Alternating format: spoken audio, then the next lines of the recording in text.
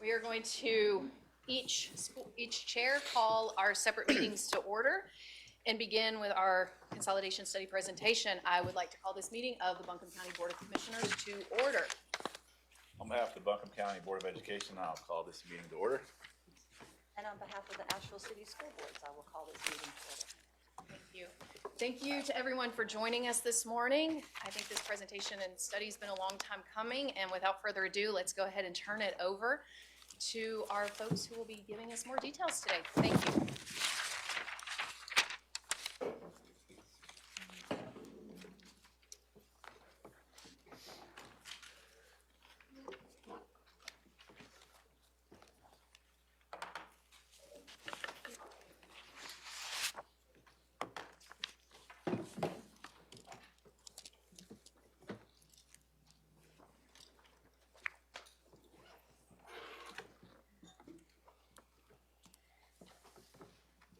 Good morning. I'm Dr. Tasha Prieto with Prismatic Services, and I'm here to review the work of our team. In about 30 minutes or so, I set the timer, otherwise I'm likely to ramble on forever. But in that 30 minutes, I'm going to try to share as much as I can about what we have learned on this journey since embarking on this study February, March into April timeframe. First, a little bit about the project. What you see on the screen is the text of the legislative mandate that created this current consolidation study for Asheville Buncombe. This is the text from House Bill 142, signed into law by the governor at the end of September in 2023. I'd like to point out two things with this. One is the use of the word shall. Usually at this point in presentations is when I talk about how the governing body volunteered to do this work, the staff were voluntold. In this case, that's not true. Everyone in this room was voluntold to provide this work. And that said, even so, we received tremendous cooperation from ACS, BCS, and the county in completing this work, and we're very appreciative of that. The other words I'd like to point out are including the potential economic and educational impact. The mandate does not prescribe how the study is to be done. It does not provide the framework. Specifically, it doesn't say, which counts for more, economic impact or educational impact, left unsaid. So a little bit about how do we go about this project. First, we assembled a team of great consultants. We had 11 consultants on this project, 5 of whom have previously worked within North Carolina school systems, all of whom have been associated with, worked in, or consulting for school districts, state agencies over the course of their careers. Within the team that you see on the left side of the slide, we devoted 3 personnel to the finance aspects. This was a tricky project in terms of how the finances might shake out with consolidation, without consolidation, and looking at the current financial status of each one of the systems. We then had a consultant over each of the various functional areas outlined within the RFP. On the right, they were supported by a team of analysts, technical personnel, most of them from our office in Charlotte. At this point, I'd like to point out that one of the hallmarks of Prismatic's projects is our adherence to 7 key values, one of which is being bold. We aren't interested in supporting the status quo unless the status quo is achieving extraordinary student outcomes. And over the years, various Prismatic consultants have been on teams that have recommended bold things such as closing 39 of Houston's 280 schools. We made that recommendation in 2019. We've recommended top to bottom reorganizations of many central office structures. We've recommended the elimination of literally thousands of unnecessary positions across our 300+ projects and in our work as consultants before that. One statewide study where I worked on years and years ago, we made bold recommendations that literally led to death threats. And I'm not saying this to make the work sound glamorous, because it decidedly is not glamorous. I am making the point to detail and to underscore the value that Prismatic places on making bold recommendations and to help provide a proper background to frame our ultimate recommendation on this study. This slide provides the RFP areas that we were to review. You can see they cover really soup to nuts within a school system, everything from governance, the school board, policies and procedures, how we play the game, all the way down through facilities, business operations, child nutrition, and transportation. So how did we frame this project? In the absence of a legislative mandate that said, do it like this, we went to the literature and developed a framework. In developing that framework, we looked at a couple of key things. We went back as far as we could with this. We started with Sharon Schaller's 1986 work in North Carolina. We looked at merger studies completed in 2011 for the City Schools Consortium, also a North Carolina study. We looked at the work done in 2018 for Columbus County and Whiteville City Schools, as well as a number of other ones that had lesser bearing on what we came up with. In the end, we quickly developed a framework that centered on 3 questions. What does the research say? And why, people ask, why do we start with this? Because oftentimes what the research says is not something that is popular, but it's still what the research says and it's the right thing to do. I'm often standing up here arguing for something that the research emphatically states is the right thing to do, but locally we're a little hesitant to do it. So we look at what the research says. What do constituents want? This is important in the sense that not only do constituents have a right and a responsibility to weigh in on how they want education to happen within their area, but recognizing that if we recommended consolidation, it needs to be something people are willing to do. And would consolidation improve things? And then the things is all of those functional areas that we looked at. So we left that sort of open-ended for the consultants, and I'll talk more about that in a minute. Then, some numbers for you, for people who like numbers. You've heard the phrase American runs on Duncan, Prismatic runs on data. We run on a lot of data. We began this project with an initial data request list to each one of the entities, ACS and BCS, that included 221 items. That's all we asked for. In response to that, we got over 1,100 documents from the combined entities. And then we asked for additional data as the study progressed. We completed 168 interviews. That included interviews with district staff, elected officials, community leaders, and community leaders covered a gamut of elected officials and leaders of nonprofits in the area. We hosted 9 in-person community forums as well as 1 online forum, which had a total of 222 attendees. We visited 35 schools, mostly to observe school nutrition and transportation and take a look at facilities. We also completed some interviews in those schools.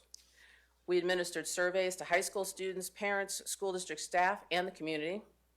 We met with the local project team 4 times over the course of the project to discuss the data, to discuss impressions of data, and to get direction from them as the study progressed.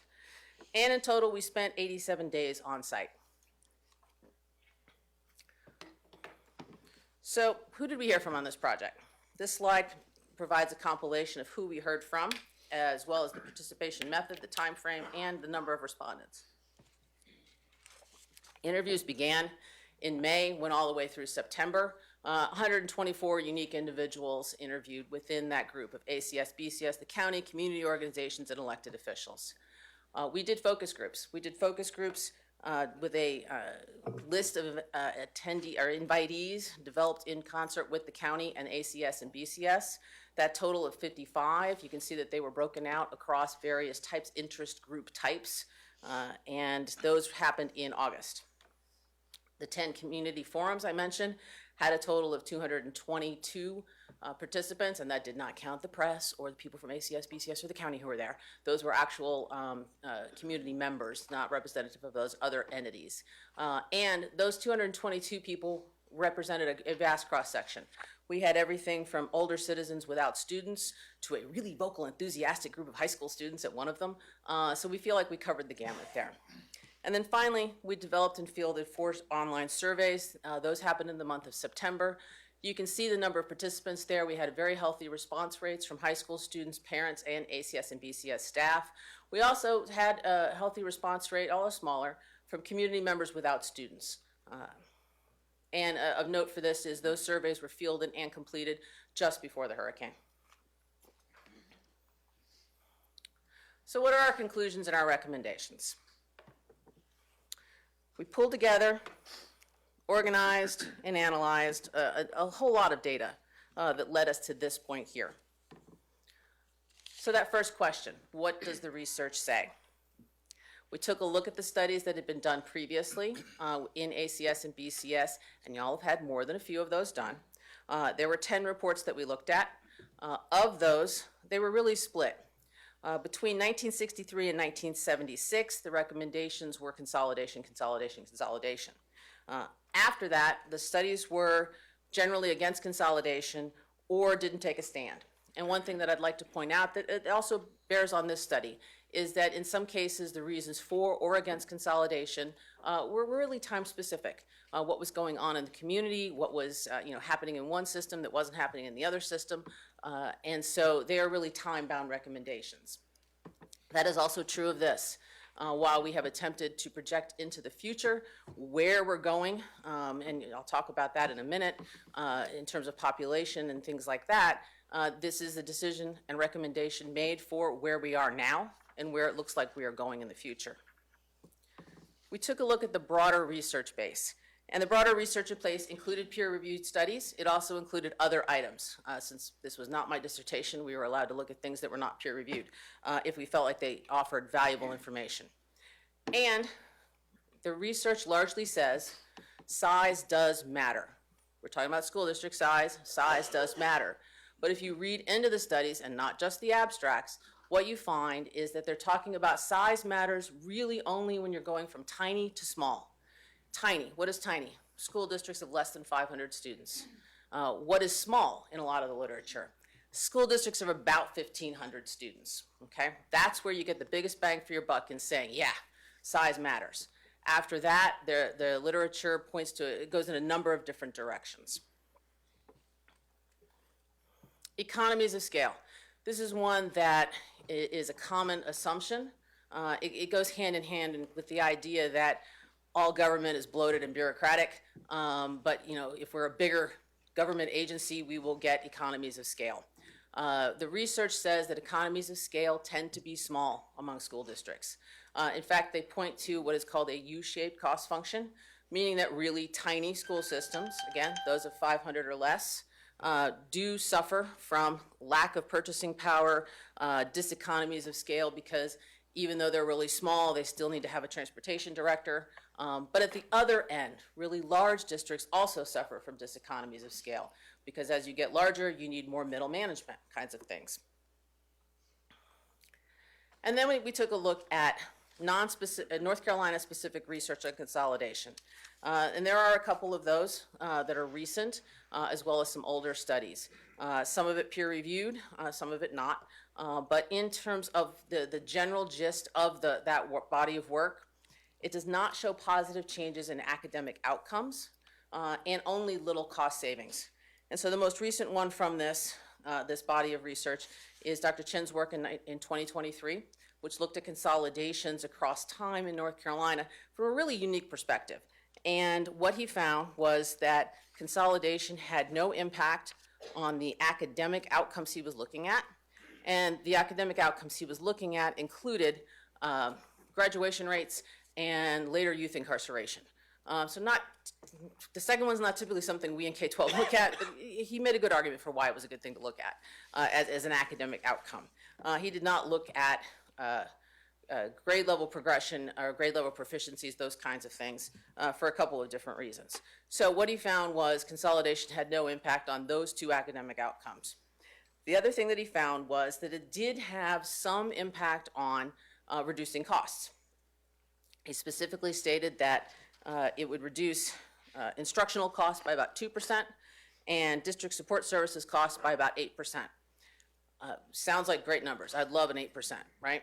However, if you look at the details of the study, what it shows is that he looked at it over a period of time, over 12 years, and he took, so this school system consolidated in 1982, this school system consolidated in 1990, look at 12 years on top of each of those dates, lay them back on top of each other so that the year zeros and the year ones are aligned, and you get some cost savings looking at it that way, looking at about year 6, 7, 8, 9, that are statistically significant.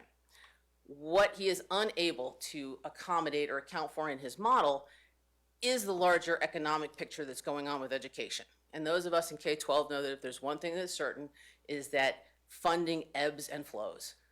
It ebbs and flows in some pretty predictable cycles, which are roughly equivalent to 8 to 10 years. And so disaggregating those two effects is really not possible with the way that he did the study, but it did show some cost savings. So I put little cost savings in there, and I think that's an accurate representation both of his work and other work in North Carolina.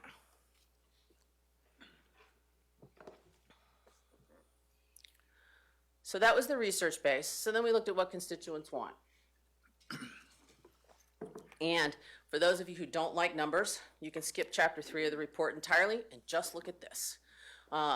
Wrapping up everything the constituents said to us over the course of the study, they said, yes, go for consolidation if it will improve these outcomes: student success, student well-being, academic quality, academic options, school life for students, and in some cases, retaining staff positions. So the first 3 columns: interviews, focus groups, forums, qualitative data. Don't have any numbers for you, but those were the things that they identified as being most important to them. So if we came to the conclusion that consolidation would improve student well-being, interviewees said, yes, go for it. On the right side of the chart, you have the survey results. We asked all of those groups to identify for us what they thought should be the deciding factors in going for consolidation or not going for consolidation. These are their top 3 choices overall, with one exception down at the bottom. And you'll see that with the exception of the bottom line, everything is about students. Is it going to make it better for students? Is it going to be more options? Is school life going to be better? Are they going to have more mental health? Are they going to be more successful? Okay. Saving money was not in the top 2 choices at any of the community forums. And we offered it. We offered small savings, we offered large savings. It was not in the top 2 choices in any of the community forums. It was not in the top 3 choices on any of the online surveys that we did. The only survey where if it saves money was selected by a majority of respondents was the community survey.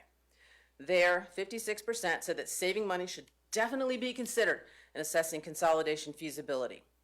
That percentage went to 66% if we looked at the respondents who are 56 years and older. But on the subsequent question, when we asked them to rank the top 3 choices of everything that they selected, it was not the number 1 option. Even among those 56 years or older without kids in school, improving academic quality won out over saving money. So then we looked at the final question: would consolidation improve things? And here I asked the consultants to look at that 2 different ways in general. So if they were looking at facilities or if they were looking at transportation, the question was, comparing ACS and BCS, are they equitable? Are they doing about the same thing? Is one knocking it out of the ballpark or the other one's struggling to get off on the field? Is there something really innovative going on in one that isn't going on in the other? Are they equitable? Are we offering true equity in those systems? I also asked them to look at, would there be financial, operation, or equity benefits consolidation in this area? So within transportation, would there be benefits in consolidating? Within food services, within instruction, all of those areas. And then we also asked them some more specific questions that responded directly to what was in the RFP. This work consumed a large part of our consultants' time and a large part of our interview work. So what did we find? We found that neither ACS nor BCS is far outpacing the other or outpacing state averages on things like EOCs, EOGs, or graduation rates. For county people, EOCs, end of course exams, EOGs, end of grade exams, graduation rates, hope that's self-explanatory. While they are making lots of efforts and doing good work in improving in those areas, neither one of them is far outpacing the other. And that was one of our criteria, right? If one of them's knocking it out of the ballpark, then maybe we should go in that direction. We did not find that. Both ACS and BCS are struggling with achievement gaps. While in talking with the community, it was far, far better known that ACS is struggling with an achievement gap than BCS, the data show that both are struggling with achievement gaps. Neither one of them has figured out that conundrum. And I will say, in their defense, that that is a difficult challenge that most K-12 entities face and struggle with. We found that neither ACS nor BCS was overstaffed in their central offices. And again, we looked at this at a department by department level. Finally, and this becomes a real key point when we get to the end, consolidation would require a consistent approach to salaries and supplements. There are fairly substantial differences between how ACS and BCS approach salaries. There are definite substantial differences in how they do supplements for positions. And so consolidation, we would have to have a consistent approach to that. Then we looked at some environmental considerations, right? With the idea that would consolidation help us meet the challenges of the environmental things that are coming. The first one we looked at is enrollment. One of the things we heard a lot about was those charter schools are eating our lunch and taking all our kids. Not exactly true, right? Between 2019 and 2020 to 2023, 24, enrollment in K-12 is down 5% across the county. We are losing students overall. They're not just going to charter schools. We are losing students overall. And what you see there is BCS and ACS in the green. You can see the bands, they vary a little bit, but at that 40,000 mark and the line that's slowly shrinking back to the 35,000 mark, we're losing students overall. Where are we losing? Who's winning and who's losing in this game? It is true that in the last 5-year period, charter school enrollment is up 17%. So some portion of your students are going to charter schools, and the result is that ACS and BCS are both losing enrollment, right? But on top of that, we're losing enrollment overall. And that is something that is a larger demographic worry point.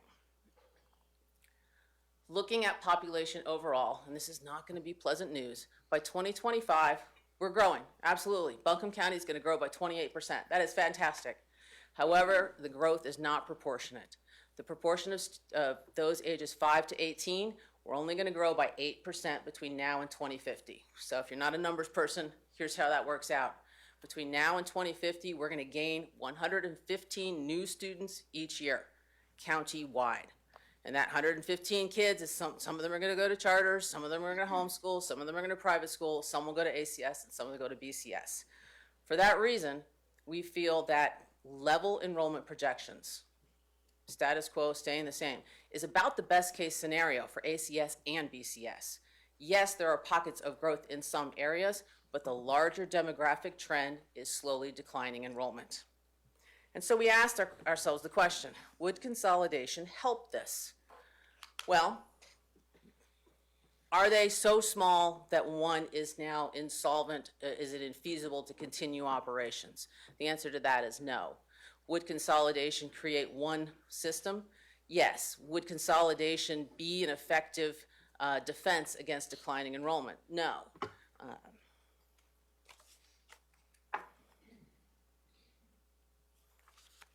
Would consolidation help defend against the loss of students to charter schools? Again, no. One of the reasons people choose to go to charter schools, they often say, is because it's a smaller educational environment. If that is true, it'd be nonsensical for us to go, well, we'll create a bigger school system and then they'll come back, right? So not a convincing argument that consolidation solves our enrollment challenge. That challenge remains whether you consolidate or you don't. Then we looked at facilities and asked ourselves, would consolidation assist with the facilities? One of the things that is of concern is that both school systems have underutilized capacity. What you see on this map, the red dots are underutilized schools.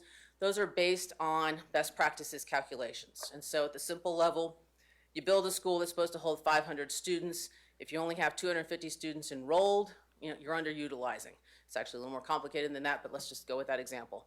Then, combined with what you see for the demographic projections into the future, it becomes more and more of a concern as time goes on.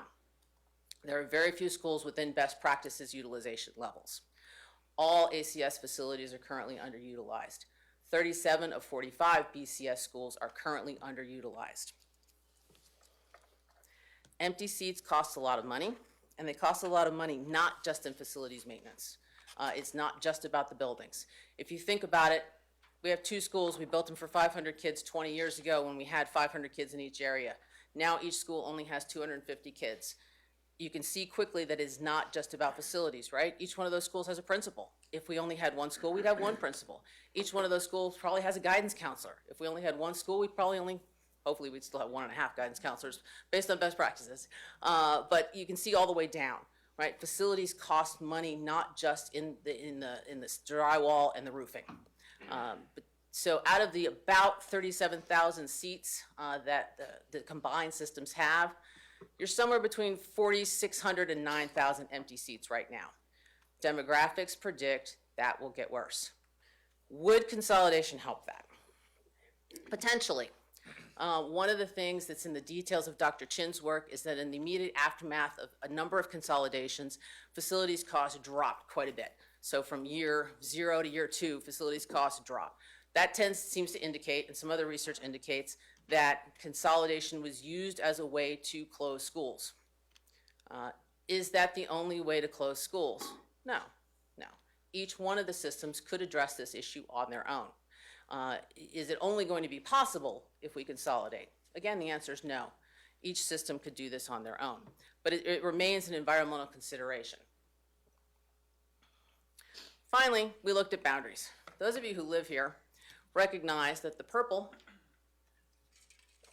is BCS, the yellow is ACS, and the weird blue is the city of Asheville, which in no way coincides with ACS's borders. And so, at the top level, at the macro level, okay, maybe this doesn't, look so bad, and this is not something we should care about. But if you get down to the micro level, sorry. Here's a neighborhood in the city of Asheville. The details of it don't matter other than this is a real picture. These are houses, various streets. There's nothing that differentiates this except one lucky person has a pool, right? Overlay this on a map of the ACS and the city of Asheville boundaries, and here's what you have. The hash mark parcels are zoned for ACS schools. The non-hash marked houses are zoned for BCS. As one of the interviewees that I met with said, it looks like Swiss cheese. And it does. It looks like Swiss cheese. We have multiple maps of this. This is not a one-off random place. This is the map I showed you previously is contained within this.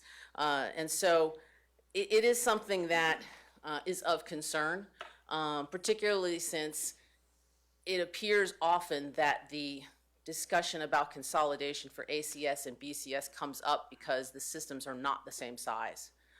There is a reason they're not the same size. Swiss cheese is a reason they're not closer in size. And so we asked ourselves, would consolidation solve this problem? Absolutely, immediately, right? We'd all be one school system. There would be no more Swiss cheese. We'd be moving on to Manchego or Gouda. But is that the only way to address this issue? And the answer is no. This is a county issue, right? This could be resolved by the county and the city as opposed to forcing consolidation on the school systems. So, conclusions.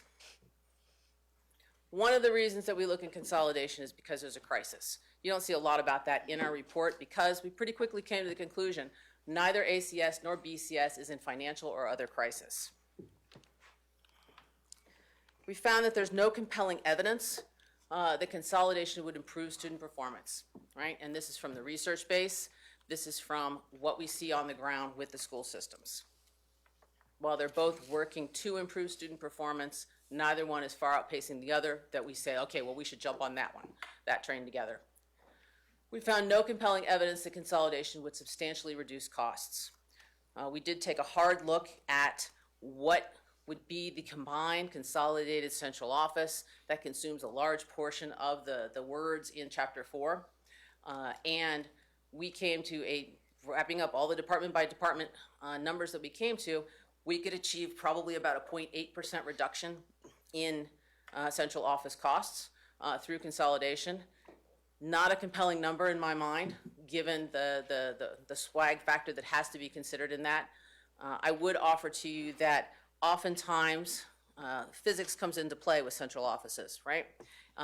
If we have more money, we spend more money. We spend more money at the school level, but then somebody's got to manage how that money gets spent at the school level, and that results in some more spending at the central office level. Research supports that, that there is that we adhere to the principles of physics, and entropy happens. We found there's little current collaboration between ACS and BCS. Why is this important? This is important because if consolidation is determined, is mandated, then the county should be aware that the discovery process is going to take longer than perhaps you would assume. These are not two entities that work hand in glove, from top to bottom on many and myriad projects. Many times in our interviews, we'd say, well, what do you think about how the other one does this, whatever it is that this person works on? The answer was, I don't know. I don't know what they're doing. I don't pay attention to them. So we would have to come to a level of much greater collaboration as part of the discovery process if consolidation were mandated. There are strong local perceptions of culture differences that would need to be overcome. If there was one word I heard on this study, it was culture, culture, culture. People define culture differently. People gave me their definitions, kind of a wide range, but the perceptions of cultural differences between the two systems would be something that would need to be overcome in consolidation. And that again would indicate a longer ramp-up time. In discussing how consolidation happened with some superintendents in North Carolina who presided over that actual those actual projects, 2 years is about the time frame for implementation if everybody's willing, ready, and wants to do it. Probably longer to finish consolidation. And then finally, again, going back to what constituents said, there's really little local support for consolidation. And we looked at it multiple ways. We asked the question multiple ways, and we really pushed the idea of, what about the great things that we might get from consolidation? And I think that if I could characterize the thoughts of the public as they looked at consolidation, some of them were tentatively in favor of consolidation because, as one person said to me, things aren't working great now, so why not try something new? And while I personally agree with it, if it's not working, let's try something new, consolidation is a very large weapon to wield against something that just doesn't feel like it's working as well as it could be. And so little local support for the idea of true consolidation in the sense of, yes, there are the real tangible benefits that we could see from this that can only be achieved with consolidation. So with that, we came to our recommendation. The project only requested a recommendation, which is why there's no S on there, which is really unusual for me to see. We did make a few ancillary recommendations aside from that. Those are detailed at the end of Chapter 6. They relate to those environmental considerations.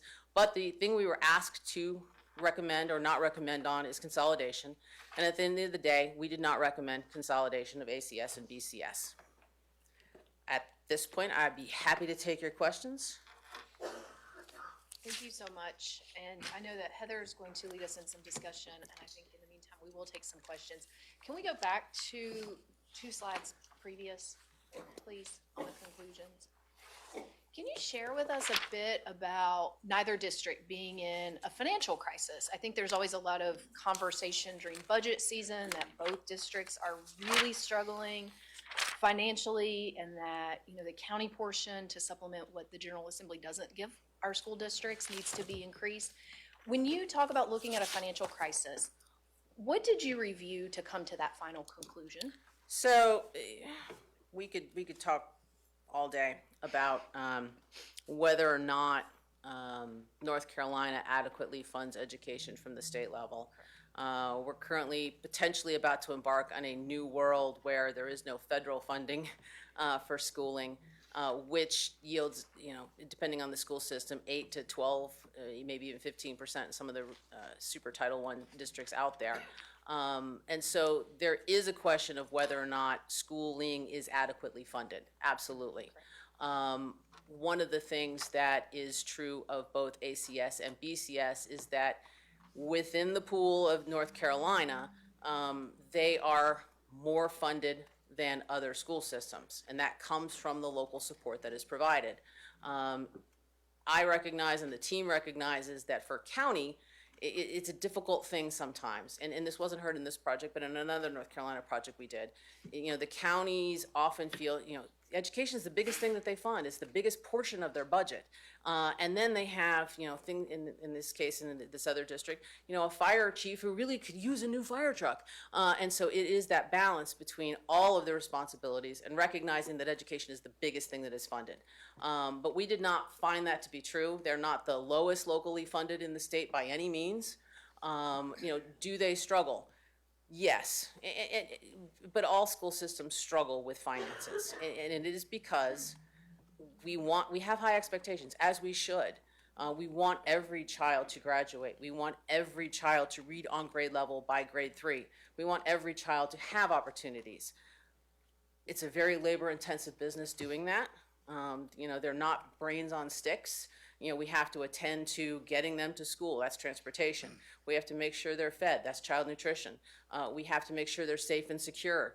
We have to take care of a lot of other things, mental health needs, before we can get to the let's educate the brain piece. And so it's a very expensive business. And most of budgets in K-12, and this is true of ACS and BCS, is wrapped up in salaries and personnel. More than 80% in ACS and BCS. I think the figures are 82 and 84% respectively. I may have that backwards. But you now want to also make sure that people have a living wage and are happy coming to work, because if they're not happy employees, the magic in the classroom is much less likely to happen. But in terms of financial crisis, we've worked in areas where the financial crisis was we completely ran out of fund balance, and we can't pay our bills, and we can't make payroll. That's happened in a couple of school systems. Those should be consolidated because obviously something's really wrong. Are they facing a funding cliff with the potential loss of federal funding? Perhaps. With whatever happens at the state level? Perhaps. But the things that the local system can control, the county is funding education to a great degree here. Would I, if I were superintendent, would I not ask for more every year? Of course. But they are not facing impending financial doom. Neither one of them is out of fund balance. And we did look at the demographics this way as well. Looking into the future, is one of them, the smaller one, obviously ACS, likely to be in financial crisis? And we came to the conclusion no. Thank you. Other questions? Members of the board? I had one quick question. So the constituent feedback says that they really supported consolidation only if it really improves student success or student well-being. Yes, sir. And then the parent and student surveys I found very interesting because over 80% of the students responded that my school is a good place to learn. Mm-hmm. Over 90% of the parents said ACS and BCS are good places to learn with great teachers as well. So my question is, we already have a fairly high satisfaction rate among parents and students. And so I can understand why if we only want to merge if we're going to see big outcomes on improvements in student success, but we already have this great perception of what's going on in our schools.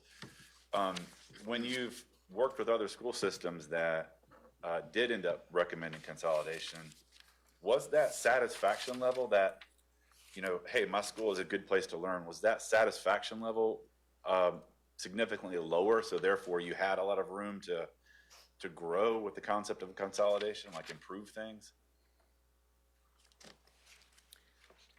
So, two things on that. One, we asked those questions on this survey for two reasons. So 1A and 1B. Are there substantial differences between it?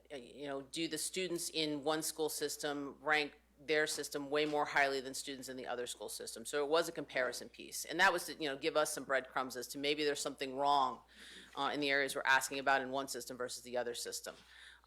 Two, we generally find that those are good, really rough yardsticks. If there's a real crisis going on in a school system, the parents and the students will tell us via those questions, right? They'll tell us something's really, really wrong. And that's when we find out about, usually it's some sort of salacious personnel problem going on. And that leads to other things. Or there's a real financial crisis. The fact that they are really high is great. I think, though, that, in part two, those pieces are bound with what students and parents understand, right? It's their current lived experience, and their current lived experience is they're pretty happy with things. Those are the same people who came to the forums and said, we spend way too much money on that central office and education outcomes are terrible. Just not for my kid and my kid's school. It's kind of the general philosophy. And so we do take a look at the hard data. We don't use that as a, everybody says everything's great, everything must be great. We did take a look at how we're doing on EOCs, EOGs, and the academic performance. And if I were a parent in either school system, I'd probably say, yeah, my kid's getting a great education. But as some of your community members said, in general, we have challenges. Challenges remain. We have achievement gaps that are pernicious and persistent, and we need to figure out how to address those things. Thank you. I have a question about maps. Yes, sir. It's page 6-8, the boundary recommendations. You're talking about how the boundaries are confusing and how ACS doesn't overlap with the municipal limits of Asheville. Yes, sir. Can you give us 2 recommendations or possible solutions to that? My hunch is you give us 2 because one of them involves the legislature. And the Lord and I both thank you for that. When it comes to your second one, though, I think what you're saying is you're suggesting that we work together to allow everyone within the municipal limits of Asheville to choose which school system. And I guess I'm hoping you can opine on that, why you came to that recommendation, and what other than just eliminating confusion, which is a problem. Is there any other benefits from that tool? I think that, so, I don't know why it's always 2-part answers in my head. But first, I think that one of the things that, the dream that charter brings with it, right, charter schools, is the idea of choice. And there's some good research out there that says simply the act of choosing makes parents more engaged and leads to better outcomes because parents are more engaged, right? So there's the idea of choice. ACS currently offers choice among its elementary schools. BCS has some programmatic options, but it doesn't have the same kind of true choice that ACS has. And so one of the ways to potentially, and then the second part to it is, we did find, residents who came to us who were completely confused about how the taxing situation worked out. There were people who came to us and said, I live in the city of Asheville, my kid's zoned for BCS, and I'm paying all this extra money. I'm like, no, but it is confusing. And I look at it from an outsider. If I were to come in and buy a house with the expectation, let's say I wanted to live in the city of Asheville, I wanted my kids to go to ACS, how am I supposed to know which house is going to come with ACS versus BCS? It is an unusual situation. I think also that, going back to what I said earlier, one of the reasons that the undertone, there are a couple different undertones for why consolidation comes up again and again in ACS and BCS. I think one of them is, though, that one is much larger than the other. And why is that? Swiss cheese. And so, yeah, one of the things that could be done would be to communicate much more transparently about how it all actually works and offer them a choice. Currently, they do have a choice. They can tuition in. A fair number of students tuition into ACS from various places. They're not paying the same tax rate as if I was next door and zoned for ACS, which, once it becomes more widely known, might be cause for concern. But offering true choice as 2 school systems would be unique, innovative, and address this issue. The other way to do it would be to address the actual lines themselves. Let's get a follow-up question to that. Yes, ma'am. In your perspective across the state, is eliminating confusion, should it be among our top 3 concerns? I mean, I guess I'm trying to get perspective. I hear what you're saying, but is that a reason to, of all the things that we could do, should that be one that's the top of our list? I'm just looking for perspective on. I think that obviously it's not for me to presume what should be the priorities of any one of the bodies, ACS, BCS, or the county. I think that there was a level of exhaustion around the question of consolidation as we embarked on this study. Why is this coming around again? It comes around every 5 years, some people joked. And, looking at ways that would put a stake in the ground and end it, If the school systems were more equally sized, I don't think we'd be having this conversation. It is the fact that the loss of enrollment at both of them is more noticeable in ACS because it is smaller, but both are facing declining enrollment. If they were both more equally sized, would I be here? I would bet a quarter no.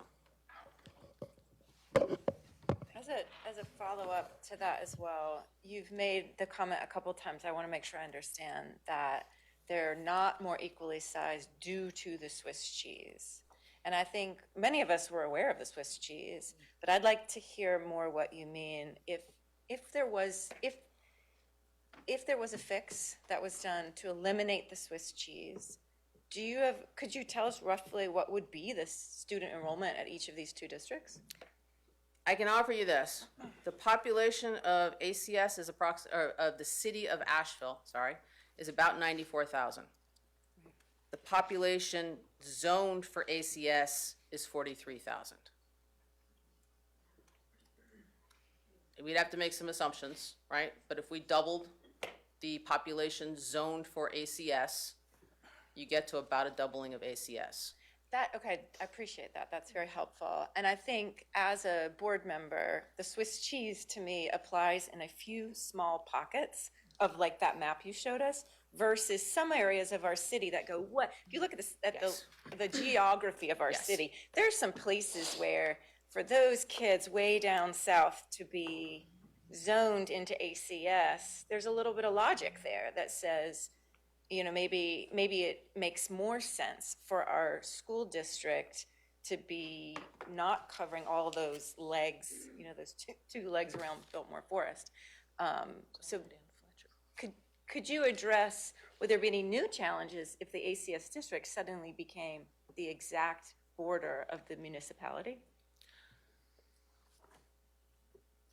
There'd be any major change like that comes with a lot of challenges, right? So things that you would want to address, you know, would you offer open choice enrollment at the elementary level district-wide in the new larger, now rather oddly shaped ACS?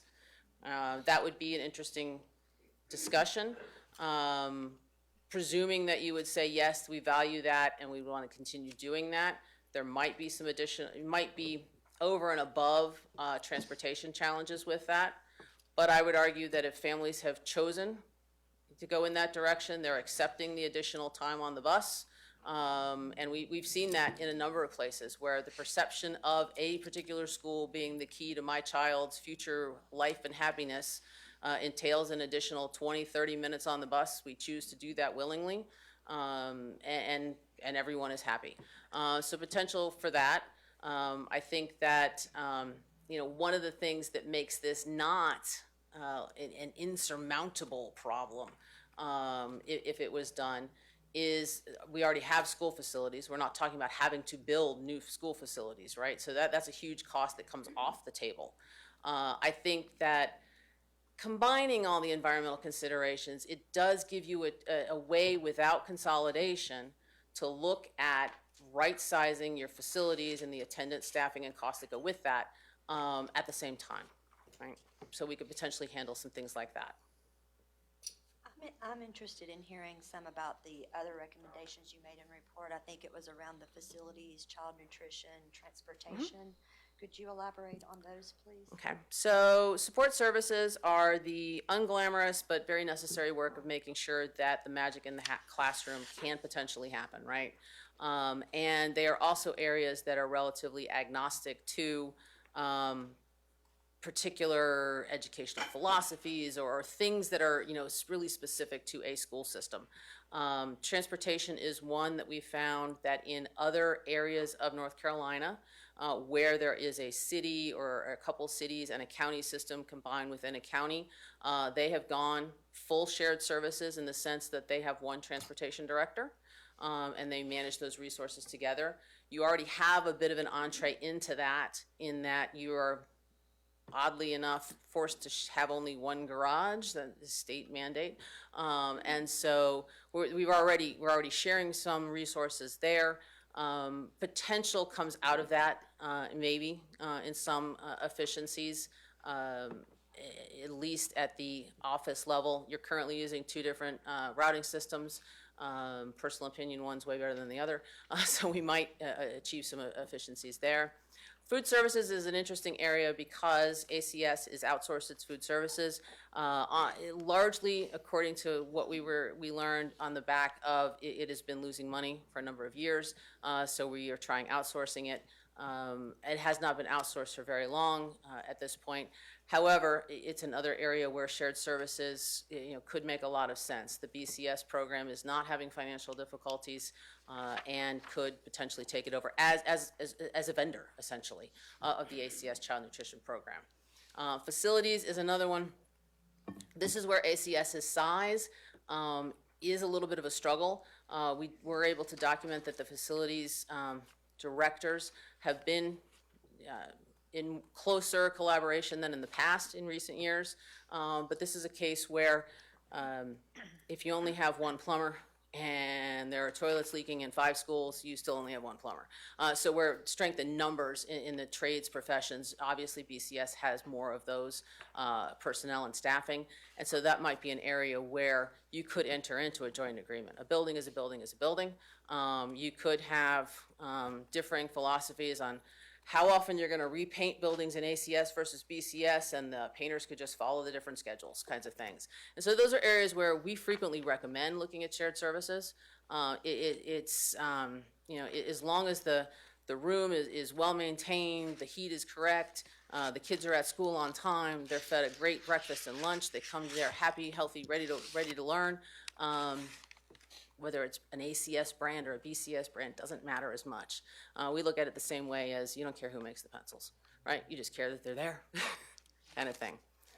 And I'm sorry, sir, you've raised your hand multiple times. I have a couple comments and questions. Yes, sir. I prefer moth-eaten doiling to describe the district boundaries.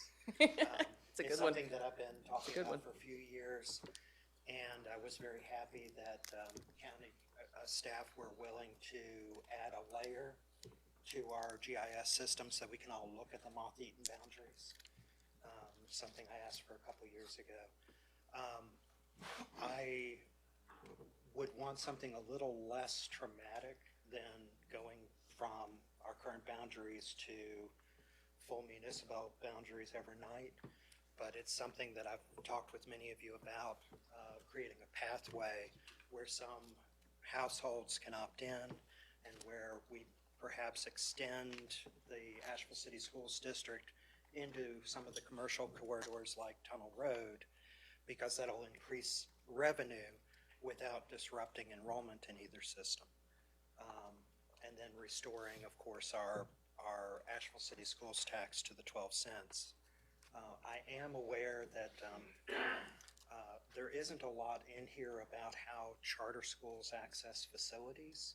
So my concern with trying to right-size our facilities would be that the charter schools would then have first claim to any facilities that we give up. And that could create a lot of chaos and actually increase the charter school capacity. I did want to ask you to expand on if we consolidated, you were talking about being on the same salary schedule, and so I'm not sure that that's clear to everybody what the impact of that would be. Okay. So I can offer a little bit of historical perspective on the charter school piece. We worked with St. Louis Public Schools years ago.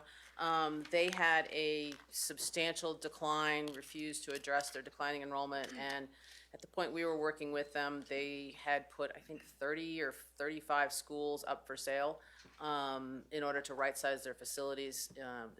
At that point, they specifically said, we're not selling to a charter school, and that was legal. I think that it is still a risk, right? Because you sell it to a local church turns around and starts their own charter school. Absolutely a possibility. It is, however, charter schools are public schools. They are an alternative option. And it is, the jury is out at this point as to whether or not what size charter schools end up, what is stasis in the system? 10 years from now, is it gonna be 20% of kids are in charter schools, or is it gonna be 2%? Jury is still really out on that. I've seen it swing back and forth. Huge growth in charter schools in Florida in the early 2000s, and then a whole bunch of them went financially bankrupt overnight, closed their doors. Now there's much less enthusiasm for putting your kid in a charter school because you recognize the stability that comes from a school district that's been there for 200 years. So there is that piece. So the salary piece is something that we looked at hard. It is, how would you do this, right? And so page 526 points out the biggest first issue you would have with adopting a consistent salary and supplement schedule. And the reason we didn't put any hard numbers to this is because we don't presume to know how you're going to do something, right? You could decide, if the systems are consolidated, you could say, all right, we're consolidating, we're freezing everybody's salaries at exactly what they are right now for the next 2 years, just live with it. And, so in that case, you could have a food service worker from the previous ACS working next to a food service worker from the previous BCS doing the same jobs, making very different salaries and benefit, total compensation, okay? And so you could do that. American Airlines tried doing that in the early 1990s when they acquired some companies and came out of bankruptcy. Didn't end well for American Airlines, but that's an option. A more likely path would be that you would try to create a unified salary and supplement schedule. How would you work that out? Typically what you would do is you'd go position by position. You go, okay, position A is making this much over here in ACS, it's making this much over here in BCS, which one is higher? Okay, position A now makes the highest of those two. And you'd go down the line and you would choose the highest at every point, right? The end result is going to be salary schedule that is higher than either one is now, okay? The other issue you have to address is the supplement issue. Each system takes a different approach to supplements. Exhibit 522, all ACS receive supplements that are based on years of service. This is classified and certified, all right? So teachers and non-teachers. BCS provides supplements based on years of service, but different breakdowns, right? They have every 5 years, whereas ACS is the first 5 years, the second 5 years, then they go to 10-year blocks and then 20 or more. So BCS has different gradations within supplements for teachers, essentially. And then their non-licensed employees have a straight percentage. That's different than what ACS does. What would likely happen in this situation? Depends on how things work out, but the more generous supplements for non-teachers is at the ACS level, right? They get whatever they are, and they start off at 11%, whereas BCS non-licensed employees are 10.77% throughout their career at BCS. So what would likely happen, you'd probably adopt the higher supplement schedule for non-licensed for sure. Thank you. Commissioner Whitesides has had his hand up for some time. I'm sorry. I would like to make sure that he gets a question, but for the sake of staying on time with our agenda as well, let's let him have the last question. We'll move into Heather. And I've been reminded, not everyone speaks as loudly as I do. When you are speaking and asking questions, please speak up so that everyone can be heard. That's not a Commissioner problem. Whitesides. That's not a problem. I have an observation and a question. I read your report twice. Not saying I agreed with all of it, but I read it twice. And my concern is this. When I see the buildings we're not using, loss of students, just one piece of that is for the charter schools this year, we paid checks for over 3,000 kids, 2,700 from Buncombe County, 500 and some from Asheville City Schools. When I look at the achievement gap, something I've been complaining about for 50 years now, what really gets me with that is, and I've talked to the people, the superintendents, everybody, but if we had that gap with white kids, it would have been solved 50 years ago. But because it's kids who look like me, we don't want to deal with it. And what that says to me as an African-American man, the 800-pound gorilla that's still in the room is racism. Now, the other thing I have too is finances. From the county, we are financing a third of our budget is going to public schools. But when I look at this and how inefficient it is now, we're paying for buildings that we can't afford. We can't afford to keep up. And when I read your report, within 4 or 5 years from now, this plane is going to go over the cliff if we don't do something now. You know, forget about consolidation at this point. But my question is, shouldn't we be addressing the problems that I mentioned today? Because if not, folks, as a taxpayer, and I've been paying property tax probably longer than any of you in the room, because I was paying before a lot of you was born, really. But as a taxpayer, it's not efficient. We can't continue what we're doing now. So we can't bury our heads in the sand. But don't we have to do something now? It seems to me from reading this that we should have been doing something 10 years ago.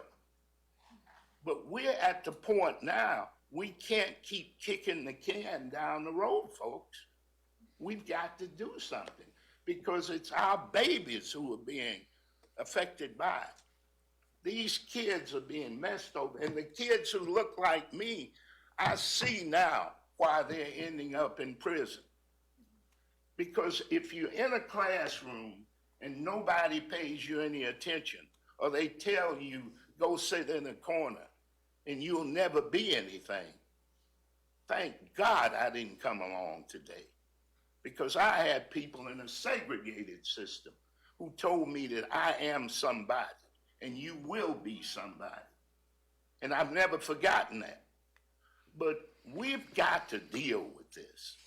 And if not, if not, let's forget about race and just strictly be green.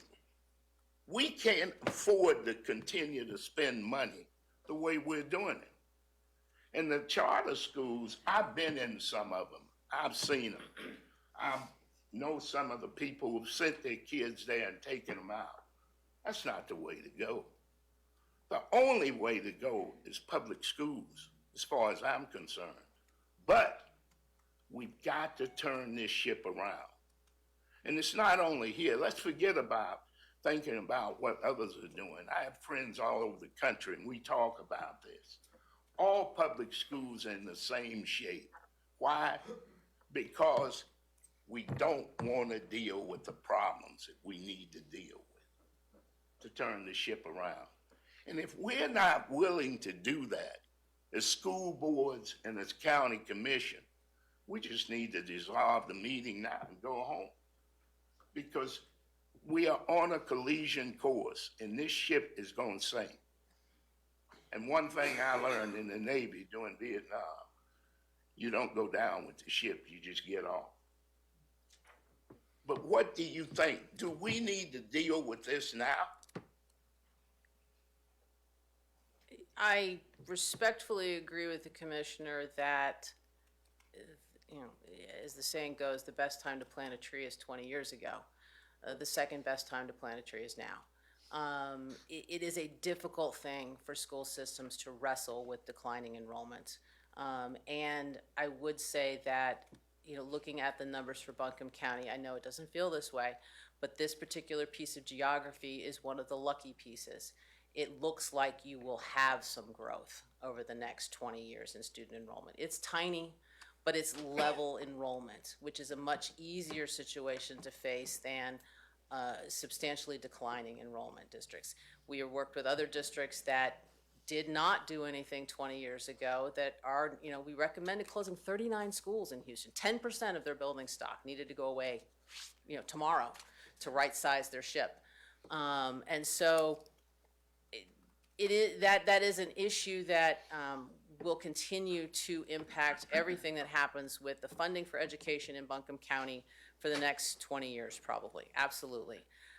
The other piece, the achievement gap, I think one of the positive things that is starting to happen in K-12 is the idea of equity and understanding what does equity mean. Equity means that not every kid comes into the classroom fully prepared to learn. And it recognizes that kids are not brains on sticks. This was a great analogy somebody gave me last week. That sometimes we have to do more to have that child be prepared for school than others. And you see this in now the funding for mental health that came out of, in large part, full recognition out of the COVID crisis, right? They can't learn if they don't get to school, right? Because the bus didn't come. They can't learn if they're hungry. They can't learn if they're tired because they couldn't sleep last night at home. They can't learn if they're worried about violence in the schools. There are lots of preconditions for the magic in the classroom. And K-12 is recognizing that equity is important. But going back to your green comment, equity sometimes means we have to spend more money in certain areas than in other areas. And that is a difficult nut to crack. And so I agree that, in speaking of K-12 as a whole, should we have figured out the achievement gap problem 20 years ago? Yes. And we have a lot of the knowledge to how to achieve it. But it is tough work, it is expensive work, and it is ongoing, continuous work. It's not, build a building, okay, great, we're done. It is every child, every day, and every year. And so that is a struggle. The question brought to us is, would consolidation fix the equity issue, fix the achievement gap? And in the data that we have, the answer is no. By itself, consolidation does not fix the problem. And consolidation does not, in the absence of assuming that you're going to consolidate and then close 10 schools, the evidence does not show that consolidation is going to free up a substantial chunk of money that we could then redirect. It will free up some, yes, but I go back to the idea of physics and entropy. School systems manage to make things work with $10, they manage to make things work with $100. They use the resources they have available to do the best job that they can. And so, if we contracted to one consolidated school system, would the savings be redirected specifically to where we think they are needed? Well, we put 10 K-12 experts in a room, they're gonna have 10 different ideas about where that money needs to go. And so no guarantee that the achievement gap is addressed through consolidation. It is unfortunately, I think, back to what I said earlier, it is the hard work that has to happen every day in the classroom that needs to be supported. Dr. Preto, thank you so much. The problem I have, though, with the achievement gap, when we talk about equity here, it's window dressing. We don't do anything. I can talk about the achievement, what we need to do and all, we know that, but it's nothing but window dressing. And from what I hear, when we talk about the boundaries, everything that we're talking about that needs to be done, the only solution, folks, common sense. And you don't want to hear it, but it's consolidation. We need to tear down and rebuild the system the right way. And that's the only way. And you keep putting off the inevitable. Because if we keep doing what we're doing, we're going to close the systems down, both of them. Thank you, Commissioner Whitesides. Dr. Preto, many thanks to you, Prismatic Services, for the time that you've spent not only today, but leading up to today's report. As I've chatted with my commissioner colleagues and many members of the school board, the takeaway that I continued to hear was there was excellent data in this report that everyone will take back to use in making decisions moving forward, no matter what the legislature decides on our behalf. So many thanks to you and to Rachel Sawyer as well for helping lead this process from the staff perspective. Heather Parkinson is our strategy and innovation manager here in Buncombe County, and she is going to help moderate a larger discussion amongst the three boards. So thank you so much, Heather. And I realize there are a lot of questions. We could have probably spent the rest of the day answering questions. I would assume, let me say this, I would assume that if you have them and you direct them to your school board chair and superintendent, they can pass those forward so that we can all get those questions answered as we move forward. I hope that's okay for each.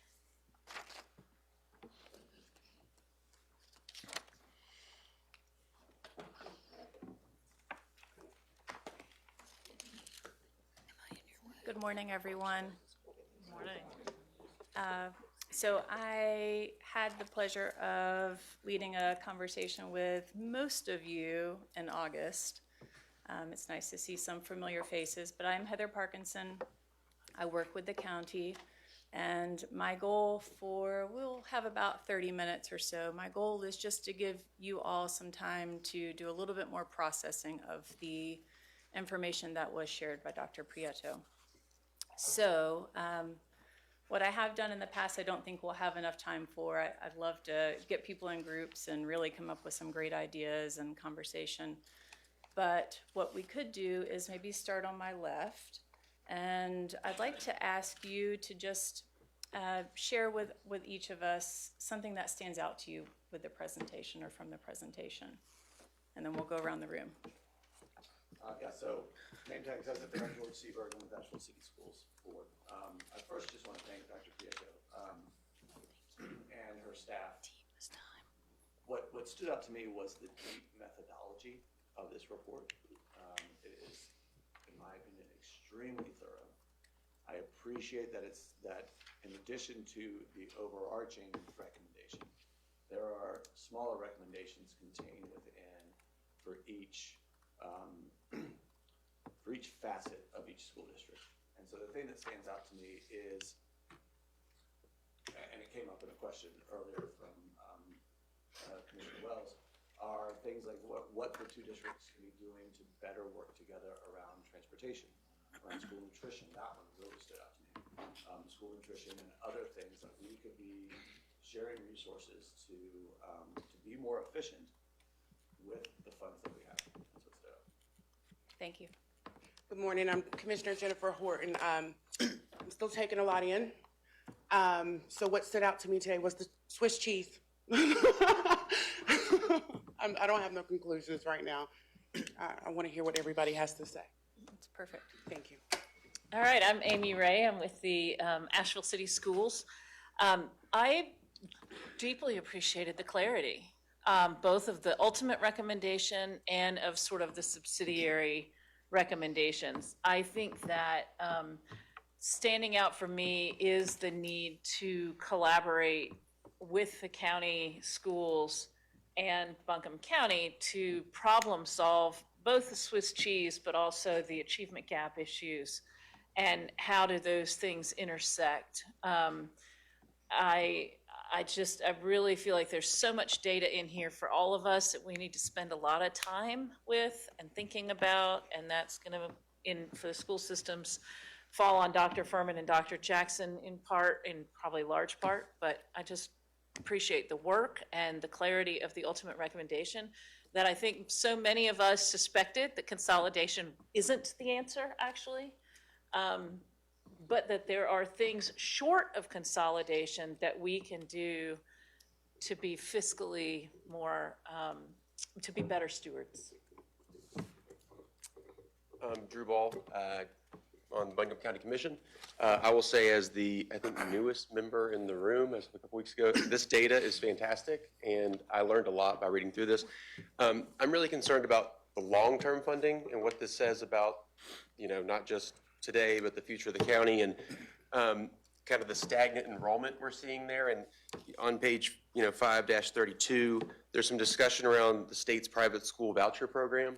And the questions that I had, and as we kind of absorb what we're seeing here, how much is this impacting this stagnation, as the county grows, you have folks coming in, but our schools aren't growing, how that impacts long-term funding. And what really jumped out at me is that the state expects that the changes recently from House Bill 10 that expand the voucher program are going to result in a loss of 253 public school students countywide in 2024-25, and that's going to be a loss of $1.9 million in state funding in 2025-2026. And I'm curious, that combined with what else we're seeing around charter schools and homeschools, what we need to be doing to really create a more sound system looking ahead to ensure we have funds for our students. Thank you. My name is Greg Cheatham. I'm from the Buncombe County School Board. And my main takeaway from this process is that this is an opportunity. Even though we were mandated to conduct the study, this is a chance for our school systems to learn from each other, learn a little bit more about each other.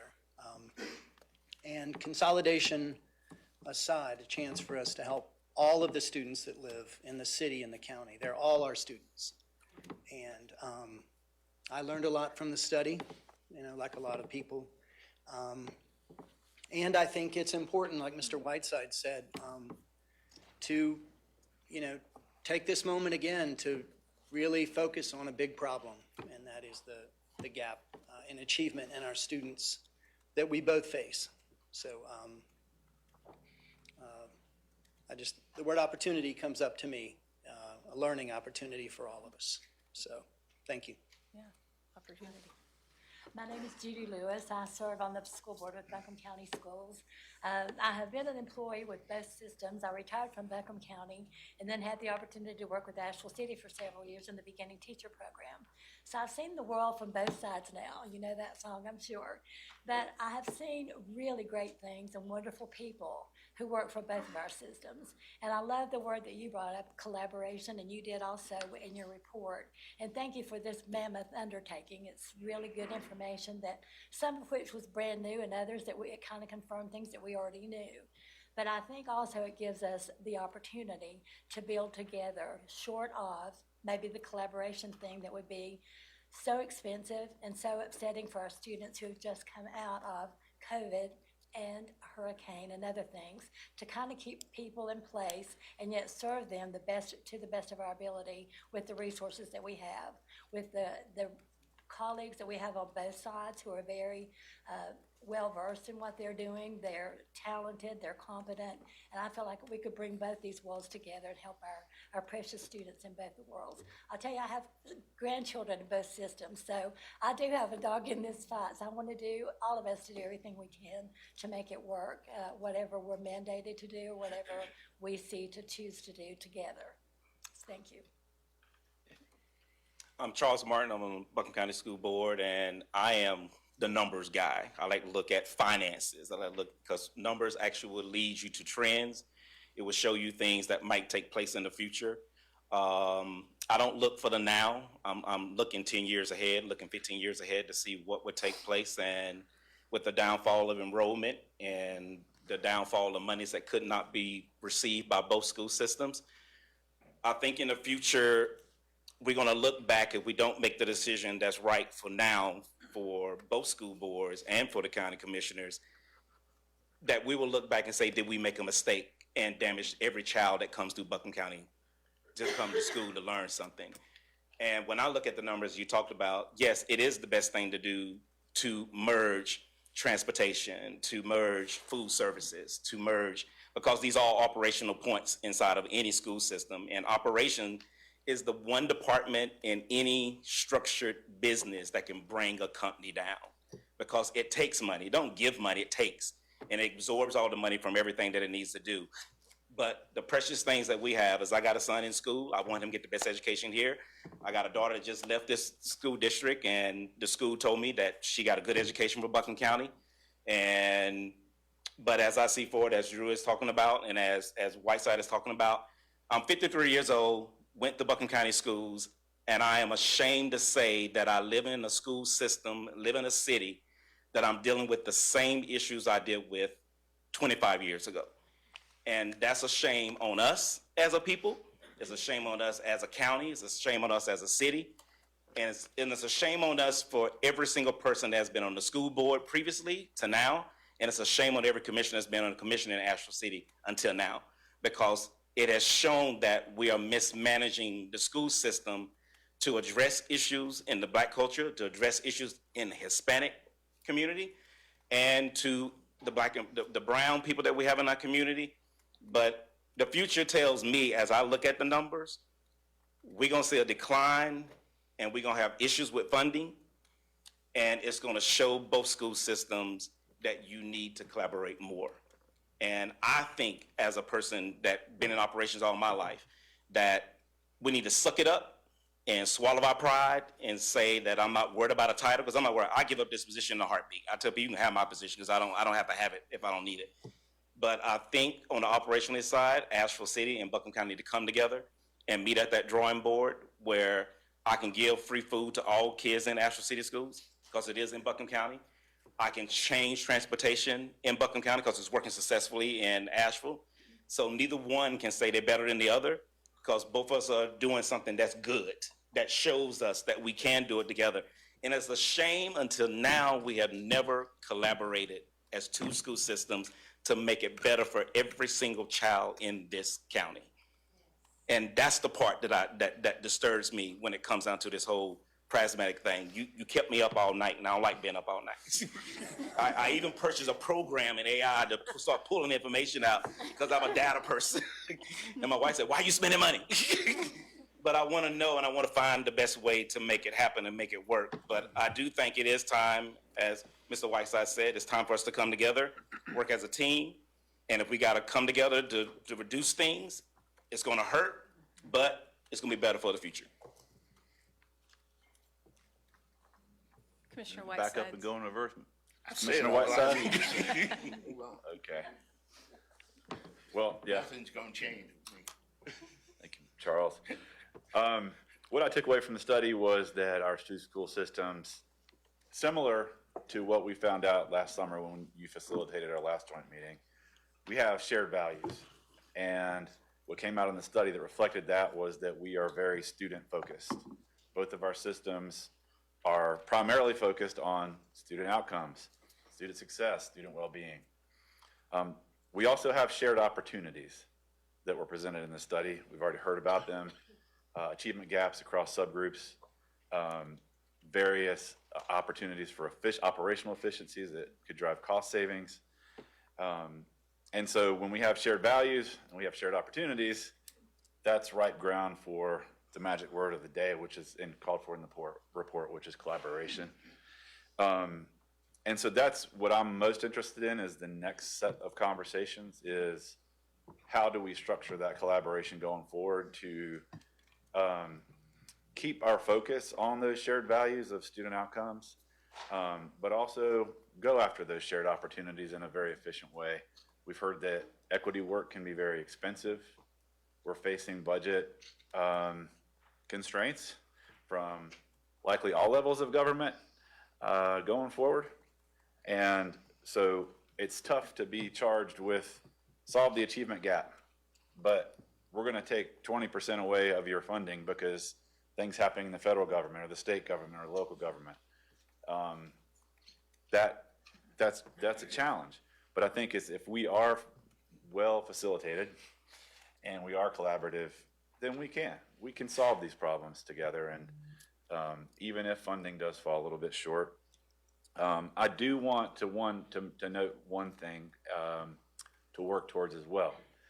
If we're not going to wind up consolidating now, what can be helpful for the public and for us to understand as leaders is what are the triggers that would compel us to consolidate.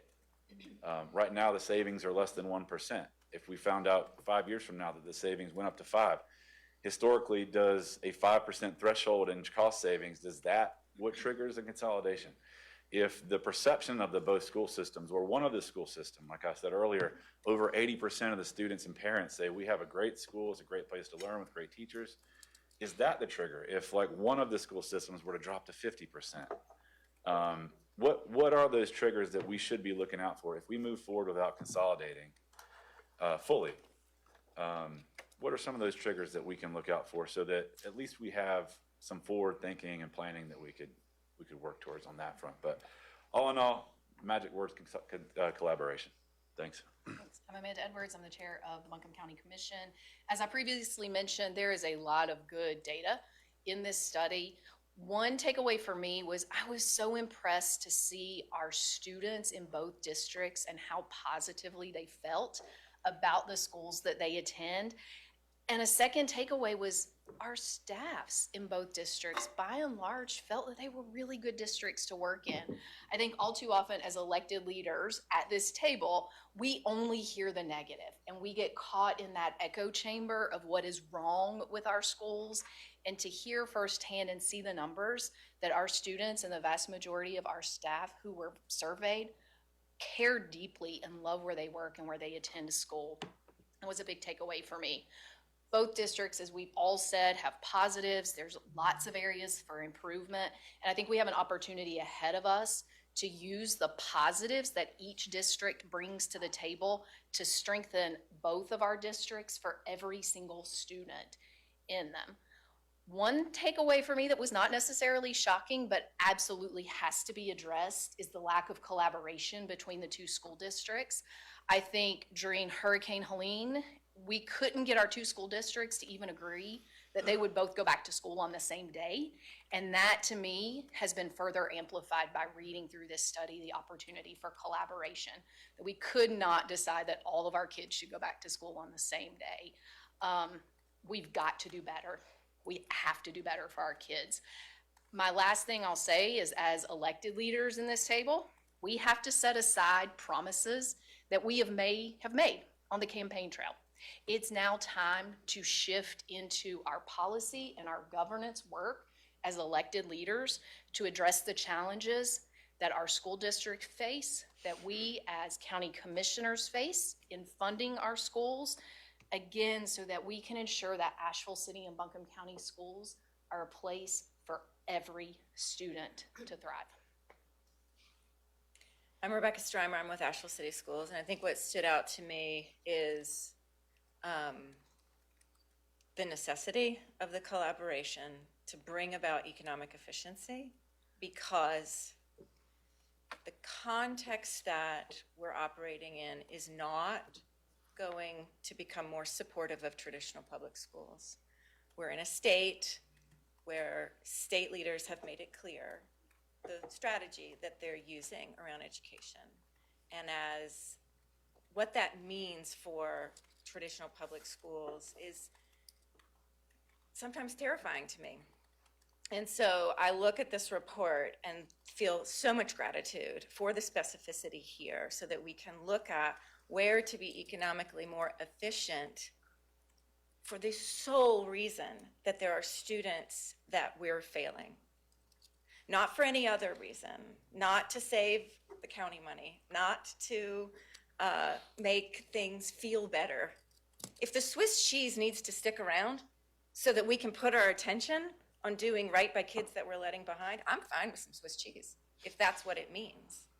So I want to be part of making the most efficient collaboration of two districts where the use of those efficiencies goes to the kids who need it most.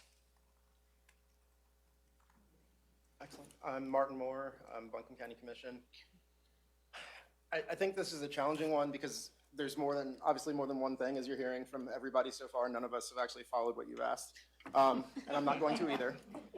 But two that stood out to me, I think the words collaboration, efficiency, student success are going to come up for all of us. So without repeating a lot of great things that were said, I think there is a disconnect between what we see in the report for how our community perceives things to be going versus what the data is showing.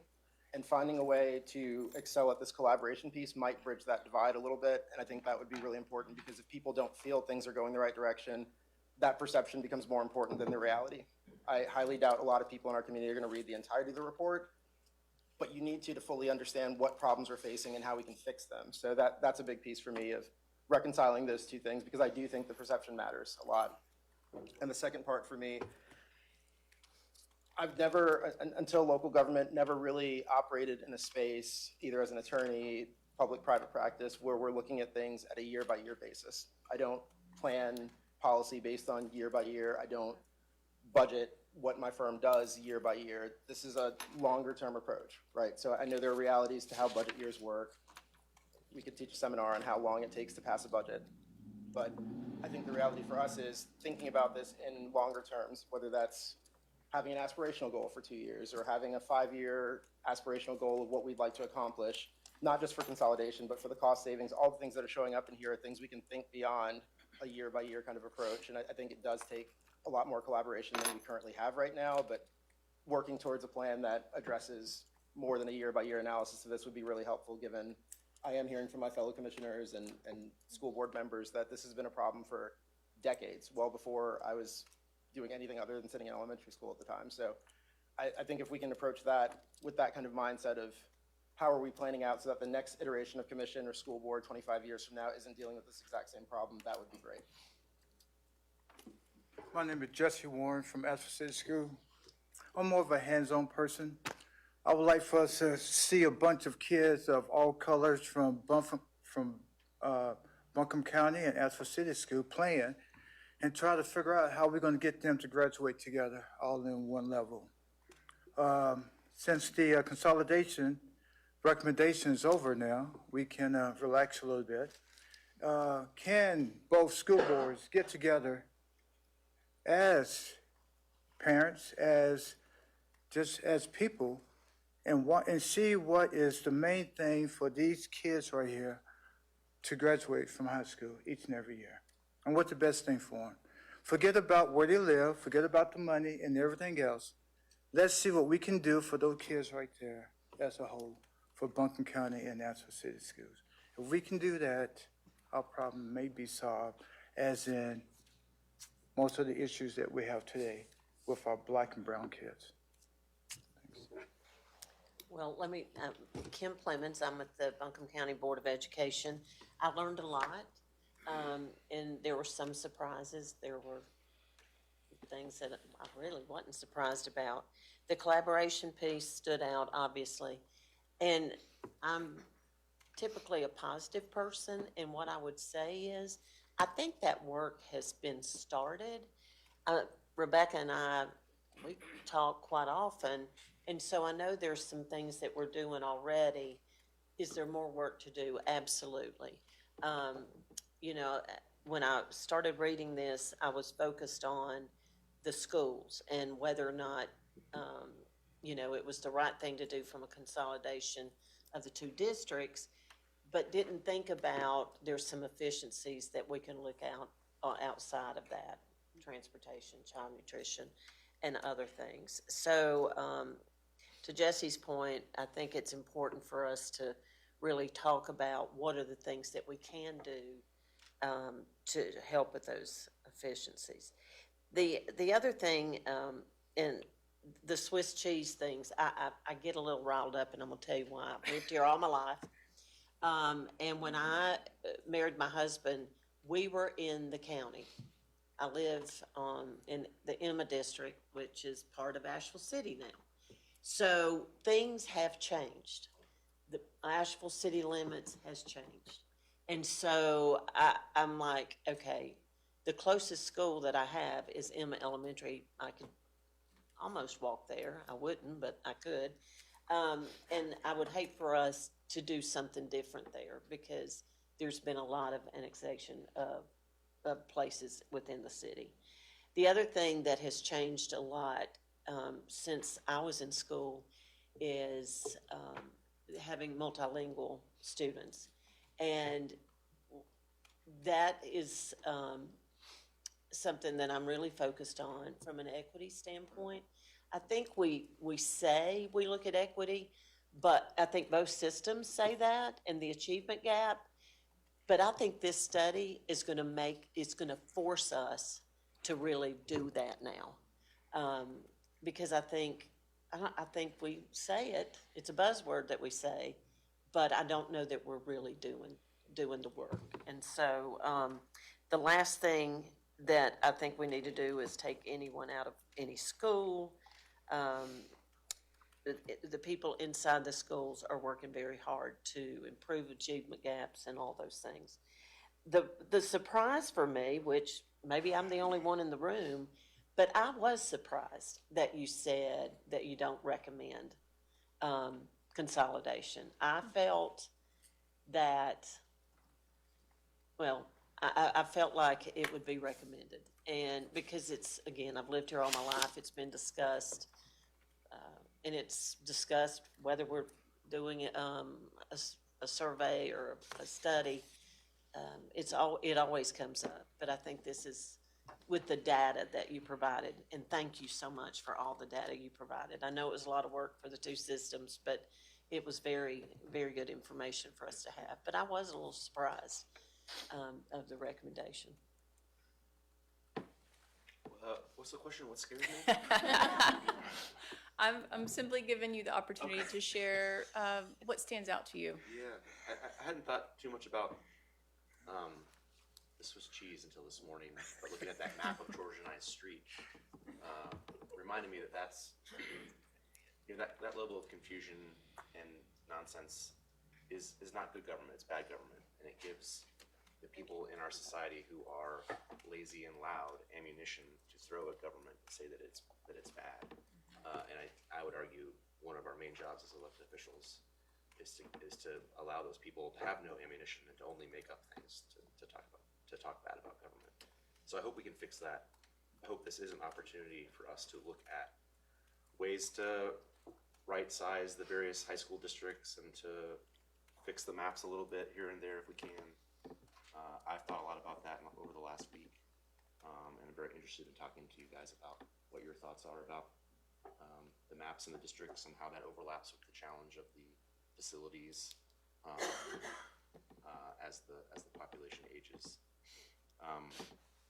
The other thing that stood out to me,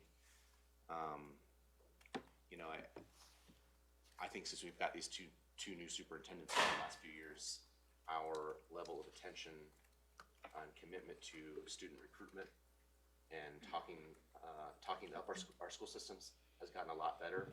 I feel a lot better about that. I think there's a lot of people in this room, maybe not me, a lot of people in this room who think about a lot about that and work on that, but whatever level of effort we're doing today, I think we need to double it. Student recruitment is, I think, a huge challenge. As a parent of a six-year-old and a 4-year-old, I can tell you that the level of choice parents already have is overwhelming. They don't have the foggiest idea what to do or what's best to do. They certainly don't know what the budget or taxpayer consequences are of their decisions. That probably shouldn't be in the top 3 things they worry about, but I think we should do a little bit better to make it in the top 10. And I think we should continue to work on just the confusion question on student recruitment and working on how we can work together as it relates to fixing the maps as well as the quantity of facilities we have. I'm Liza Kelly. I'm with the Asheville City School Board. I'm intrigued by the consideration of alternatives to our current district boundaries. That's going to require some more contemplation on all of our parts. But my biggest takeaway was, again, as it's been said again, the idea of collaborating and streamlining the systems that are working, and to do that at every turn, to allow all of us to work together and do the job that we are here to do, which is to educate each and every one of the children that we are here to serve, and to instill in them a love of learning, and to hold themselves to a high standard of excellence, and to dream big for their futures. If we can streamline our systems to make that part a little bit easier, I think that's a good move. I'm Ann Franklin. The frog came to town today. I apologize. I'm with Buncombe County Schools. I do appreciate the document, and because I come with instruction as a focus for me, I was very impressed in the comparison with Buncombe County and Asheville City and how we prepare our students and the similarities that we have. And all of these other entities, these issues, they bubble to the top. But to me, the foundation is the fact that we are, in both systems, doing our best to educate our students as to a high quality. And I appreciate that. I'm Terry Wells, Buncombe County Commissioner, and I do appreciate all the data. There was a lot of really good information in there.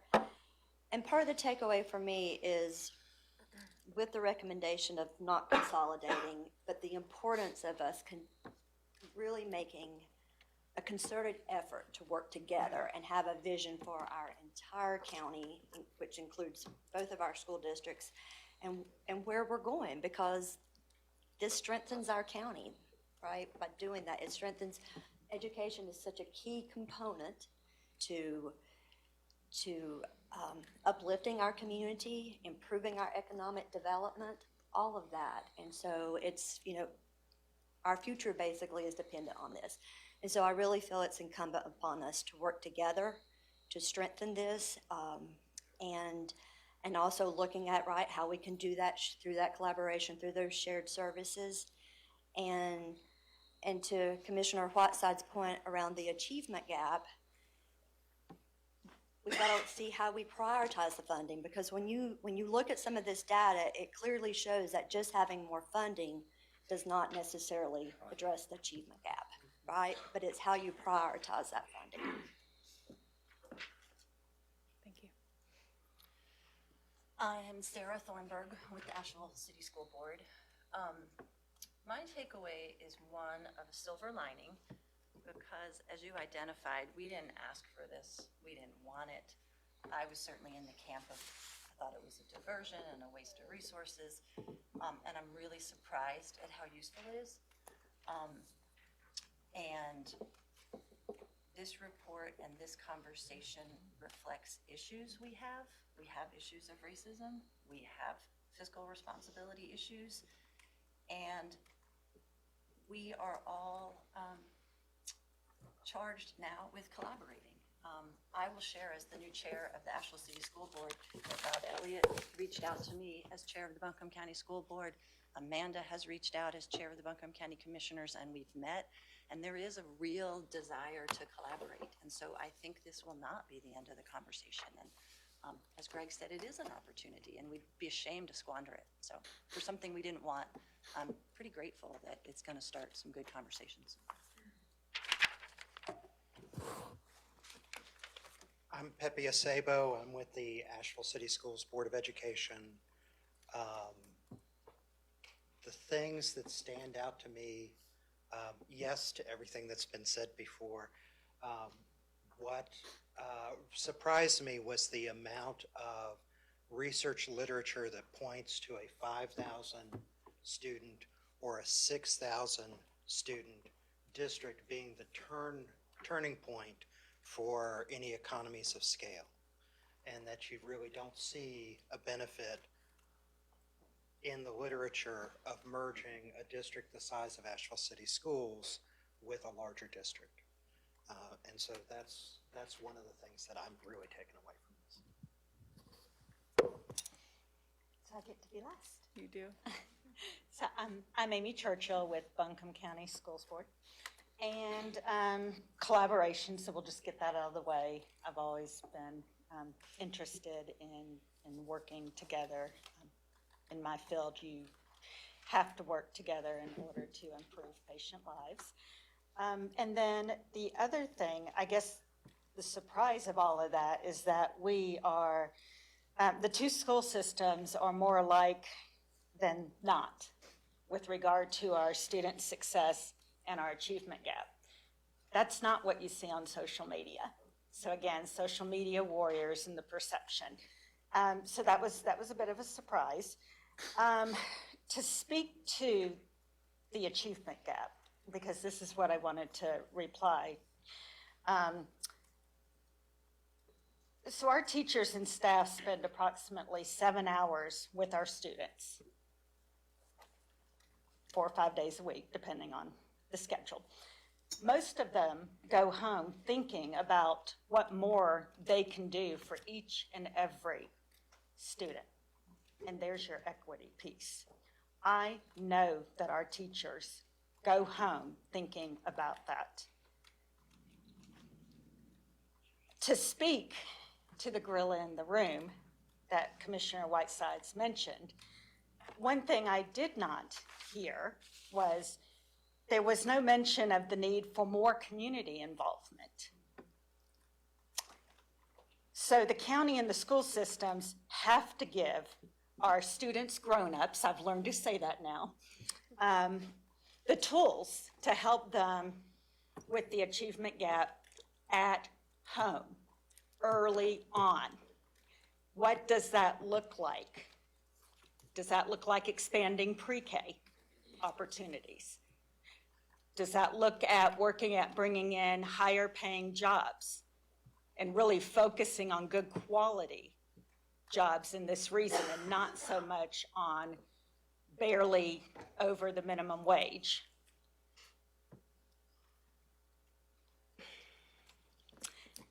So I just couldn't leave it as the schools need to do something about the achievement gap. Because I do think that we are letting a very important group off the hook. And so what are we going to do? If we're collaborating, we also need to collaborate with the county as to what do we do to make our families' lives easier, or give them opportunities, educational tools, whatever. Maybe they can't even read. I mean, we'll probably have to start back there with some people. What are we going to do as a county? Because you can't just put it back on the school systems. They only have them for 7 hours a day. And that's my ending. Well, thank you. Thank you all for chiming in and sharing your thoughts. We are out of time, but I do want to just share with you all what I heard the most from each of you was the collaboration piece. So I don't want to move to a break without just leaving that lingering thought with you all. What does that really look like? How do you make sure that you carry this work forward? I also heard you talk about shared values, that you collectively agree on your shared values, that student outcomes and education come first. So leaving you with those thoughts, and I believe Rachel is going to talk about some quick next steps, and then we'll have a break for 15 minutes. Good morning, Rachel Sawyer here. We have been working together on this project for 15 months since we first received the legislation from the General Assembly. So quickly before next steps, want to say thank you to the 3 organizations, Buncombe County Schools, Asheville City Schools, Buncombe County Government, as well as the members of the local project team that got together and provided some scoping and shaping for what a successful study would look like as we carry this out. And to Prismatic Services, we asked for a study that would be grounded in, that would be comprehensive and rigorous, grounded in data, focused on equity, inclusive of community engagement, and very appreciative to Dr. Prieto and her team for delivering on that. As you all have heard from me recently, our next task, and essentially our closing task, is to submit this report to the General Assembly no later than February 15th.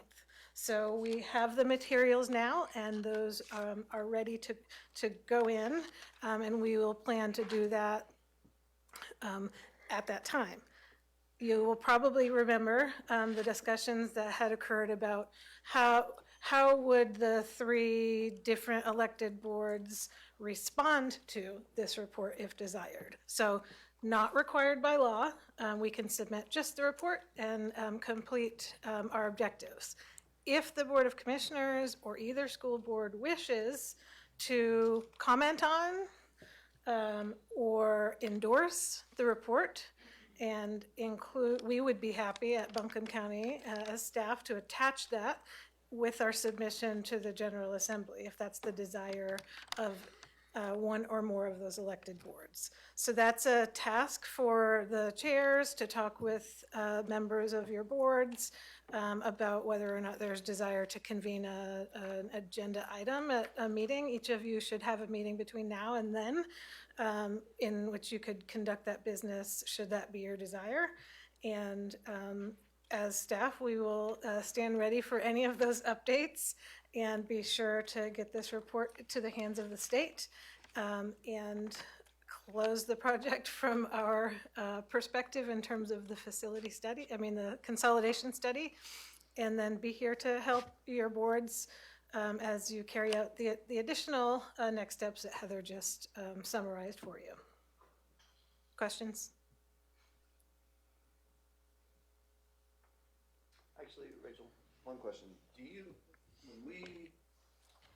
When you finally submit this to the General Assembly, this is a nitpicky question, but does it just go to the General Assembly or does it go into the hands of a specific person in the General Assembly? There is a specific subcommittee that is mentioned that it should go to, and I don't have the legislation in front of me. If somebody does and wants to call it out, it's within the group that was hearing election matters.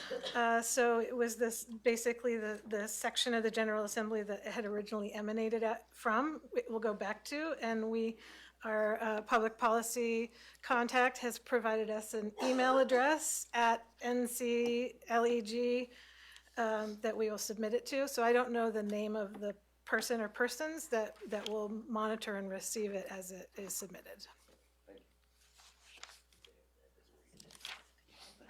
Back to you, Amanda. Thank you so much, Rachel. And we do have a 15-minute break, so let's return at 10 after 11. It does put us a few minutes behind. Sorry about that, John, but we will reconvene at 10 after 11. Thank you.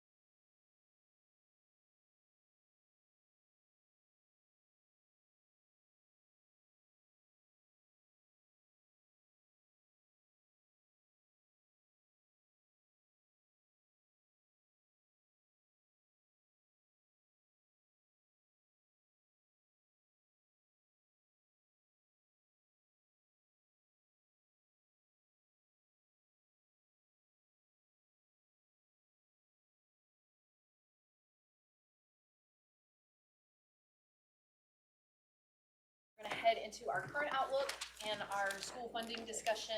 And John Hudson, our budget director, is going to kick us off, I believe. Thank you. Good morning, folks. I'm John Hudson. I'm Buncombe County Budget Director. This morning, we're here to provide a current year, fiscal year 2025 budget outlook. We're going to begin this outlook with a presentation on our current local conditions by budget analyst Jay Shee. Jay's portfolio includes economic analyses which inform our fiscal decision making. And then I will discuss some challenges we are seeing related to revenues and how together we can respond to those challenges and maintain fiscal health for our organization and the community. Thanks, John. So good morning, everyone. As John mentioned, my name is Jay Shee. I'm budget analyst here at the county.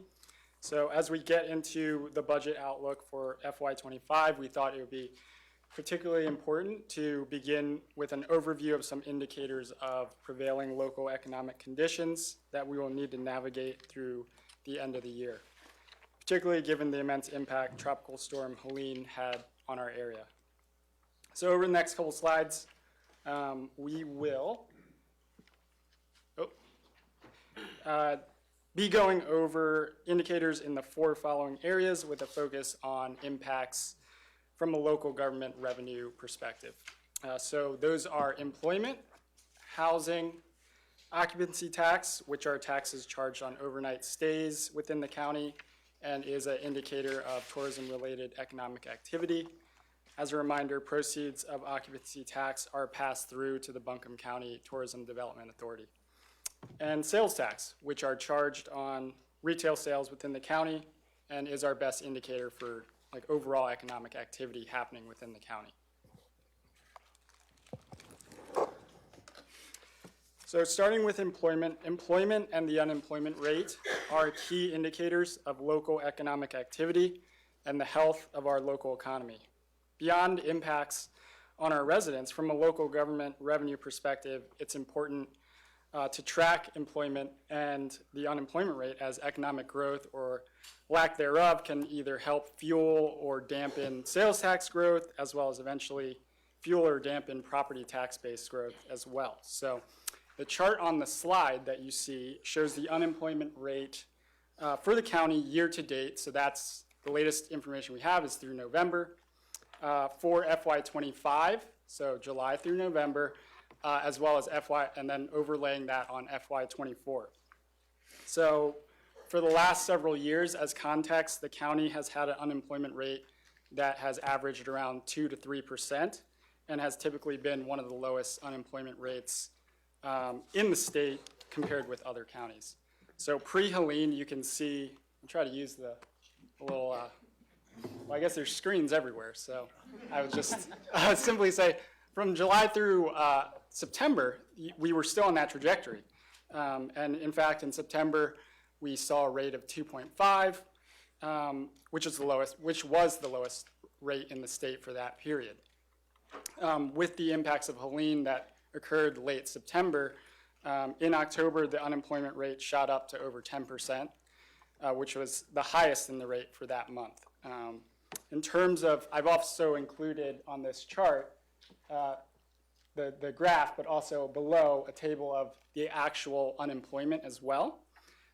In terms of actual persons unemployed persons rose to over 15,800 in October. Those are levels we haven't seen since the early days of the COVID-19 pandemic, so like April, May of 2020. The unemployment rate dropped by over 3%, you can see, from 10.4 to 7.2 in November, and the county went from having the highest rate in the state to the second highest for that period. While over 5,000 persons dropped from being classified as unemployed, unemployment was still over 10,600 in November, which is still around 3 times the level that we saw pre-Helene. You can compare that to the September actual unemployed persons number.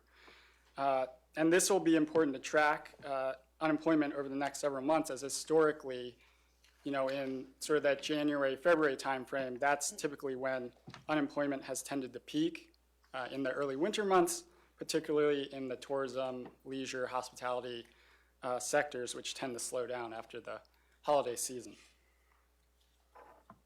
So we will move to housing. So there's a lot of things to look at here, but a key indicator here is tracking the volume of permits for new construction. From a local government revenue perspective, particularly important given our reliance on property tax as a revenue source. In non-revaluation years, which we've had for the last several years, as well as we're slated to have next year as well, new construction is often one of the main drivers for growth in the property tax base. The chart on the slide here shows the percent change in single-family new construction permits for FY25.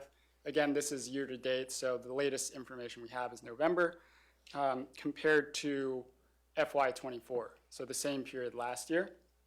You can see that the impact after Helene is significant. New construction permits dropped around 60% since the start of October compared to the prior year. On a year-to-date basis, so for July through November, on a year-to-date basis, new construction permits were down 23%, which equates to 83 less units compared to last year as of November. In terms of housing, we also wanted to highlight the impact of Helene on our existing housing stock as well.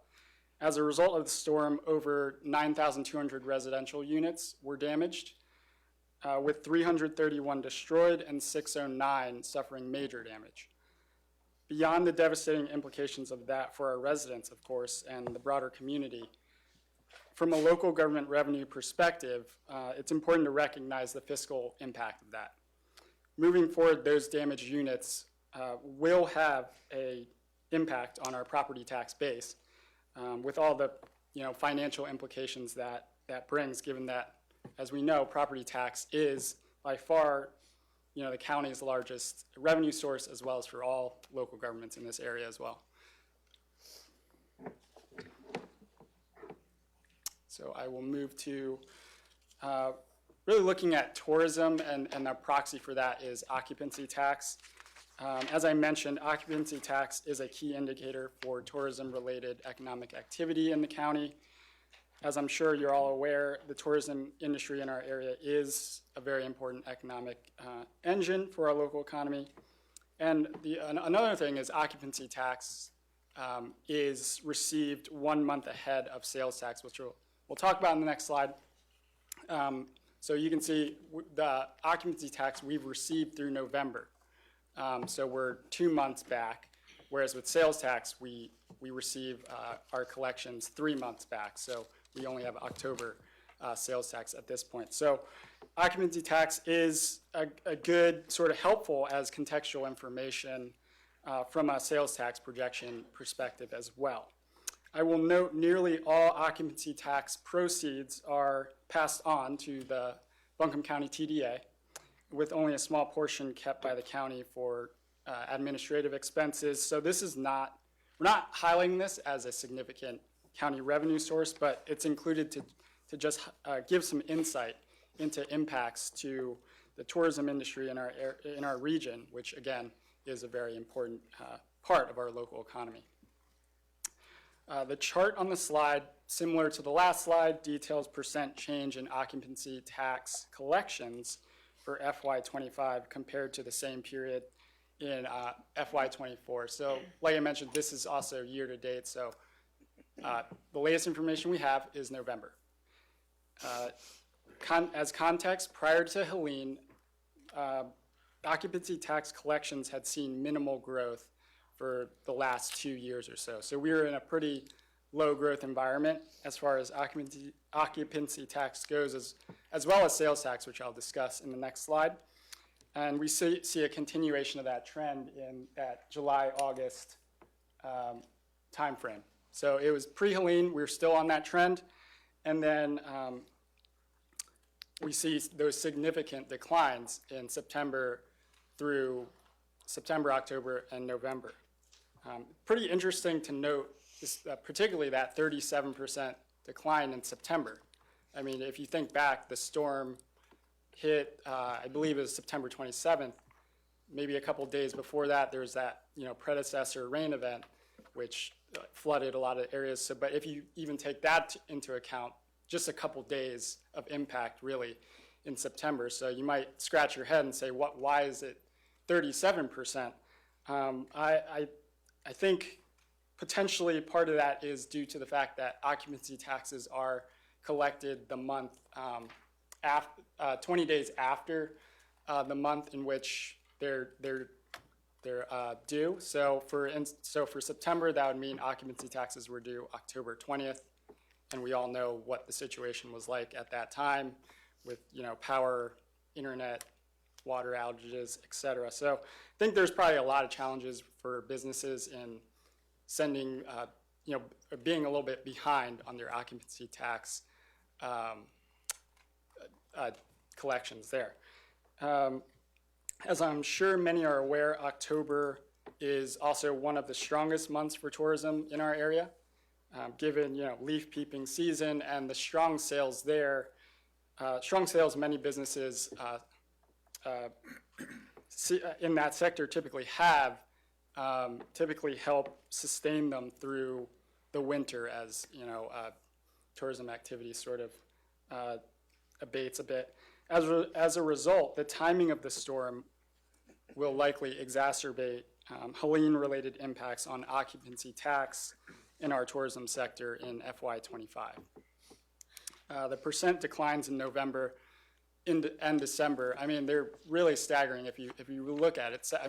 Nearly 75% down in October, 60% in November. Those are the largest percent decreases since the start of the pandemic as well, in that April, May 2020 timeframe. On a year-to-date basis, occupancy tax collections are down 35%, which equates to 5.9 million. So nearly 6 million down, and that's just with 5 months. There's still 7 months left on a budget that's typically 35 million. So we will go to sales tax, which is the last indicator I'll cover, which is the most direct, like I mentioned, the most direct indicator of overall economic activity in the county, since it's charged on all retail sales.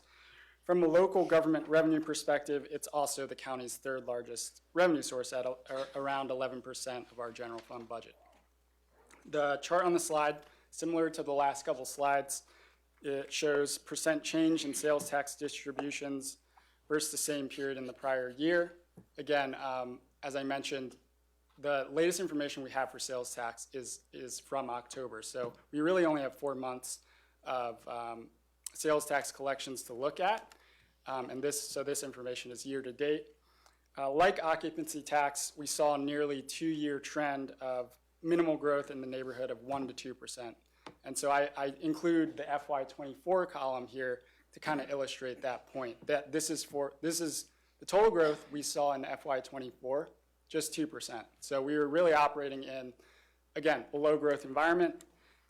Looking at September with the significant decline, and so we were seeing that pre-Helene, that trend still, as you can see in July and August, low, like 1% growth essentially.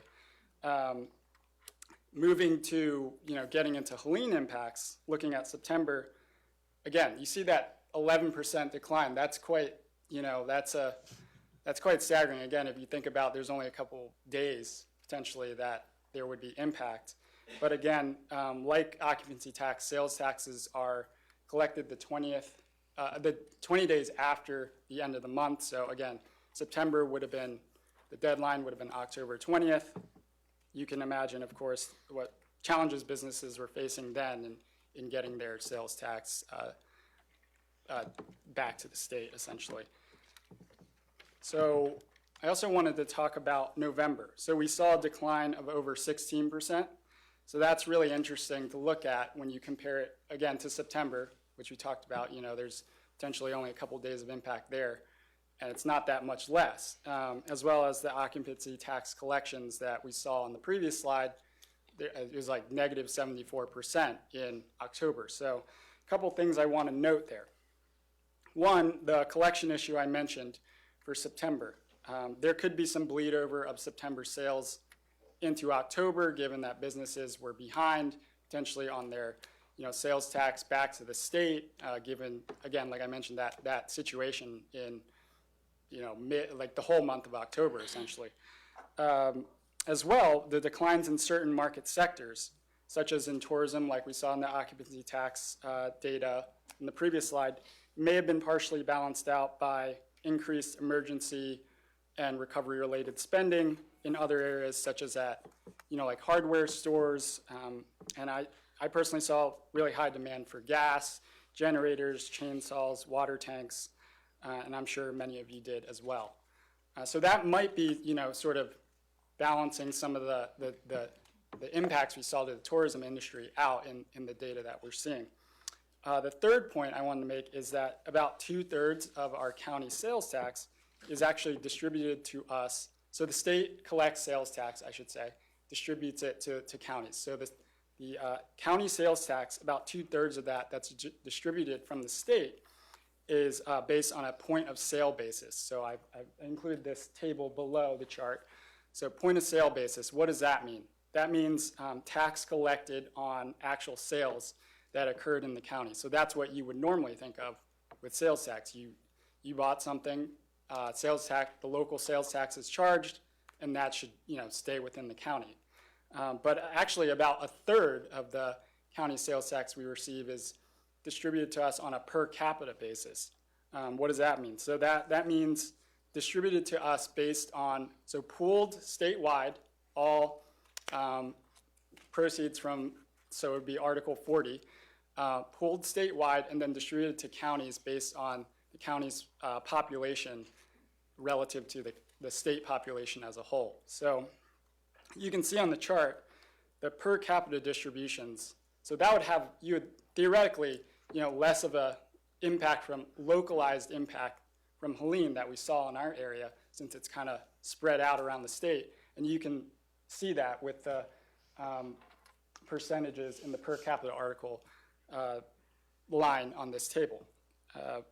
The per capita distributions still generally follow that pre-Helene statewide trend of minimal low single-digit growth that we saw, which helps balance out the more extreme localized impacts from the point of sale articles that we saw in October. So I'll wrap up sales tax by saying as well that October through December is typically our strongest 3-month period of sales, with the holiday season, of course, the leaf peeping season, as I mentioned, for occupancy tax as well. So similar to occupancy tax, the timing of the storm will likely exacerbate Helene-related impacts on sales tax revenue in FY25. On a year-to-date basis, sales tax distributions are down 7%, which equates to a little over $1 million less than the same period last year. And again, this is still with 8 months left to go. So we only have 4 months, and we're already down $1 million in sales tax. And I will just close out this section with some highlights of what we just covered. So again, given impacts from Helene, wanted to begin our FY25 budget outlook this morning around navigate, local prevailing economic conditions that we need to navigate for the rest of FY25, focusing in on employment, housing, occupancy tax, and sales tax. Again, in terms of the employment picture, employment peaked to levels unseen since the COVID-19 pandemic in October, and while it came down a little bit in November, there's still over 10,000 persons classified as unemployed, with the winter months still ahead. In terms of housing, particularly from a local government revenue perspective, there's been significant damage to the existing housing stock, with over 9,200 residential units damaged, and in addition, growth from new construction, which is a major source of growth in the tax base during non-revaluation years, has significantly slowed due to impacts from the storm. Occupancy tax, again, indicator of tourism-related economic activity, is down nearly $6 million compared to the prior year, which is a 35% decline, with 7 months of collection still left to go. And sales tax, which is an indicator for overall economic activity, is down over 1 million, which is a 7% decline compared to the last fiscal year with 8 months left to go.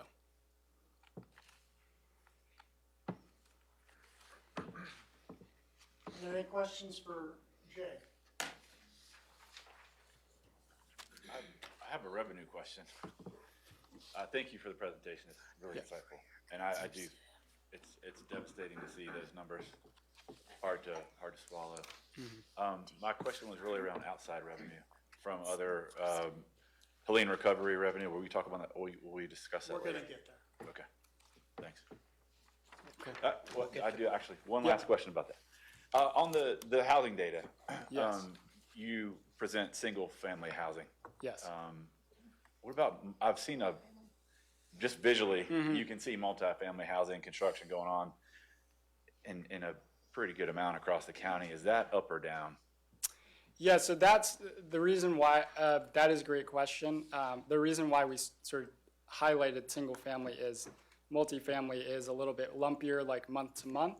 So a lot, like one development comes on, a lot of units in that month, but then, peaks and valleys month over month. So we were presenting it month over month, decided to highlight single family since it's easier to see the trend there. I don't know for certain what the multifamily developments look like relative to last year. Property tax endpoint, is it kind of less than single? I mean, from a per parcel, I guess, perspective, I would presume that multifamily property tax contributes less than single family.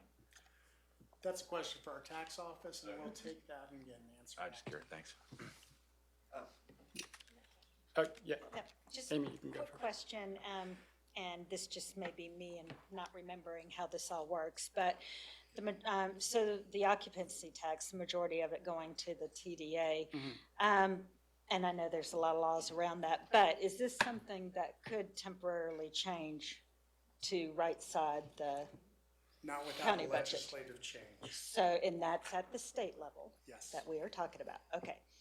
But that can be done. If the legislature were to make a legislative change. Okay. So I don't know if you heard, but they actually are moving some of the, resources to our side of the state from Raleigh finally with the governor. So we might have an ear. Just saying. Question about the permits. Appreciate the new permits. I'm not presuming that what I'm about to ask substitutes for new permits. But are there any data about reconstruction and renovation permits? Not to say that replaces the lost income from the new home or the tax income, but just curious as an indicator of rebuilding here in the county versus just letting things lie empty and parcels just being abandoned, for example. Or do we have any data on that? We have seen substantial volume in the permits department and as a result of recovery. The legislature did make a change that waived permit fees for that through the end of the calendar year. So we have seen substantial volume in building permits for the county. The city has its own permits office, so, but that volume has been substantially more than you would see in a normal time span. Can I ask a follow-up question? Did you mention they waived the permit fees? I don't know how much of the county budget or the city budget comes from costs of permits, but does the county get reimbursed for the fact that those fees were waived? No. Okay.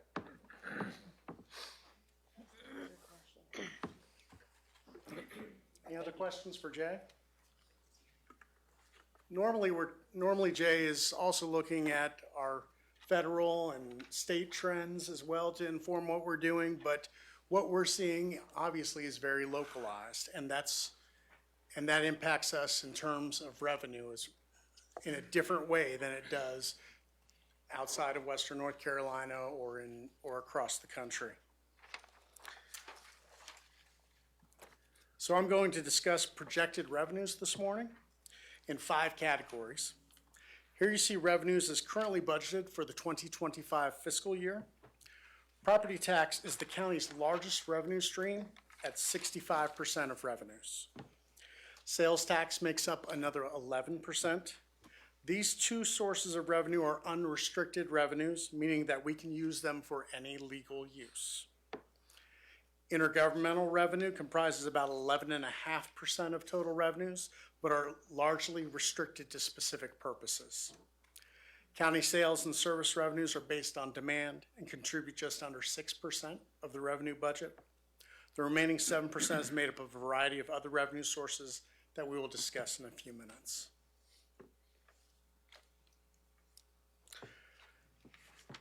Ad valorem property tax revenues are collected by the County Tax Collections Office.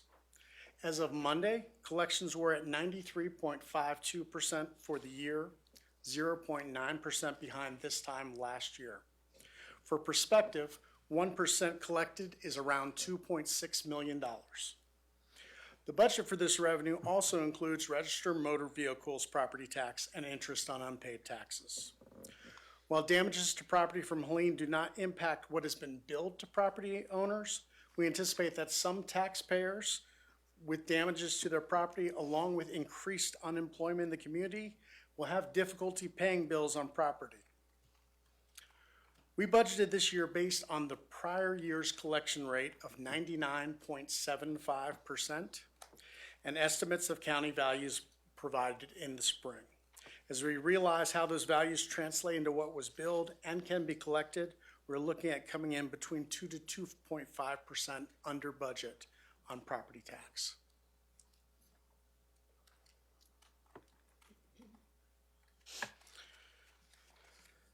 Some of you have heard my office refer to sales tax as a volatile revenue stream.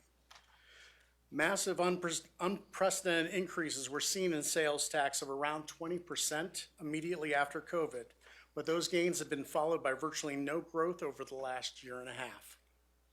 With a 3-month lag in reporting, we only just received October sales tax receipts 2 weeks ago, showing a 24% drop in our point of sales tax.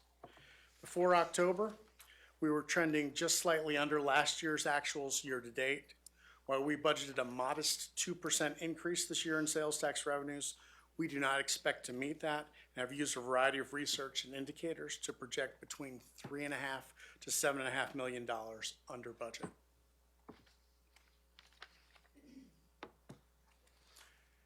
Intergovernmental revenue is largely restricted revenue. Most of this revenue is tied to mandated services provided by Health and Human Services, with the largest revenue streams related to the administration of Medicaid and food and nutrition services. This revenue is dependent on provision of the service and is received only if the expenditures are made for that program. There are also some interlocal revenue agreements for public safety, which are based on a percentage of county expenditures. As we look across this revenue stream, we are seeing potential gaps of $1.2 to $3.2 million under budget. John, can you say that again? Interlocal governments related to public safety? We have some interlocal agreements related to public safety, 911, our identification bureau. Right. Okay. There are some interlocal agreements with municipalities.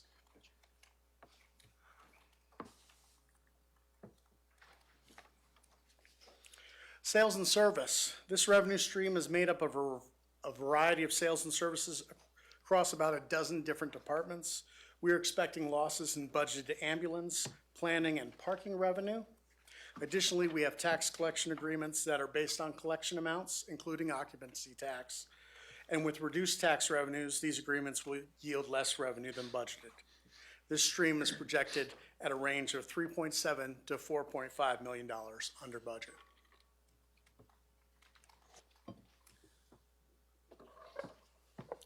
There are a variety of other revenues. The main ones we are looking at include the Register of Deeds excise tax, which is related to real estate transactions, and is coming over $1 million under budget.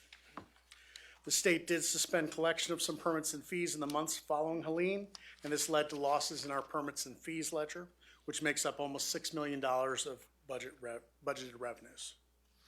Another $6 million of budget in this category is investment earnings, which we do not expect to keep pace with last year as interest rates drop. Across these revenue streams, we are projecting between $2 to $3.9 million under budget. All told, our analysis projects a range of decreased revenues of between $15 to $25 million. This is not insubstantial.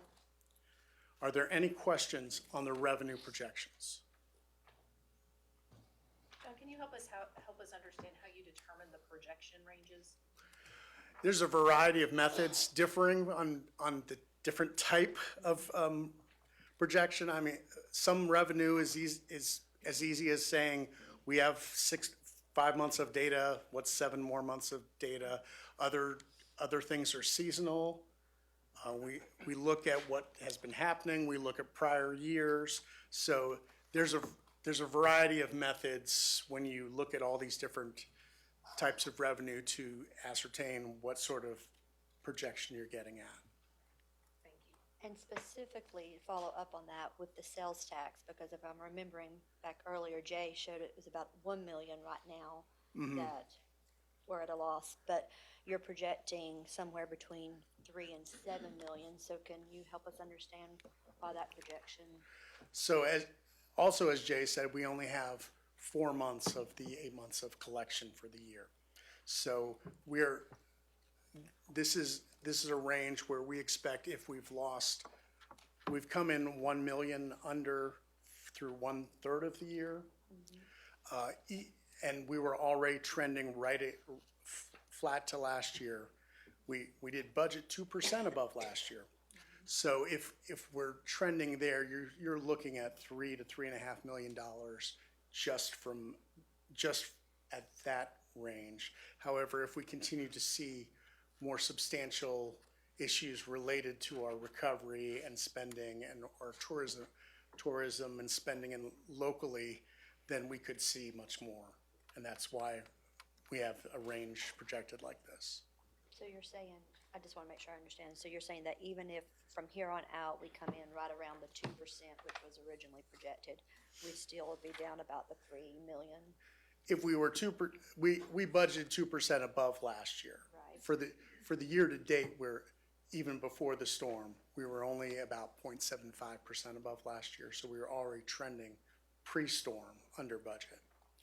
So with $1 million lost through the first third of the year, if you just project that out, I mean, you're already looking at about $3 million under budget without considering, I'm sorry. Without considering the local prevailing economic conditions.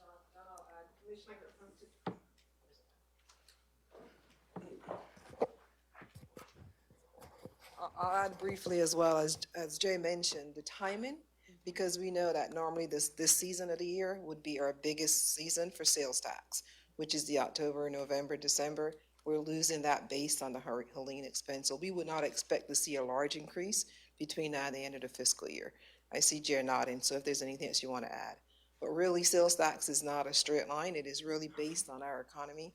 And we know that December time is what really helps us to see it meet our budget. Thank you. Answer your question. Yeah, thank you. I'm also curious, though, back to the projection ranges. I'm sorry, John, I keep Yes. on this. Is it possible, as we head into the discussion, though, about potential reductions, to have some actuals of where we are before we really know what kind of reductions we actually have to make? Where are we year to date? Not projection-based, but actuals. We can pull some actuals, and we actually do have that in our afternoon discussion. Perfect, thank you. But most of the projections are based on what we have brought in year to date. Trying to understand the intergovernmental again. Yes. You said is it mostly like it's Health and Human Services, so Medicaid. So is the projection then that we will have fewer people who need those services and therefore less reimbursement from the federal government? It's a variety of different revenue sources. Some of it's what we call uncapped revenue, as long as we keep spending it, then we'll get the revenue. So for like a Medicaid, for determining Medicaid eligibility, we'll get 75 cents for every dollar we spend. However, there are other revenue streams, which are what we call capped revenue, and that, say, for some of the social work services and child welfare, once they hit the cap of revenue, then that's all the revenue there is for that particular service, and the county must assume all the costs going forward. Okay, so I'm trying to understand why this would go down in a time of crisis. So I guess what you're saying, tell me if I'm correct, is that it's the fact that there's this cap and there are going to be more people needing services. Is that where we're coming from? Yes, so some of our services are at capped revenue. If there's a greater demand for those services, there will be greater county costs incurred. Is that where this money is coming from? Because it's not going to be from less federal reimbursement if it's not capped, right?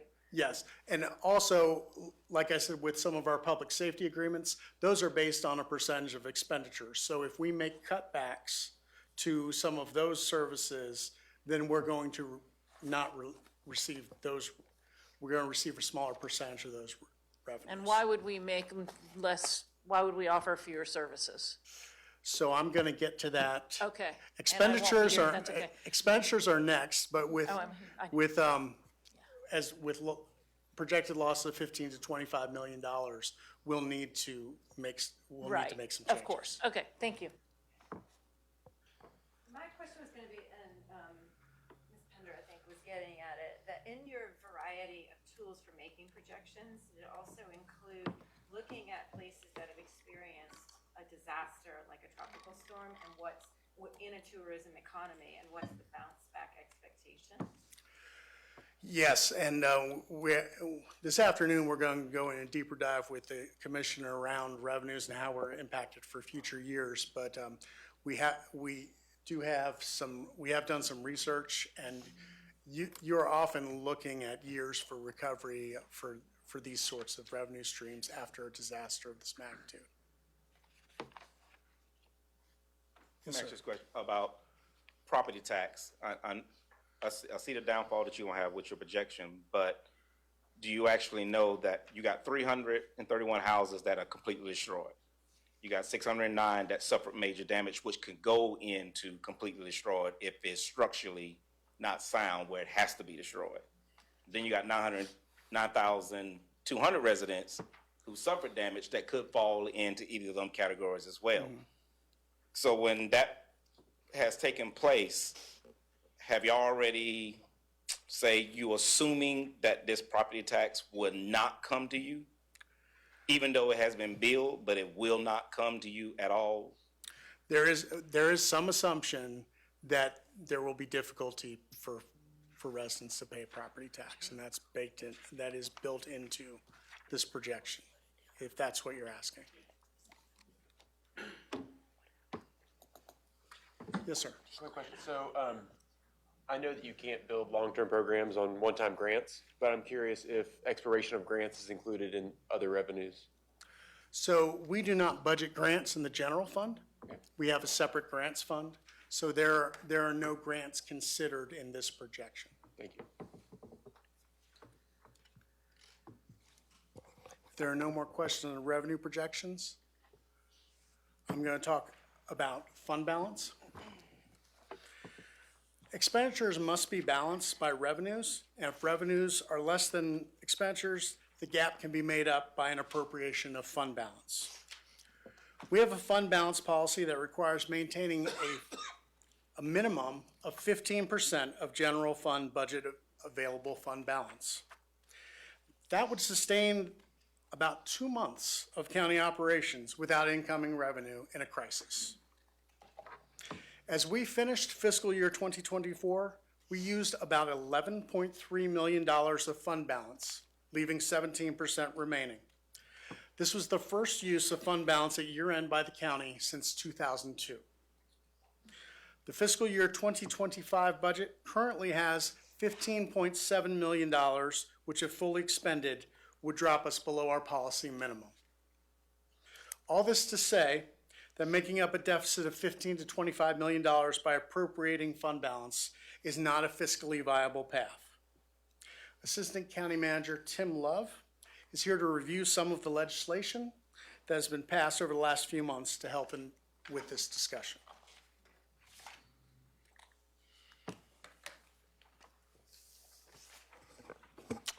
Good morning, everyone. We've got a quick slide here just to begin to talk about legislation that we've seen at the state and federal level. I'm sure many of you have been following this legislation, and I'm not here to walk through every piece of every legislation, but I do want to hit some of the highlights.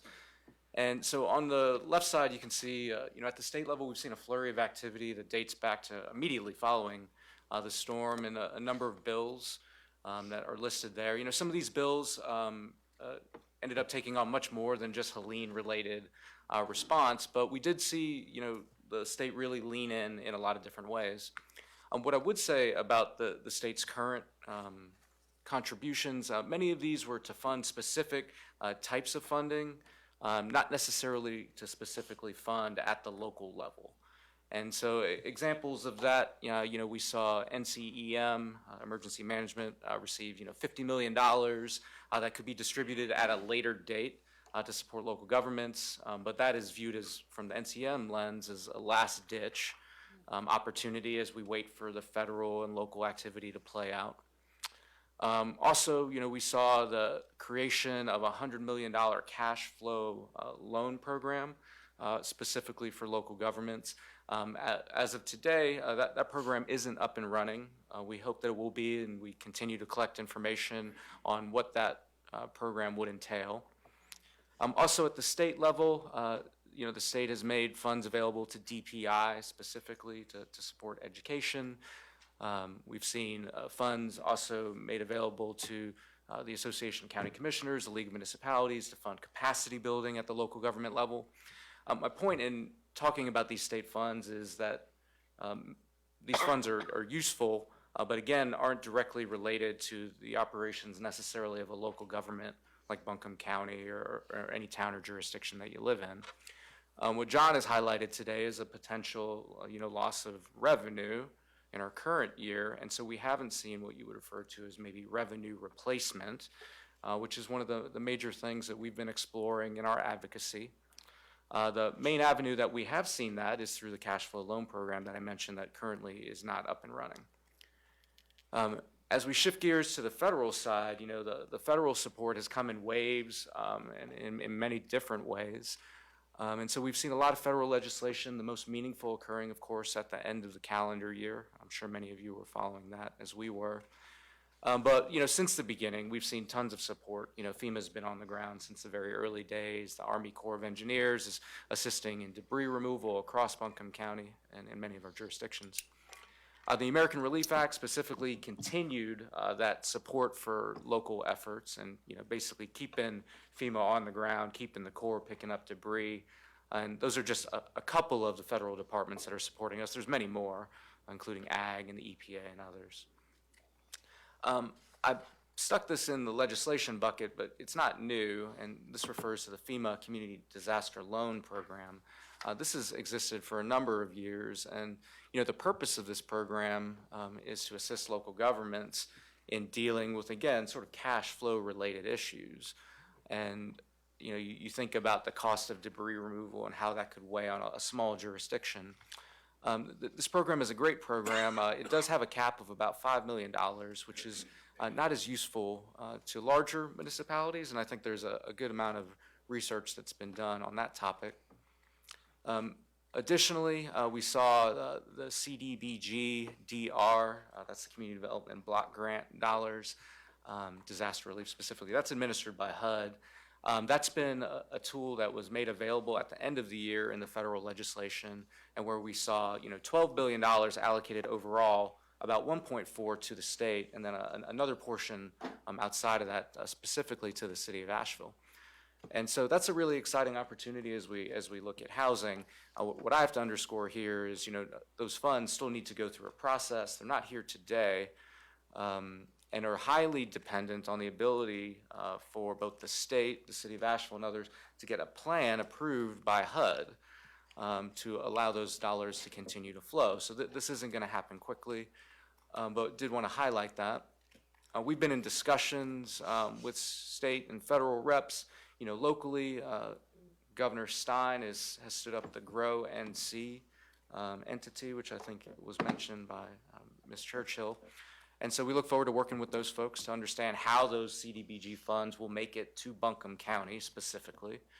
We do know that those funds will have some strings on them. They'll need to be mostly housing related, specifically low to moderate income individuals, but we'll continue to see where that goes. Finally, I'll mention the SBA, Disaster Loan Program. Highlight two things that we need to know. This program was overspent before Helene even occurred, and so it's not been a tool that's available to us, and so we've got to underscore that. However, funding came at the end of the year, and we know that across the state there's over 2,000 applications for loans in North Carolina for this program, totaling over $170 million. So those funds will go quickly. I would take this opportunity to state that folks that have not applied for the SBA loan program should. Right, this is a tool that even if oversubscribed, you got to get in the line to be able to access those funds.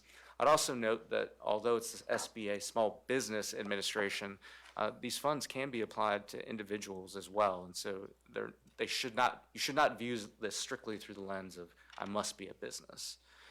So that's your public service announcement on SBA loans. The final thing that I'll underscore, we continue to follow legislation. We continue to advocate. We're really hopeful that we'll continue to see more funding come to our jurisdiction in the near future. However, I have to underscore that those funding, they're not here today. And so as we continue a budget conversation, we have to plan with what we have in hand. Hope is not a strategy, it is something that I've heard in the past. And so a lot of our discussions are about what we have in hand and that we can actually work with. To that end, I'll take just a brief moment not to talk about legislation, but to talk about FEMA and the reimbursement process. And I think many of you are probably aware that the way FEMA distribute funds is often in the form of reimbursement. That means that, as a local government or an individual, I will spend money and then request FEMA send me dollars in the future when I'm able to justify that expense. And so that's how we proceed as we are repairing county facilities, libraries, parks, all of those things. It's on a reimbursement basis. And while we're super hopeful that many of the items that we request reimbursement for will be in fact reimbursed, we have no guarantee of that. And so that's an important item I want to underscore today. There is no guarantee that 100% of the things we request from FEMA to be reimbursed will be. Additionally, the timeline on that reimbursement varies greatly. And I'm not here for doom and gloom, but I don't want anyone to expect that we're going to start getting FEMA reimbursements, in this current fiscal year. In fact, we might be looking multiple fiscal years out, depending on the type of reimbursement we're talking about. And so there isn't necessarily a check that's right around the corner, is my point in making that comment. Additionally, I'd note that, it's not as simple as saying, well, all county employees that work during the storm are going to get their hours reimbursed. When I say hours reimbursed, they've been paid. We made payroll. But it doesn't mean that the county will be reimbursed for those hours because, in fact, FEMA reimburses for not the base position. They reimburse for the overtime or the unbudgeted funds that were utilized. And so I say this just to give you a picture of what we're seeing at the state and federal and local level, and would welcome any quick questions from y'all, but also want to keep us on track with the agenda. I have a question. Can you clarify, because you talked about FEMA kind of in those reimbursements, and then there's our budget, right, our recurring budget, and the revenue loss and everything. And can you, from the finance, from the budgeting standpoint, help us understand, like, is there any mix of that, or are those two completely separate pots? The way that you're looking at it with the money? Sure. I'm going to defer to our budget and finance staff on exactly how that gets done. I know enough to be dangerous, but John, would you like to take that? Currently, as we passed a budget amendment in October to set up a startup fund for Helene expenses of $29 million to be balanced expectedly by FEMA revenue. So So we are putting those expenditures there. Now, as we spend some dollars, we realize they may be reimbursable. We may move some expenditures there. And as Tim said, there may be reimbursement that we do not get. Therefore, we'll have to incur county costs, which means that those costs will then have to be borne by the general fund. So we're going to have a little more discussion on that this afternoon. So basically, in a way, the FEMA is kind of set up as a grant fund, separate fund for your running, okay. Yes. Separate from our general fund. Yes. Which of these types of relief address lost revenue? Direct revenue replacement, there are none. So as Tim said, there is this large Helene fund that the state has provided. They are distributing some dollars through state agencies. They did just provide us $199,000 for rental assistance for 1 month for folks who might have been impacted. And that was an example of revenue replacement, but it's restricted revenue to the specific purpose. I think there is some expectation, and it's not unwarranted, that after COVID, there were large amounts of revenue replacement provided to jurisdictions. And we received $9 million of coronavirus relief fund in 2020, and the following year we received $50 million of American Rescue Plan Act funds. Those were largely, a lot of that was revenue replacement or a wide varied use of funds. That was unprecedented at the time and generally has not happened for localized disasters. Rebecca, I'll just jump in to say that we have and will continue to advocate for some of these loan programs you're seeing on there to be cash flow and to be revenue replacement. It may be the most important thing we ever do. I just have one quick note. I would like to jump on Commissioner Sloan. Thank you for that. As we think about loss of revenue and how we, plug the hole, if you will, loss of revenue, it's hard to replace with, a source that is just one time. It doesn't fix the long structural issue.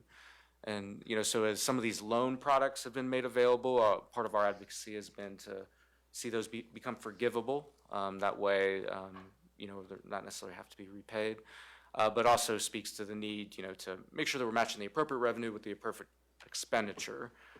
We don't want to use one-time revenue to, fund a recurring expense from a structural standpoint.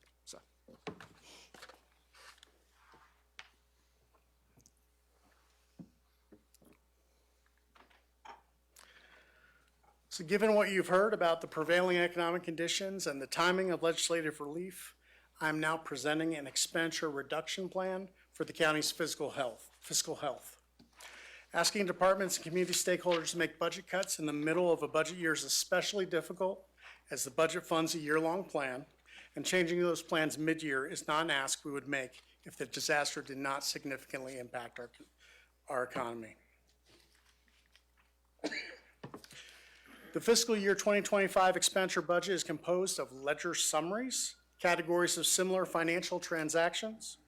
Our ledger summaries are salaries and benefits, program support, education, operating expenditures, debt service, transfers and other financing, capital outlay, and contingency. Our largest ledger by cost is salaries and benefits.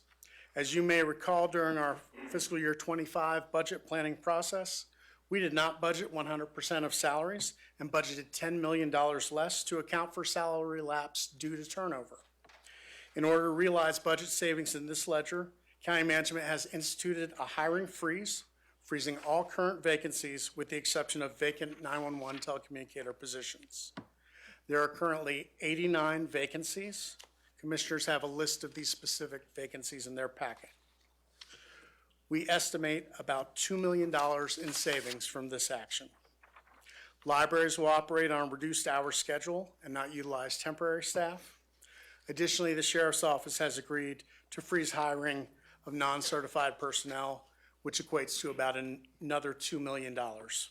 These actions represent $4.2 million in reductions. Our program support ledger largely delivers services directed to the community via grants, contracts, or direct support. As departments combed through these services, $2.5 million of budget cuts were realized. These cuts will reduce funding for client assistance in social services and justice services, reduce funding for school nurses, and delay an economic development project.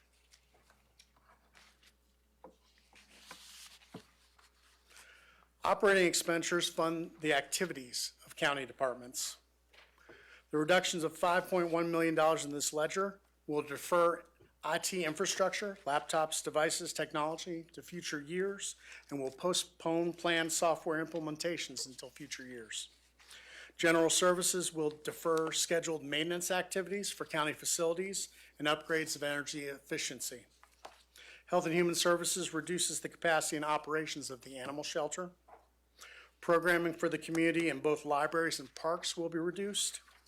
Purchases of office expenses and medical supplies will be pulled back. Purchases of new or replacement non-capital equipment will be delayed.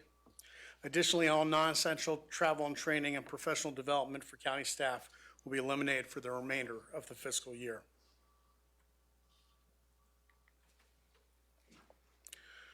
Our transfers to other funds support community priorities to include early childhood and affordable housing, as well as transportation and also grant matches. Upon analysis of this year's transfers, we have identified unallocated funds for both conservation easements and early childhood. Also, given that we have delayed the reappraisal for a year, we are reducing the planned transfer to the reappraisal fund. These actions identify $1 million in savings.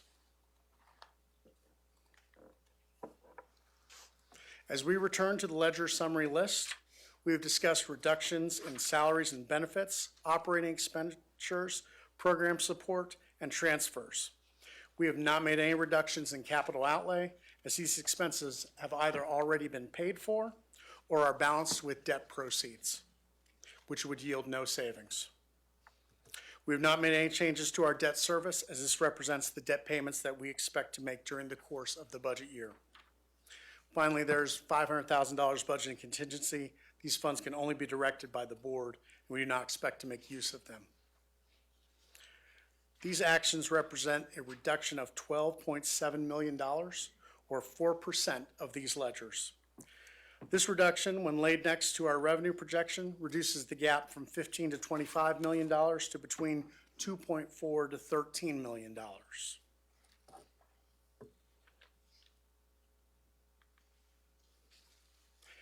Education investment represents over 28% of the general fund budget. The large majority of this funding is to our two K-12 school systems and our local community college. We have identified some savings in education-related contracts of about $175,000. We are asking the boards to consider a 4% reduction in the local current expense to K-12 schools, as has been made to county operations,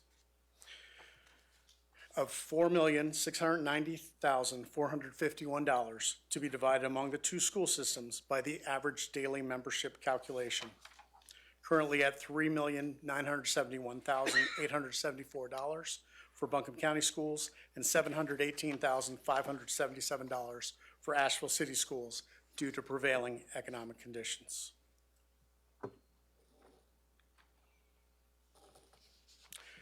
This would bring the total reductions to $17.6 million of expenditures in the general fund, closing the gap between projected revenue from $2.5 million over to $8.1 million shy of balancing.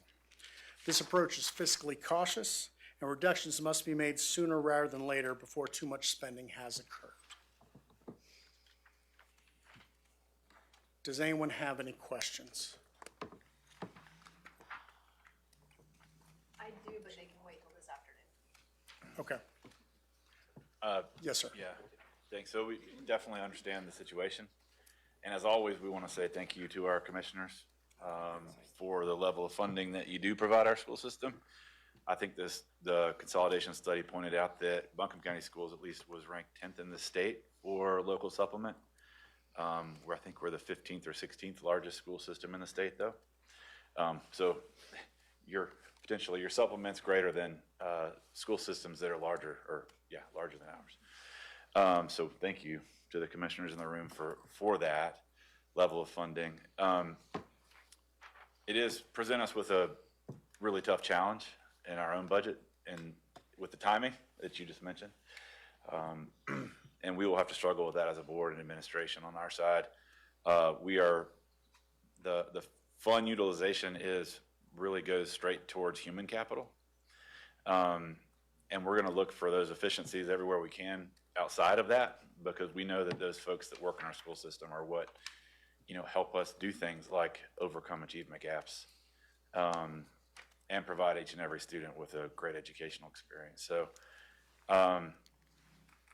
my question really is around, this is fiscal year 2025. So what is fiscal year 2026? What does your crystal ball tell you about that? So we're spending our afternoon working with the commissioners is talking through some of the drivers for what will steer fiscal year 26. Our tax assessor is still assessing damages to parcels across the county, and generally it's March before we have an eye on what our next year property tax is going to look like, which is 65% of our revenues, the vast majority of things that funds the activities that the county does. So in a non-revaluation year, we generally see 3% natural growth in that tax base. As you've seen from Jay's presentation earlier, there's damages to property, there's a slowdown in housing starts. We would not expect to see that 3% growth. Additionally, by statute, we can only budget at the collection rate of the prior year.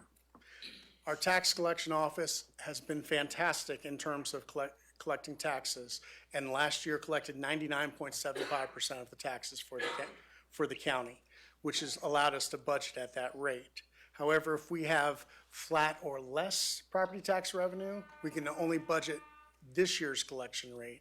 We don't know what that looks like yet.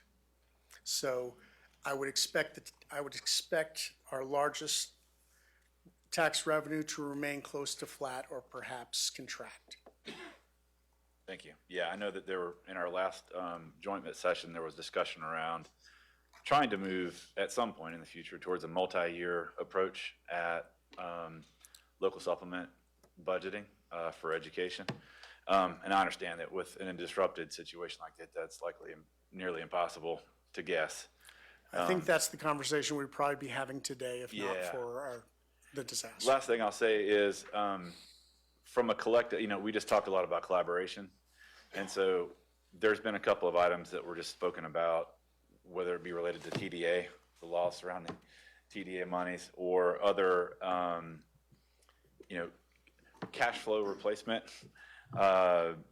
programs that exist that could work better or need to work sooner. So I just would say to our friends on the commission that if there's an opportunity for collaborative advocacy to state or federal agencies to pursue those items, please, we're all in to stand up and speak up for the needs of post-Helene. Yes. Thanks. Yes, there is. Always. Yeah. Yes, ma'am. I appreciate the question about looking ahead. My question is about the current fiscal year. And I'm just noting, and I'm going to ask, because I'd like some perspective, the salary and benefits of the county, which is the biggest line item. I see that the biggest line item being salaries and benefits of the counties, and you all are identifying hiring freezes and some salary reductions and those sorts of things. When you look at education at our cuts, ours are very likely going to have to actually be possibly eliminated positions. I mean, I don't think we're going to find those savings just with hiring freezes. And I do have a question. in our line item, which is less than the county's, we have a larger share of reductions. And so I just appreciate some perspective about our share of 4.8 million versus the county line item of 4.2, and tell me that I'm interpreting it wrong. That's fair. I'm trying to get my head around that. If we go back here, we're making a 4% reduction in independent of education across these various ledgers. And then we're asking for a 4% reduction from education. So the reduction we're asking for is the same percentage reduction. Now, when we provide the local current expense, the school systems decide how they spend those dollars. So if they're leveraged in salary, that's not a decision that the county has control over. So just help me out. I see 4.8 million. It's apples and oranges, I suppose, to me. That was just that one. Okay, I'll study on this some more. I'm obviously missing some things, Could I so thank you. offer that what feels challenging, and I think Rob is uplifting it and Sarah's uplifting it, is that you've had the time to look at, beyond salaries and benefits, how else to take out money. And in a school system that's to varying degrees already fully staffed, right? We don't know we would have these same levers, which makes it difficult. So I think Sarah's looking at what percentage is salaries and benefits and thinking about the fact that that's so much of what a school system has to spend its money on. So the 4% that you're taking out, we won't probably have the same tools for taking 4% out of our budgets. And you're acknowledging that's the reality. I acknowledge that the school systems budget differently than the county. Yeah. And absent education and debt, 70% of the county's expenses are salaries and budget, salaries and benefits. What is the reduction that the county is requesting from AV Tech? So AB Tech is funded through Article 46 sales tax. So we take $5 million of that sales tax to present funding to them. And then any funding above and beyond that, so that $5 million is state legislated. Okay. So that's state funding, that's not county dollars. Anything above and beyond that would be a county contribution. So AB Tech provided shelter space during the disaster and incurred damages to that shelter space of around $300,000, which they have not asked for assistance in rebuilding those spaces.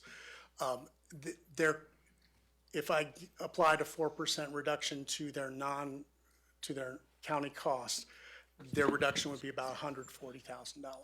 So I've held them harmless since they are making repairs to their facilities for shelters the county asked them to hold. So, okay, so I guess the struggle that I'm having or sort of in my head about that is, I understand that some portion of their budget, I gather the vast majority of it is state, to state allocation. And so maybe the state funds them far more adequately than they are funding K-12 schools? No, what am I missing? So I think, yes. So what John is saying is not a state allocation, is actually the sales tax that is collected, we use that for operations. I think the sales tax we use just capital, but for AB Tech, we get to use some of that for operations as well. Okay, Right. so I guess, so does the county have discretion over how much sales tax goes to AB Tech? No. What the county has is the agreement with AB Tech that we can take some of that sales tax and use it for operations up to a max of $5 million.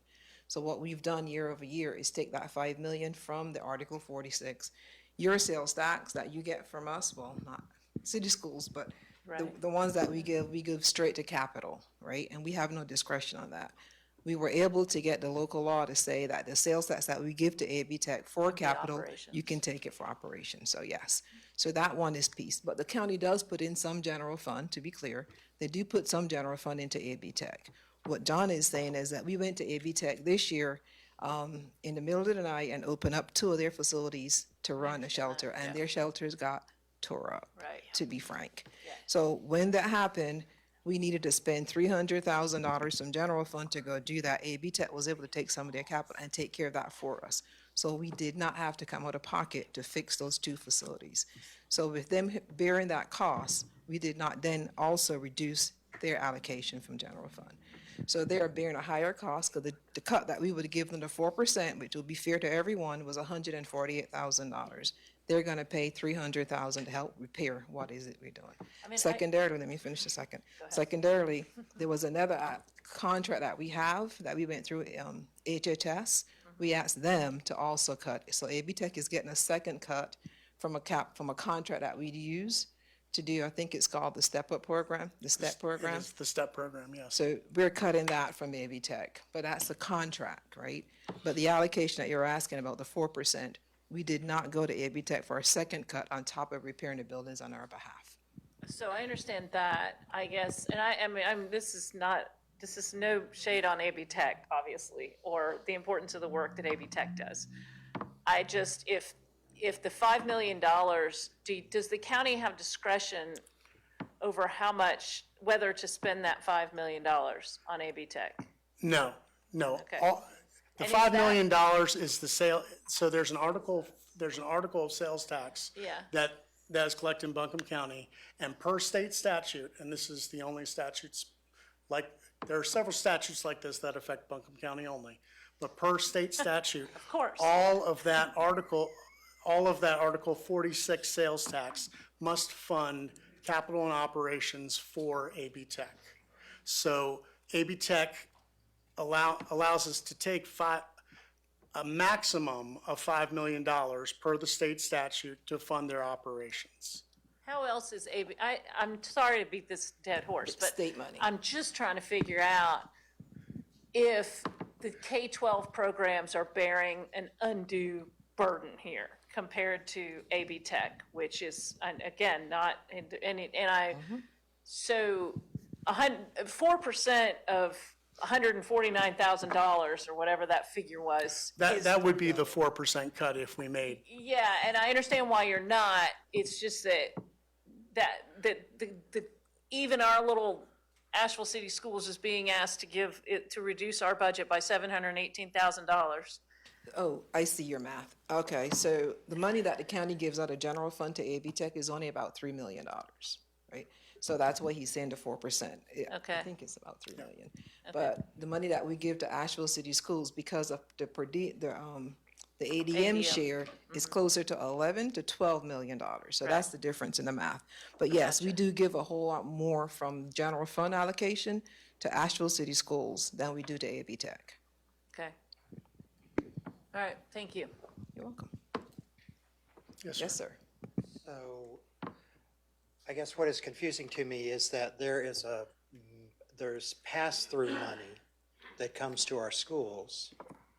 And correct me if I'm wrong, but the 4% is based on the pass-through money plus the discretionary. The 4% cut that we're asking for is all county dollars generated from county sales tax and property tax and other revenue sources. So, but normally 4%, so there is tax that comes to us that's per pupil from the state. And that money doesn't flow through our budget. Okay, so this is only 4%. 4% of the county's contribution, the local current expense to support the school systems. Okay, thank you for clarifying that. John, Yes, sir. If you don't mind, can we go back to the screen that has the fund balance? And it's really just a clarifying question for me, relative to the idea of, what all government agencies keep a fund balance for, which is a crisis. So I'm seeing the policy minimum for Buncombe County, the fund balance is 15%. Yes. Well, that yellow box then goes down to, I'm just gonna say 8%. Why is it a yellow square? So there's not really a law or statute guiding, that says how much fund balance you should come. The local government commission recommends a minimum of 8%, which is 1 month of operating in a given crisis. So the county had established a policy some years ago to maintain a minimum 15%. And so that's what you're seeing there. That red box is what the local government commission, the minimum they recommend. The yellow box is above that, what our policy says.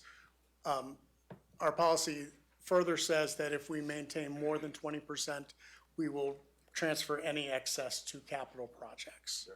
So where it says appropriated 6 million for fiscal year 25, is that pre-hurricane? Yes, currently our budget has, if we spend our entire budget, we will appropriate $16 million to balance at the end of the year. That's helpful. And that will dip us below the 15%. And how much is the county fund balance at this point? In dollars? In dollars. That would be a question for our CFO. So what you are telling us is that we pretty much had the perfect storm. You had COVID, then we get Helene, and we pretty much didn't cover from COVID. And inflation comes in and throws the whole thing out of Inflationary costs have been significant. We've looked at about 20% inflation over the last 5 years. And even independent of salaries and cost of living increases, when you think about all the costs of doing business, the costs of goods and services that counties and schools must then pay for, and find additional revenue to cover just the cost of inflation. So yes, that's been a major driver in expenditures over the last several years. And revenues have not kept pace. And to reiterate with the use of fund balance, this was the first time this past year that the county used fund balance to balance at the end of the year since 2002.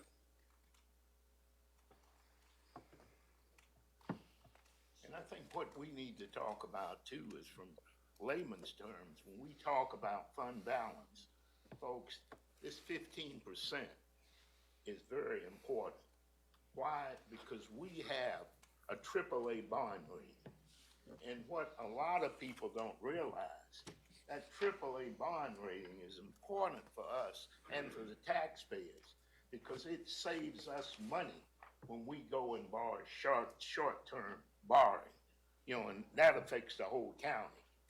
But that's the one thing that you need to understand, the importance, because right now, we still have the AAA bond rating. But Moody's and Standard & Poor's with AAA bond rating on the watch list. And what that means is they are watching how we manage our funds. And that's very important because if we lose that, that can affect our bonds when we go out and all. So that's where the county, where the school system is not really impacted as much, but you need to keep fund balance for you. But we loan the money. We do, borrow the money. And that's what's important. Don't think that we're just hoarding money and doing it. No, it's the correct way to do it, and we've got to stay fiscally sound through this process. And it's something we haven't had to deal with before, but we've got to now. And thank goodness we have commissioners who understand that too. And that's why everybody, I hope, is on board and realize what we're doing is not something that we like to do, even with these cuts. It's something we're going to have to do to get through this. And to tack on to Commissioner Whiteside's over the last 2 budget cycles, and John and Melissa, you can speak more to this as well as County Manager Pender, we have an internal policy of funding the schools at our restricted revenue growth rate. And we have surpassed what our own internal guidelines for funding our schools are to over and above fund what we've said we would do per our own guidelines and policies internally. I'm not saying that it's still not an uncomfortable conversation to have, but we have over and above funded what internally we are supposed to be doing. Very briefly, I do want to level set. I know the occupancy tax legislation has come up several times today. The county commissioners, I'm looking at Assistant Manager Tim Love, who worked with us. We worked with our local delegation to change that allocation of occupancy tax legislation. Buncombe County now matches what the rest of the state looks like in terms of how that sales tax, occupancy tax is allocated. It would be highly unlikely that we would see any movement in the General Assembly to yet again change that to allocate funding for anything beyond what it already is for, particularly because we worked really hard. It was not easy to get that changed. And knowing that it now matches everything else in the state, I can't imagine the General Assembly saying, oh, we're gonna change it again for Buncombe County. Have we asked, considering what we're talking about is a temporary ask and not going on from here on out? Should. Yeah, you need to ask. Is there a mechanism, I know that everything you've shown us is using the best tools you have for projections. And even as you've walked through the plan that you've come to, it puts you in a projection on one side slightly in the black, but still potentially in the red by the end of the year. But if what school districts do is assess our ability, right, at this midpoint of the school year, and find that we have to use our own fund balance just to make sure we serve students appropriately and get to the end of the year, would there be any mechanism based on how things shake out for us to get a refund into that fund balance on our side if the projections are in the black? Does that make sense? So when we provide you your local current expense, we don't have control over how you fund it. So if you were to make a request in a given year to replenish your fund balance, that would be a part of your annual request, and then the commissioners would consider that in the overall annual budgeting process. And I hear you, that sounds like sort of typical operations, and nothing that we're facing seems typical to me. So I'm just asking if there's like an ad hoc process that could be considered where if we dip into our fund balance in order to get just to the end of this year, and recognizing the forecasts, you've already said the forecast for next year, but there are pressure points for making budget changes, and typically January, Which is why we're here today. right, isn't the one for the current year. Right. So the only way, if we were to say we're gonna have to dip into our savings, just to be sure we can close a gap and get to the end of this hurricane crisis year, I think there's no mechanism. I'll jump into that. If we were to see money from the legislation that Tim talked about, and it's unrestricted, absolutely, I think it will be only fair, and we will bring the commissioners an opportunity to pay that back, so to speak. So yes, I think that was in the communication I've had with the superintendents. If we were to see that funds to come, our plan would be to go back to our commissioners and ask that we didn't go back and share that on the same proportionate basis back with you guys. I think that is only fair. Thank you for that. Make sure we understand that it's no guarantee. Yes, It's if we were to by no get, means. correct. All right, everyone, I've been reminded that we are now at 12:35. And again, as I stated earlier, we could probably spend the rest of the day asking these really great questions. I appreciate the conversation, and we do have some next steps that we will be reviewing. Go for it. So per North Carolina General Statute 159-13B9, appropriations to school units may not be reduced unless a general reduction is made in county expenditures because of prevailing economic conditions. At our next public meeting on January 21st, we will provide an opportunity for the school board to present information and then ask the board to take a vote on the reduction. State statute prevents Buncombe County from using a reduction of the Article 39 sales tax dedicated to school capital. Other counties would have this latitude and could make reductions there so as to minimize the impact on local current expense. So just to say that there are directed sales tax for the schools, which again, in a unique state law for Buncombe County, can only be spent on capital. And this is, and in other counties would have opportunities to move those levers and work with those dollars. That is not something we are able to do. That's really soon. For the hearing? It's this coming Tuesday. Yes.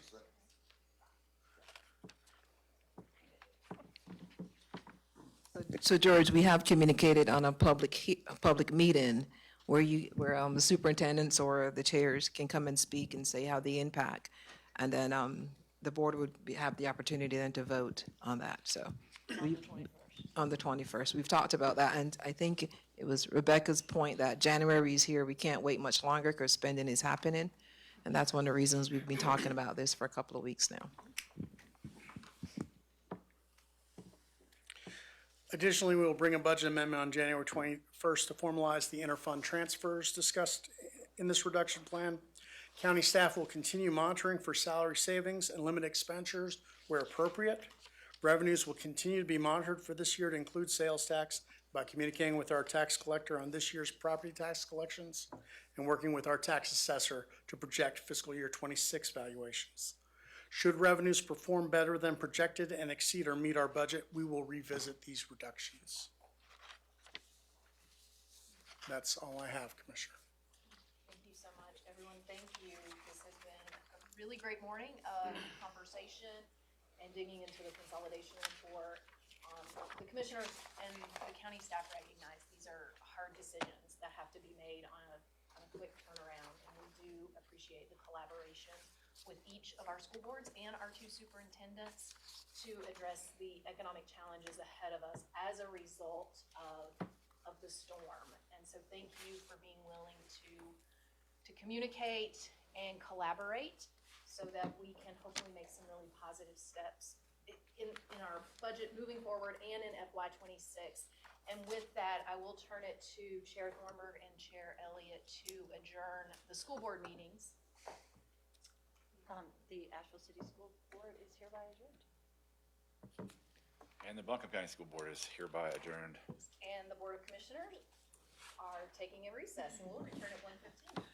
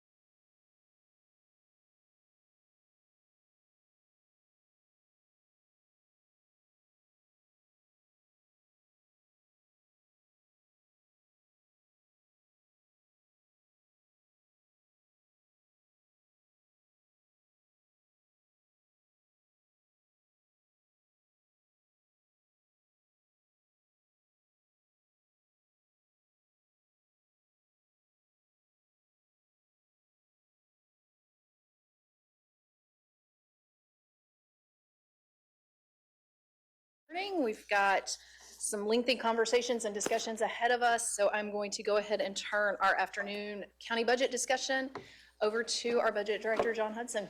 Thank you, John. Thank you. Good afternoon. This afternoon, we'll be setting the stage for fiscal year 2026 budget planning. For this afternoon, we'll begin with a discussion on structural budgeting. Our CFO, Melissa Moore, will talk about fund balance, and we'll discuss revenue drivers. In that portion of our program, our interim tax assessor, Eric Greger, will join us for a high-level discussion on property damages, and we'll bring Jay Shee back to talk through sales tax. I'll discuss some of the drivers for expenditures next year. Thank you. Touch on how recovery impacts our budgeting and give some time for questions. After a break, we will have a workshop we're calling Refocusing Budget for Recovery. Andy Zoller, management analyst, will talk about highlights of our current strategic plan that ends this year. And Rachel Sawyer and Heather Parkinson will lead you through a discussion to help begin the conversation about how our budget will look like as we focus on recovery in the next fiscal year. We'll then wrap up and discuss our next steps.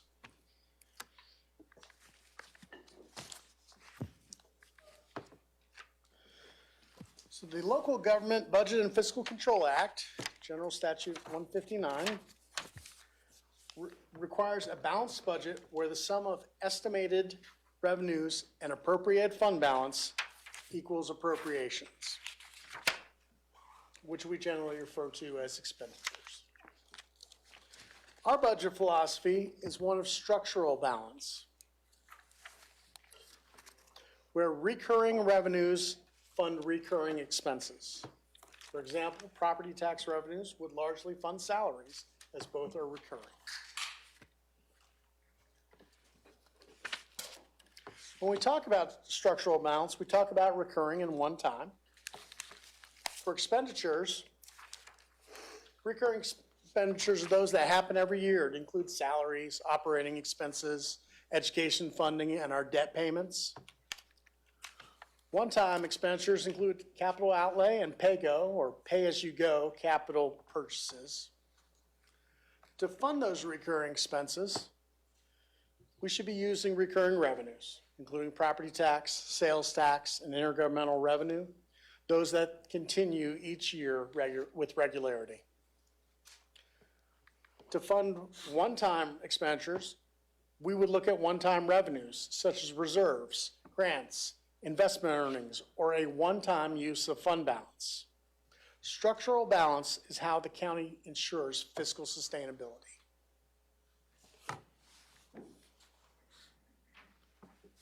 Using our budget last year as an example, we had $438.9 million of budgeted expenditures. About $5 million of these expenditures, half of that amount, vehicles and ambulances funded by debt, so around $2.5 million composed one-time expenditures. As our estimated revenues were $414.4 million, we budgeted a fund balance use of $24.5 million to pass a balanced, though not structurally balanced, budget.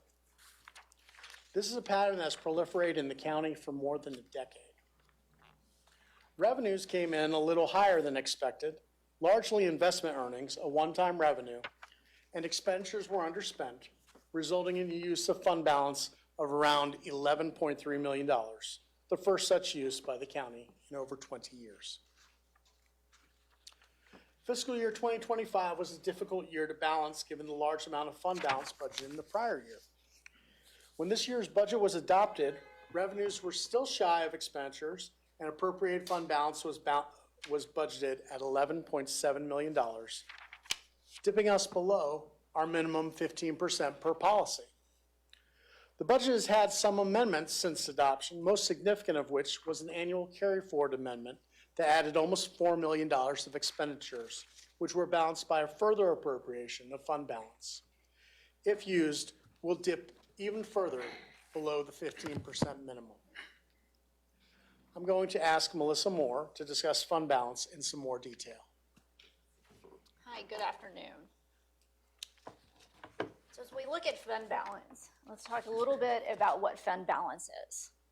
So it's an accounting term. It's used to define the difference between your assets and your liabilities. Fund balance is also used as a measure to reflect financial condition or financial strength. So the recommended or best practice use of fund balance is going to be funding when there is an unexpected loss of revenue. So all too familiar with the current economic impact because of the disaster. But other revenue losses as declines to the economy, natural disasters, but also public safety and health, such as COVID.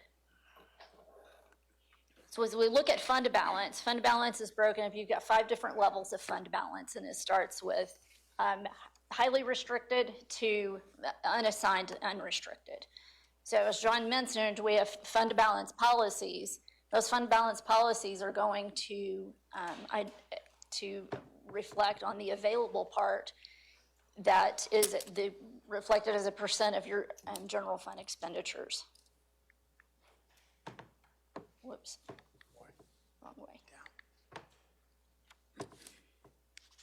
So historically, this graph shows the amount of appropriated fund balance in the most recent history since 2019. As John mentioned, it's appropriated fund balance to balance the budget has been used for many years prior to that. But just recent history shows that using appropriated fund balance has been used as a budget balancing technique. This is not recommended. It is not a recommended use of fund balance. And you will see that, as John mentioned, the one-time expenditures from our prior budget are an extremely much smaller amount that would indicate that this fund balance was aligning to cover recurring expenditures, which that means the next year you don't have a revenue source for it because the fund balance is a one-time. Right. So in 2024, you'll see the double bar stack, meaning that is the first time in many years that we actually had to use the appropriated fund balance. The line is indicating the percent of our fund balance. So let's go back and talk a little bit about what that percentage means. It's a measure of financial condition and financial strength. So as we see that declining over the years, at the end of our most recently audited financials for fiscal year 24, we ended the fiscal year, it's still in draft form, but within fund balance policy. But as we adopted the FY25 budget, indicating that we can remain appropriating expenditures that exceed our recurring revenues. So why is that financial condition and financial measure of fund balance quite significant? Well, it impacts our credit rating. So your credit rating, there is a rubric that goes through, and there's many financial ratios and metrics. This is just one of them. But this is also one that has been referenced in our most recent ratings reports from Moody's and S&P to be something that is at risk. It is highly sensitive and focused on. We continue to get a great deal of questions about our fund balance, how we're using it to plan for the future. And so this slide is showing how a rating agency looks at our fund balance. Okay, so a rating agency is going to look at it from a percentage that's going to be a little bit different than the numbers that you're going to see referenced in our financial statements or reports, because the rating agencies are going to look at it as a percent of revenue, whereas our reporting shows it as a percent of expenditures. Okay, so that's where if you see a slight difference in some of those percentages. But the lines going across here are showing where a AAA rating would be measured, and then on down to an A, and so on and so forth. So you'll see that in our history, we have been well above that metric to align with a AAA rated entity. Should we utilize the amount of appropriated fund balance for FY25, we will dip below that. So the budget reductions that we discussed in detail this morning, those are to align to keep us within as close to fund balance policy as possible, but it's also our due diligence in trying to be as fiscally responsible as possible.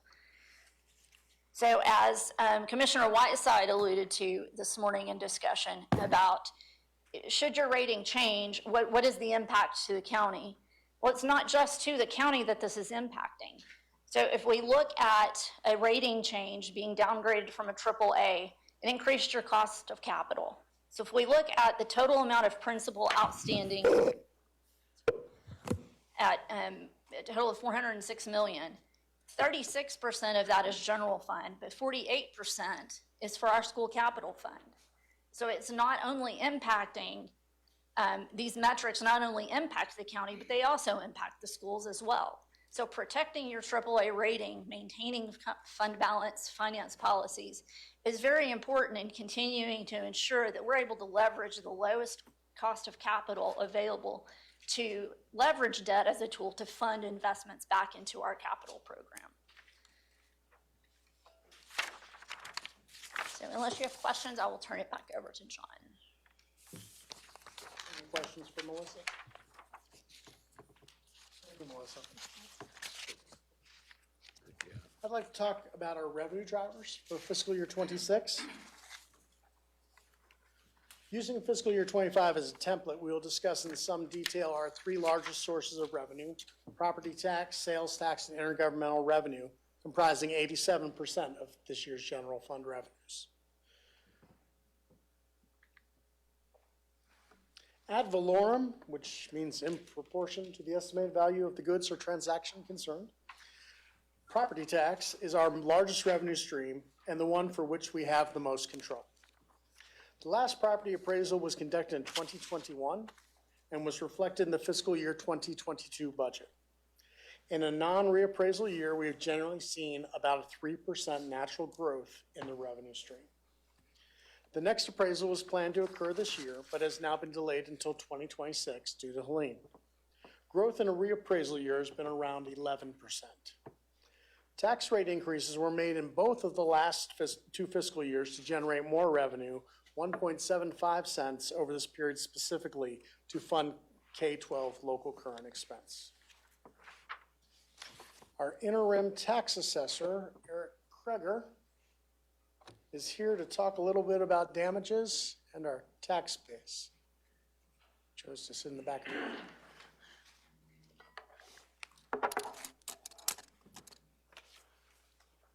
Hello, everyone. Thanks for having me here. So just a little bit about what you see here. What you see is a FEMA damage maps. Now, since Helene, we've completely pivoted from our reappraisal processes to transitioning over to our damage assessments along with our typical normal year appraisal workflow. But what this means for us is damage assessments specifically. So what we're seeing is nearly 7,000 affected parcels. That varies, some of that's land, there's a lot of structural damage there, of course. So in our terms of what we do in our office, that's translated to thousands of parcels on-site site visits by our team. From the early weeks of October until now, we are still going out in the field, appraising these parcels, checking for damage, seeing what's going on out in the field. So that means that right now, currently, we have a little bit over 3,000 individual structures, commercial and residential, adjusted down for value. Nearly 1,000 personal property business accounts that are associated with commercial real estate are currently affected. Hundreds of personal property mobile homes have been site visited, reviewed, assessed. Dozens of mobile home parks have been site visited as well.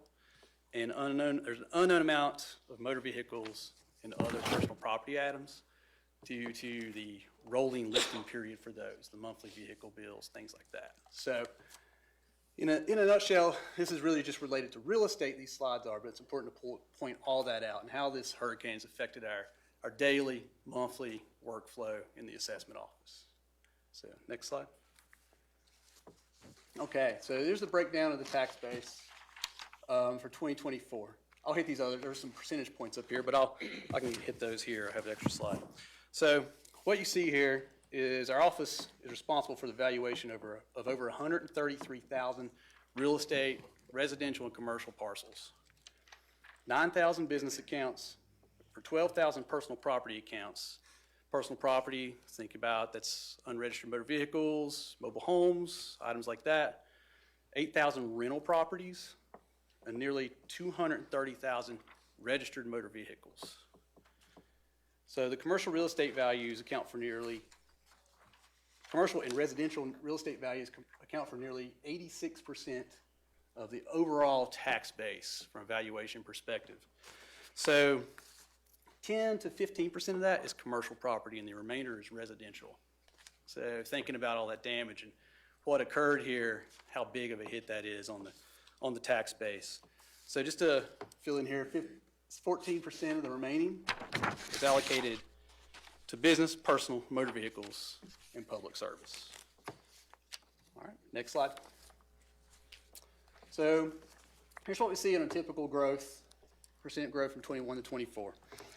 So our office, we're working, this is a normal period for us. We will always work up until around February 1st in a typical year. Reappraisal year, you're working up through mid-March, up to March, potentially before you send your value notices out. So it's not unusual that we're going through this workflow right now. We haven't landed completely on what our valuation predictions for the upcoming fiscal year is. So right now we're 95% through our known damage assessments. We're still collecting data. I'm still asking for more data, still sifting through it, going into the weeds with it. But we are 95% through what we currently have. Now, ballpark real estate, the growth percentage there just for real estate alone, that 85%, is going to vary around the 1% range. We haven't landed on that yet, but we still have permitted work to look through and more damage assessments to account for, like I was talking about earlier. So, like I said, work is still going on. We're currently in the personal property list period, so we don't have those valuations yet. We will receive list sheets back, accounting for loss, accounting for gain. So we'll land on that probably early March. We'll have a good number on those because the listing period does get extensions to mid-March. Okay, so upside of that is, we'll have some gain in that, but also, we have to allocate for potential public service company equalization as well. So that's all I have on that slide as well. Is there any questions?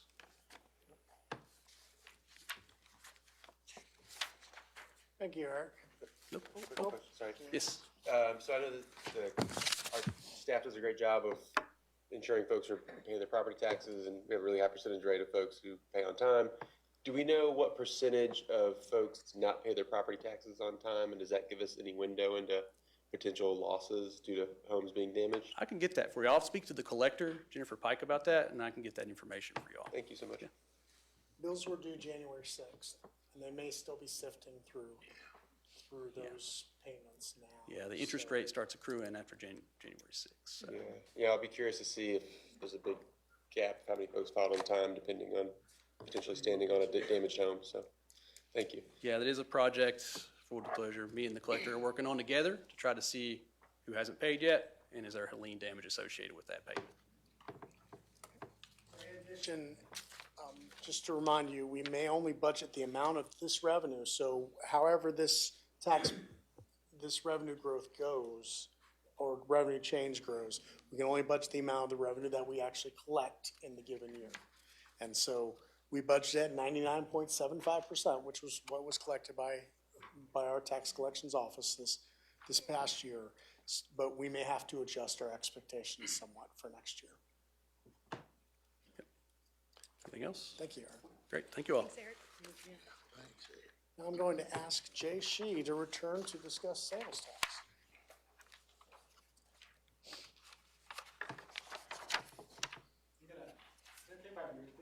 I just feel like it's kind of in front of the Yourself comfortable. screen a little bit. But all right. Good afternoon, everyone. Jay Shee back again with Buncombe County Budget Office. So yeah, I'm going to talk a little bit about, going to give a little bit of a primer or a refresher for folks who've seen this before. I'm sure many folks have, on some of the nuances of sales tax and how it's distributed to local governments in North Carolina. So to start, in North Carolina, the state as well as counties each levy sales taxes. As a consumer, you probably, don't make that distinction. You're just, you pay sales tax, all sales tax is sales tax. But from a local government revenue perspective, it's important to highlight. The state levies 4.75%, and all proceeds of that are kept by the state. The counties also levy sales taxes, also known as probably local sales taxes. You might be more familiar with that term. Buncombe County levies 2.25%. So in total, in Buncombe County, it's a total rate of 7%. County portion is that 2.25. And that is made up of 4 articles, the county portion. The term article refers to the section of state statute that grants counties authority to levy the tax, with each article granting the authority to levy a specific rate. So for example, Article 39 is 1% or 1 penny. Article 40 is a half cent or half percent, and on. And we'll get into that a little bit in the next slide. Another important point on the county sales tax is most proceeds from these articles are shared with municipalities such as City of Asheville, Weaverville, Woodfin, et cetera, as well as other taxing districts like the 20 fire districts we have in the county and Asheville City Schools. Question I have. Yes. Why is it just the city schools and not the county schools? Yeah, so the sales tax that is distributed is based on that's due to the supplemental tax rate. Okay. And so, yeah, I'll get into that a little. This is in addition to the supplemental tax. Yes. That's, well, to Asheville City Schools, it would just be Yeah, the that's what I supplemental. mean, for the Yeah, city yeah. schools. Yeah. So I'll answer that a little differently too. Because they have a tax in supplemental Right, tax, okay. then they can participate in sales tax. So as Joe mentioned, the fire districts, they do have a tax, so they get sales tax. The city They has a get that, tax, too. they get sales tax. Yeah, So but we- they get that on top of the supplement. Correct. Yeah, Oh, I see, yes, yeah. Yeah. Yeah. yeah. So so this is gonna get a little technical, so I apologize for that, but wanted to get into a little bit more detail about the specifics of sales tax articles. I also want to make a note, we did make a slight correction to this slide compared to what was provided earlier this week for the Article 39 effective county share, and I'll talk about that in a little bit later. As I mentioned before, 2.25, the county levies, is made up of 4 articles. The first 3, 39, 40, 42, that's commonly what's referred to as the first 2 cents, and that's levied by all counties. The Article 46 is what's commonly referred to as the optional quarter cent, and that is it's optional for a county to levy. It's voter referendum is required, or is required to be approved by voter referendum, I should say, and voters approved Article 46 in the county in 2011. So just moving through the table, you can see the rate for each article. So I mentioned 39 was 1%, 40, 42 is a 0.5%, 46 is that quarter cent. Another nuance to sales tax, as I was sort of alluding to earlier this morning, is the state is the entity that collects sales tax from businesses and then distributes back to counties or local governments. This is part of the reason why we receive sales tax distributions on that 3-month lag that John mentioned and we sort of talked about earlier this morning as well, because there's that additional time that's needed for the state to collect, but then also send back to local governments. So not all proceeds from sales tax articles are distributed via the same method, and this is dictated by state law. So we kind of talked about this morning as well. Articles 39, 42, 46 are distributed point of sale, so based on the taxes actually collected on actual sales in the county. But 40 is distributed based on a per capita method. So again, all the Article 40 proceeds are pooled across all counties statewide, goes into a pool, distributed out from the state based on the county's population relative to the state population as a whole. So a little bit of nuance there. And we talked a little bit about the implications of that for, post-Helene regarding like the growth of each of the articles. Next nuance we have is restrictions by state law on use of proceeds. And this is something that John also touched on earlier. For Article 39, in accordance with Session Law 2016-9, this is a local bill specific to Buncombe County.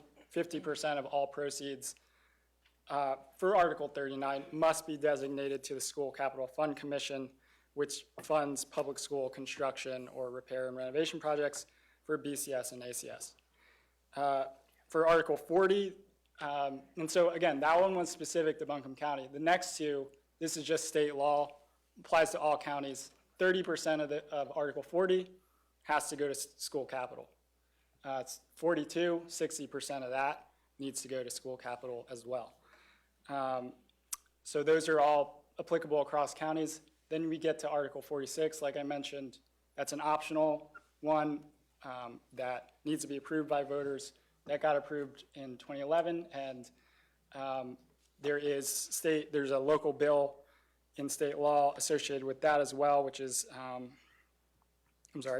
Session Law 2020-9, and that stipulates that 100% of those proceeds must go to AB Tech. So that's kind of what we were talking about earlier this morning that John was mentioning, and could be for capital, operating, or debt service. And then proceeds of all the articles that make up the first 2 cents, 39, 40, 42, are shared with municipalities along with all other entities for which yourselves, county commissioners, have authority to set ad valorem tax rates for. So that's what we were talking about, the 20 fire districts and the ACS supplemental tax rate.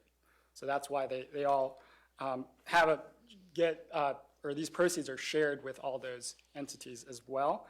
And those are distributed to the entities based on an ad valorem basis, which, in other words, the proportion of each taxing unit's ad valorem levy relative to all, totaling up all ad valorem levies in the county, that proportion, that's like what the percent that is distributed to those entities, that's what it's based on.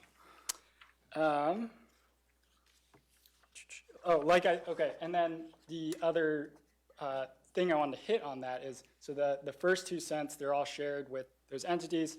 46 is not shared with municipalities or other taxing districts, and therefore is wholly dedicated to AB Tech. So after accounting for the restrictions on use, as well as after proceeds of sales tax are then distributed to municipalities, fire districts, ACS, you can see the column labeled effective county share as denoting the amount of proceeds that are ultimately kept by the county. As I mentioned, we have slight correction to the slide for the Article 39 proceeds share.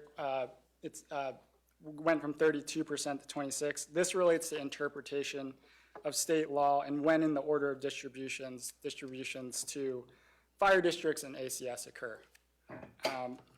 We also see effective county share, 45% for Article 40, 25% for Article 42.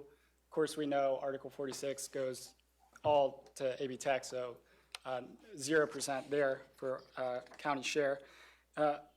Ultimately, what that means is, like I mentioned, the 2.25 cents is the county sales tax, but of the 2.25 cents levied, the county actually only receives revenue of around 0.61 cents, essentially 27% of that 2.25 cents. Yes? Of the 0.25 that goes to AB Tech, are they further restricted in how they can use those funds, or is it fairly flexible for AB Tech? So for those go to a fund to fund operating and capital. And so the law says that we can use a portion up to $5 million to fund their operating, which is what we do. So we bring $5 million back to the general fund along with some additional county funding based on what they request a given year, and that request is evaluated along with all other requests to see what we can meet. I think it's about $8.7 million in total, including the $5 million in 2025 budget. But the remainder must be used for capital. Okay, I will just close my section by talking about, looking ahead to budgeting, sales tax budgeting for FY26, talking about the challenge of that.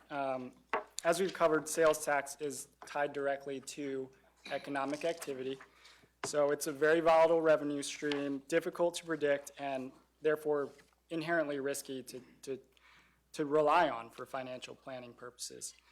Even during normal times, like we saw in pre-Helene, but even more so in unprecedented times like we find ourselves in now. In the chart here, you can see some of the volatility and seasonality of sales tax, which shows monthly sales tax distributions over the course of a fiscal year for FY23, 24, and 25. I'd actually like to take this opportunity. I know, Commissioner Wells, you had some questions on sales tax in the earlier morning session, so I figured this would be a good way to illustrate. So I think there's like some question about the $1 million, the decline of $1 million versus the projections of a loss of 3.5 to 7.5. One quick thing I'll note there was the $1 million is the decline versus actuals. So this like area right here, and the projections that we had were versus budget, which was, as John mentioned, 2% higher. So that would actually, if we were to compare it to budget, it would be about 1.3 million. The other point I would note there is this is, as we were talking, this is a third of a year, but the impact of Helene was really only maybe 2 months at the most. So then we have to think all the rest of the months, there's going to be impact from Helene as well. And then as kind of Avril mentioned, we're talking the most recent kind of period, November, December, the coming period, I should say, is when we typically see the strongest sales tax growth. So if we were to see, declines there, that could be quite significant. All things that we sort of are thinking about when we're developing those projections.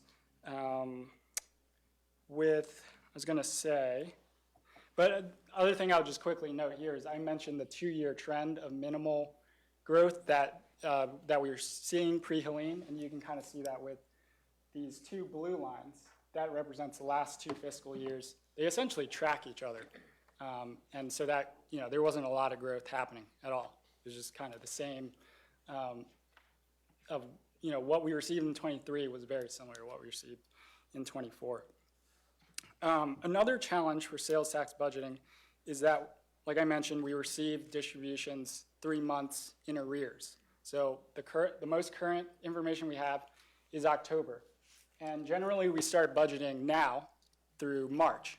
So essentially what that means is the latest information we have is either, we got 5 months or 6 months on which to base an entire, following year's budget on. So we wouldn't, essentially have all this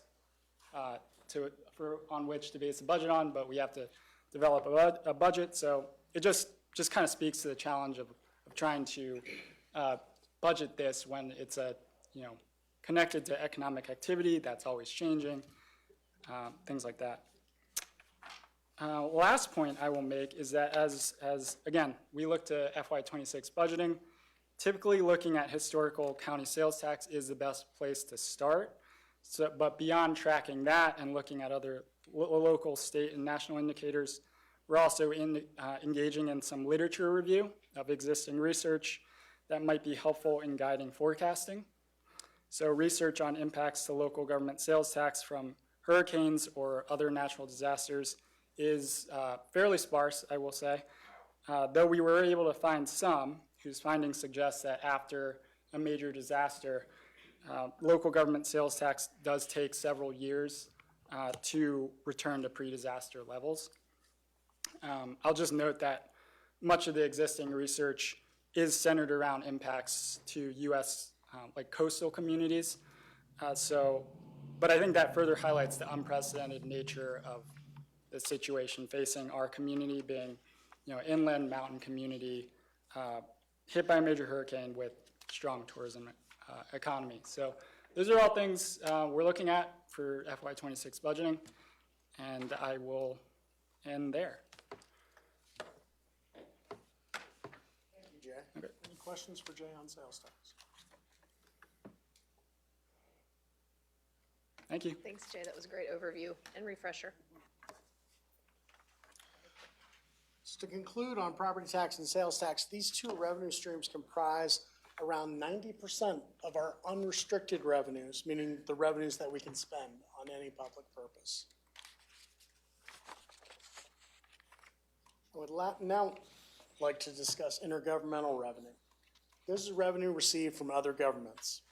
This may be funding from the federal government or the state. Much of the revenue received from the state is passed through federal funding. The vast majority of this revenue is what we call restricted, meaning the revenue is received only if a particular service is provided and is generated by expenditures.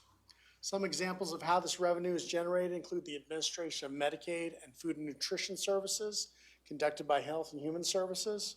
Determination of Medicaid eligibility is reimbursable at a rate of 75%, while F&S work is reimbursable at 50%. Foster care room and board are payments to foster parents and other residential care providers with varying rates of reimbursement based on the eligibility of the child for certain revenues. Many public health activities are provided funding by what is called agreement addenda, in which the county agrees with the state to provide a service, and the state provides some level of funding for that service. All these are examples of revenues received by Health and Human Services. To be clear, however, none of these services are fully funded by revenue, and there is always a county cost to fund some portion of the service that needs to be funded by other recurring revenues. We also engage in interlocal agreements with local municipalities that result in revenue. We have cost-sharing agreements for 911 dispatch, the Identification Bureau, and the Shared Communication Framework for public safety entities in the county, administered by our IT department. Here you will see year-over-year intergovernmental revenue.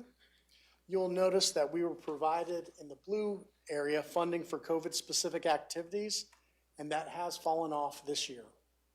You'll also notice that as the revenue has gone down, the amount of unrestricted revenue within that revenue stream has been shrinking, meaning that this revenue is specific to certain activities. Are there questions about intergovernmental revenue?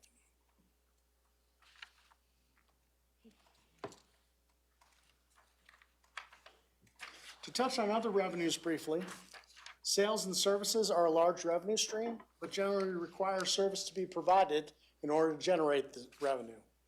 $10 million of ambulance revenue may sound like a large amount, but that amount does not cover half of the annual operating expenditures of delivering emergency medical services, much less capital investment in ambulances and EMS spaces. Permits and fees generate around $5 to $6 million of revenue, but by state statute must be used to pay for the administration of that service. This is a rare instance where the revenue has covered the costs of providing the service, but this revenue stream is also reliant on continued growth and development in the county. Other taxes and licenses are largely driven by the Register of Deeds excise tax on real estate transactions, half of which is remitted to the state. Bond proceeds are generated by going out to debt for certain purchases and will be offset in future years by debt payments. Investment earnings are unpredictable, and while earning $10 million in fiscal year 2024, made no profit in fiscal year 2022. We will bring some initial revenue estimates for next year to you in March. Are there any questions about revenues?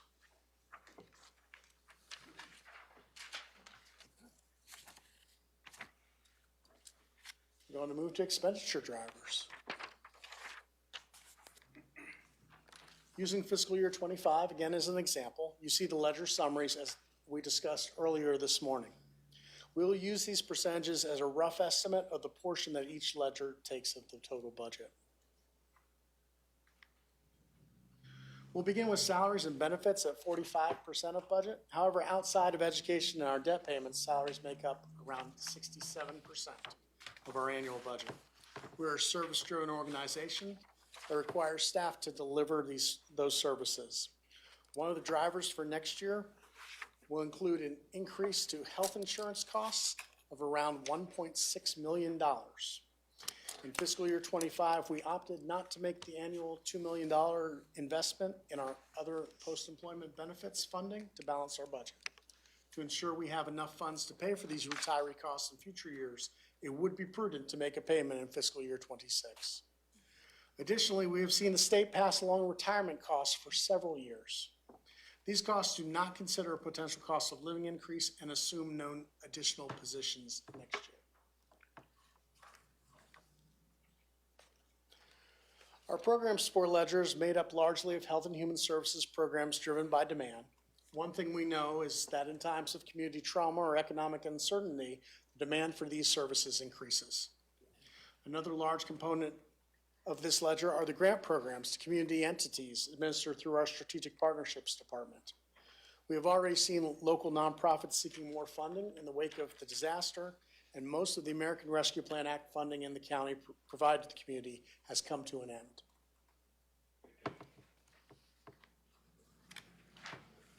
Operating expenditures allow departments to carry out their missions and keep us running.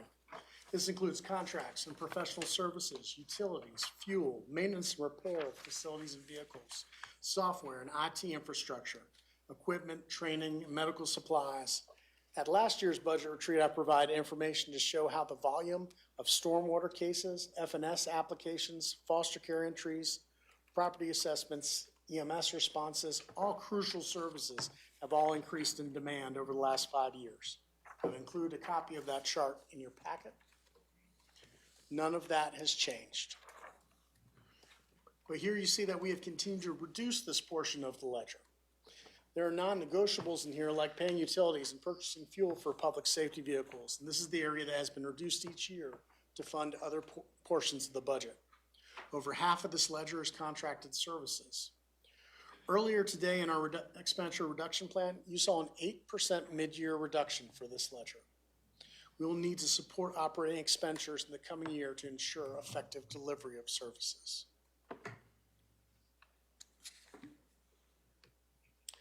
Transfers and other financing. We talked about some interfund transfers this morning. There are required transfers to fund transportation and reappraisal. Also included in this category is funding if we have PAYGO capital needs and pending grant matches. This is also where we make transfers to economic development projects, affordable housing, early childhood, conservation easements, and reparations funding.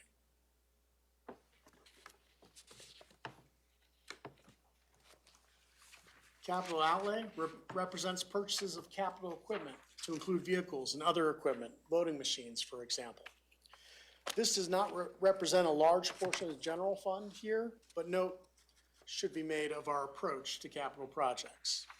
A comprehensive facility assessment for all county buildings, including libraries, was completed by CPL Architecture at the end of fiscal year 21 that yielded a 15-year plan for major maintenance, renovation, and repair of these facilities. Our focus is on maintaining existing assets, and you can see here over the last 2 years that the majority of adopted capital projects have been for that purpose. These expenditures will be seen in our debt payments in future years. Here are some examples of repair and replacement with cooling lines at the courthouse, replacement exhaust stacks at the detention center, and the current renovation of the 35 Woodfin building to relocate our front-facing departments into a single accessible location.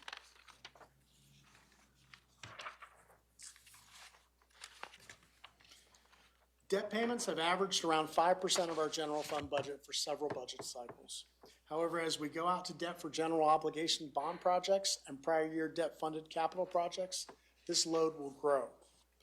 Once all GO bond projects have gone out for debt, we will be looking at around $5 million more in annual debt, and capital projects approved over the last few years will add $6 million more in annual debt over the next several years.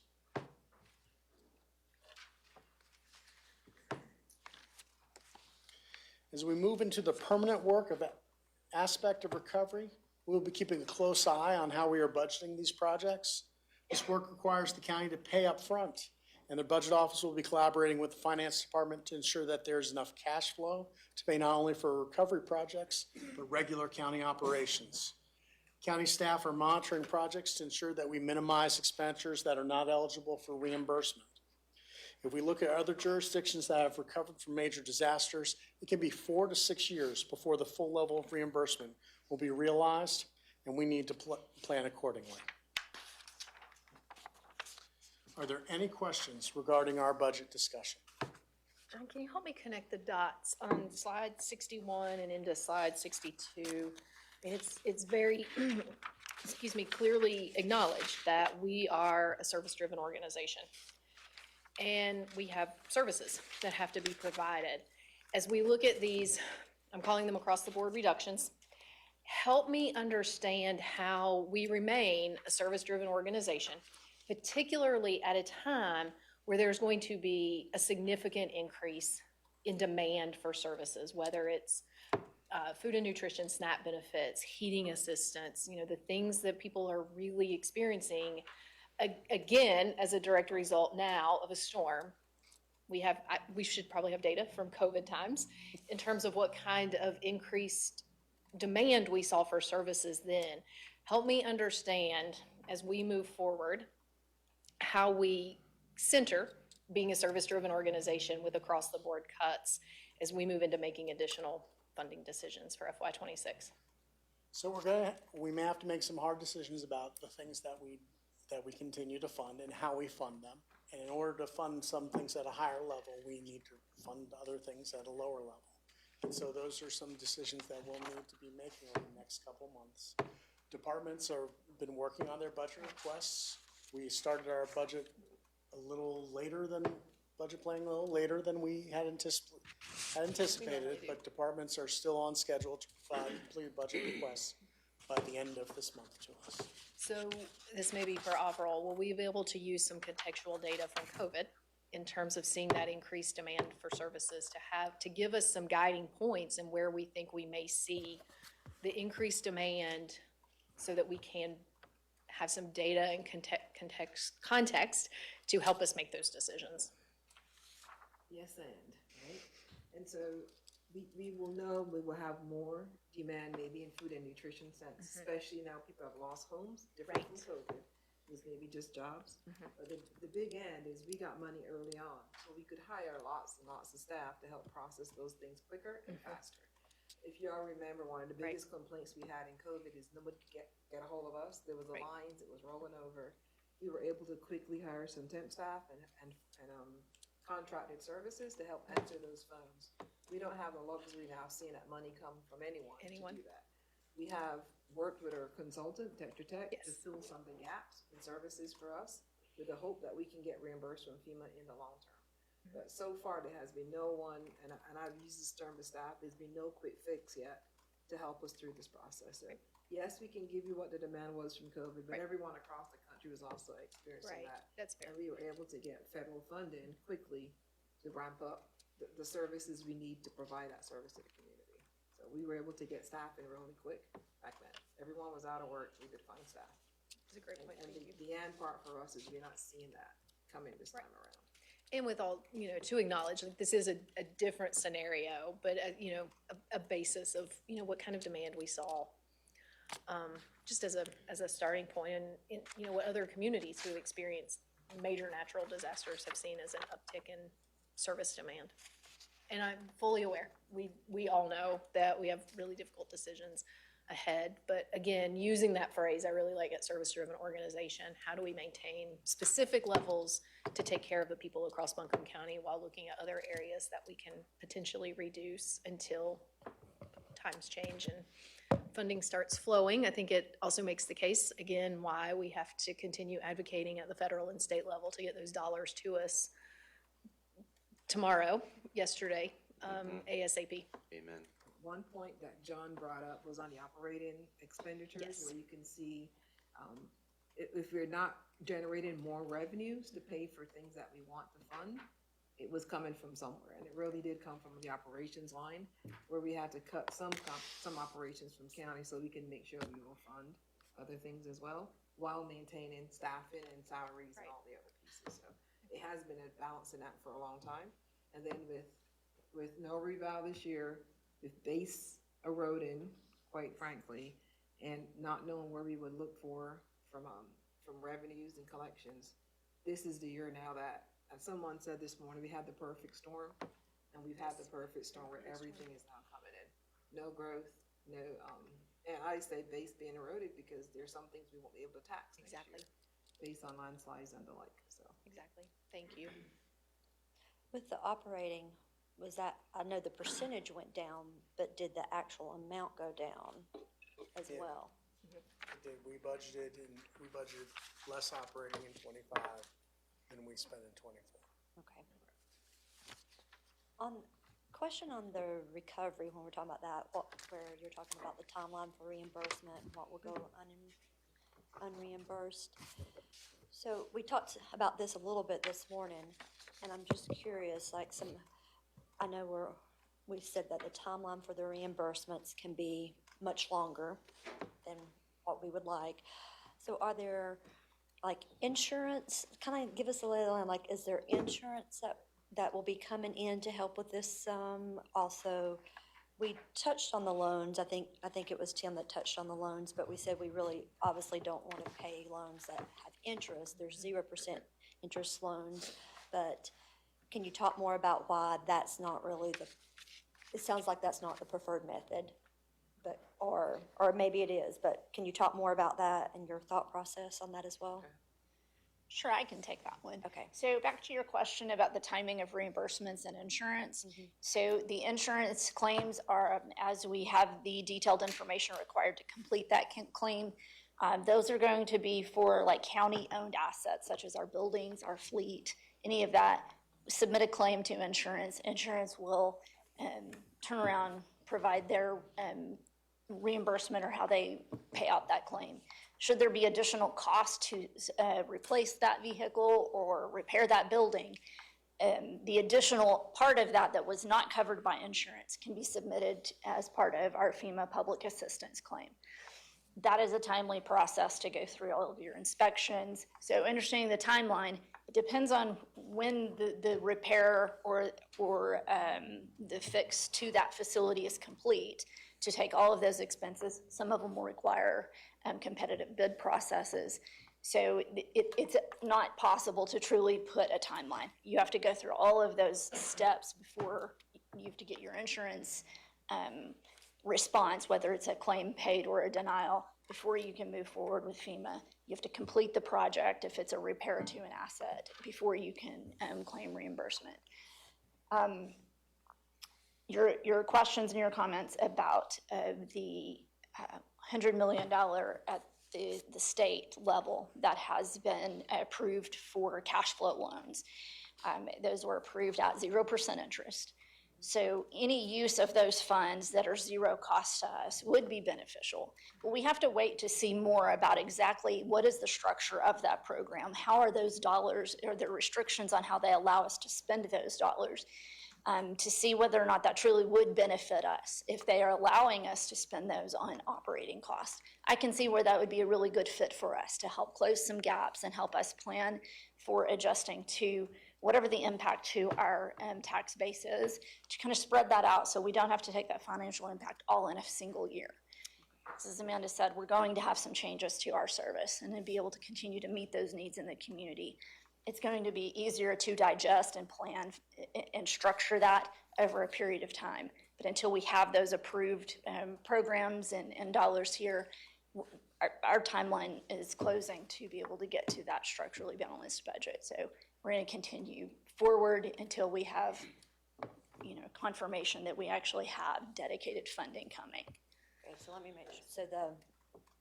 So those 0% loans, potentially the one from the state that you mentioned. So that does have, when they get the parameters, that's what we're waiting on. Like, right, when that's figured out, that does potentially have, we can use that sum for operating as well. I don't know that. That's the big question. That's the question. Is when they set it up, what restrictions are they going to have for us? I think we can be certain that will be restricted to certain uses. Mm-hmm. Well, we're asking for all of those questions, Terry. You don't have an answer yet, so our hope is that they would give us a plan and a program that we can apply for. Okay. Yes. So I know that, and Tim can add to this, but he's constantly asking, well, tell me when. We've been talking to state budget folks, we're talking to our lobbyists. Can you give us any guidance? The association as well has been involved, because all the other counties are asking the same questions. And now that we have a new treasurer, just sworn in here recently, maybe we can get some guidance, but we don't have that yet. Okay. Okay, thank you. If I can elevate the difficulties of that timeline, when you look at the fact that the federal government has said any disaster-related expenses up to the first 6 months will be reimbursed through FEMA, we're still figuring out what can be billed to FEMA, right? We're still trying to figure out what will get reimbursed. And so I don't know if you can speak to the urgency to get money out the door in these first 6 months, which will be mid-March, and how that balances up against the fact that we may not actually get reimbursed for some of these expenses because we're still awaiting some guidelines and things like that. I'll start and then I'll let you guys go, but that's first 6 months, the 100%. In North, that is, the president came out and said, yes, FEMA's gonna reimburse at 100%, but in North Carolina, local governments always got 100% because the state picks up whatever the non-federal share is. So even though that 6 months is, yes, we need to get this done, it helps the state at the state level because they don't have to look for that share. It used to be a 75% federal, 25% state. I believe with this storm, it has already gone to 90% federal, 10% state. So that 10% would be a huge savings at the state level if we can get stuff out the door in 6 months. And we have been working on that, and Melissa can speak, but we already know the categories FEMA would reimburse for. So we know that debris removal will be one that FEMA, the preparedness part in categories A, B, there's a whole list of categories that FEMA reimburses for. So we believe that we've been documenting and doing every single thing we can possibly do to be in line for that reimbursement. As we sit here today, there's one part that we truly believe might not be reimbursed. And if Rachel is in the room, she can speak better than I am on this. But we stepped into the breach and made sure that we had community navigators to connect our residents to services. That is not covered by FEMA. So we truly believe that that is one that we're gonna have to pay ourselves. And that, and so we're trying our best to stop that. And now that we have disaster case management by the state, we can stop the local case management piece. But until that was possible and actually working in our community, we fill that gap. We had folks out canvassing, out in Swanano, Barnersville, everywhere to make sure that our residents can get services. And now that we will pull that back, so we will minimize that generally fund part, because we don't believe that that's gonna be funded by FEMA. So far, everything that we've been doing, we've been working really hard to make sure that we have the documentation and we follow the processes that needs to be processed, even if it's bidding it out or getting an RFP in place. We've been doing everything that we can to make sure that we are ready when it's time to get reimbursed. Anything else? With the No, public? it's apparent how much work y'all have been doing to try and, I mean, we're working literally in disaster mode, trying to move as quickly as we can, and I just appreciate all the work y'all are doing. With the public assistance with that part of the FEMA funds, will there be admin cost with that, or that we can get reimbursed for that and potentially help some as well? Yes, there's a category for admin costs as well, and it's actually a function or percentage of all the other money that you spent on all the other categories. But yes, there's a portion for admin as well. Okay, great. Question back to the loan. So there's a $100 million state loan pool that was passed by the legislature, but there's no fine print, no program. We can't even access the funds even if we didn't care what the fine print says, right? Correct. I guess flipping back to the federal, there's a longstanding disaster loan program that doesn't require congressional creation, if I understand correctly. That has a 5 million. Can you speak to that, what those loan terms are and what I guess if there's anything underway to change any of those parameters? You can, that is the one that is based on treasury rates, so there is an interest rate to be paid back on that one. And you can speak to the 5 million gap. Sure. So FEMA already has a program that is community disaster loan program. It's capped at $5 million. At its onset, it's not guaranteed to be forgivable. should your following 3 fiscal years prove to have a deficit, then you could be eligible for forgiveness. In other words, not have to pay back the loan. But at onset, you go in, apply with understanding of going into a loan agreement, right? As you can see, just from this initial fiscal year of only a partial hit to our, from a timing perspective of a $20 million hit, that $5 million, and it's one time, it's not $5 million per fiscal year. That's not going to really close the gap. Now, there has been precedents from prior disasters such as Katrina, Ivan, where they have gone back and amended that, that act that started the Community Disaster Loan Program to begin with. And they call them special CDLs cohort, and it's by disaster. And it removes the $5 million cap. It allows up to 50% of your operating fund. You have to prove a 25% reduction to your taxes. So there's a lot of information to go through, like what are you measuring to? Say the 25% reduction, more information, but Congress has to take action to amend the act to allow that to be for Hurricane Katrina. Helene, sorry.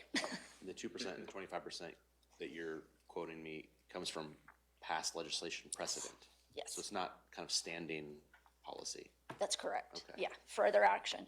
Now, when the previous special CDLs were approved, they did not come with forgiveness, whereas your blanket CDL program at the $5 million cap already has it written to where if you qualify, you can come back later and it can be forgiven before your loan payments are due. Now, with Hurricane Katrina, they did come back, I think it was about 2 years later, and were able to have. Was it only 2 years later? No, I was thinking it was 12 too. Was it? Okay, maybe it was just 2 years later that they finally got payment. I think the first loan disbursement was 2 years later, I'm sorry. So even with that being passed, it's not something that's going to help us soon enough to be able to balance FY26's budget. That's further discussion for how we structure this, but even if that comes through, and there's a possibility, but like Tim says, hope isn't a strategy, right? I don't think there's going to be that at the federal level, there's going to be action taken quick enough for us to depend on it.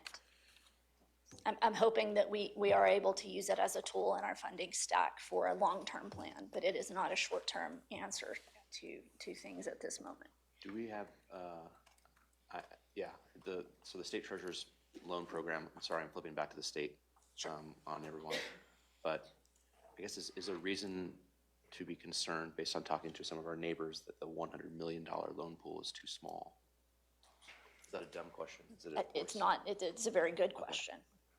I think if you can see just our $20 million impact to revenue just for FY25, I think that's going to probably be kind of a good indicator of where some of, FY26 might be. If that is one pool to cover all, how many was it, 30-something counties and municipalities for us to all dip into that? I have a feeling once they get that in and start seeing the applications, I'm hoping that they find another pot of money to replenish it. But again, that's hope and that's not the strategy. Do we have any other questions? I have one last question, just to jump back to revenue, and I'll ask the new guy question, kind of basic, regarding the 64.8% of our revenue source, our property taxes. As we think through the financial hardships that families across the region are facing, how does our property tax compare to the rest of the state and the national average? Question. As in our tax rate? Yes, yeah. Our tax rate? So our tax rate is somewhere around the middle of that. So you can always, a lever you can pull is to raise the tax rate. I'm not saying we want to do that, just curious kind of where we fall compared to the rest of the state. We've looked at that most often in conversations about like funding schools. I believe like Durham had an 83-cent tax rate, and Orange County was around 70, 80. So some of your triangle jurisdictions have much higher tax rates, and that's the county tax rate, independent of the municipalities and those. So, of larger counties, our tax rate is relatively low. Now, some of these counties did have revaluations last year, whereas like Wake County was able to do a revaluation last year and reduce their tax rate by a quarter because of all the increased value that they had. And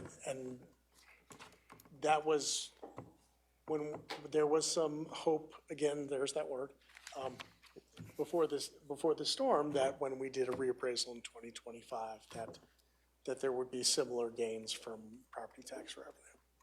I guess to tack on the Drew's question, I think that was a wise one. I would love to see, and obviously you don't have it memorized right now unless you're just super on it, but I would love to see a comparison of where we're at compared to other counties so we can kind of contextualize. Because when we're having these conversations with the public, they want to know, why are we making the choices we're making? What is the impact of that? And being able to have that comparison side by side would be really helpful for jurisdictions of comparable size. We'll pull something together for y'all to look at.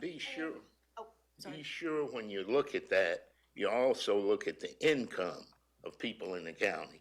Because when you talk about Durham, I have two friends on the commission there. They're the highest in the state.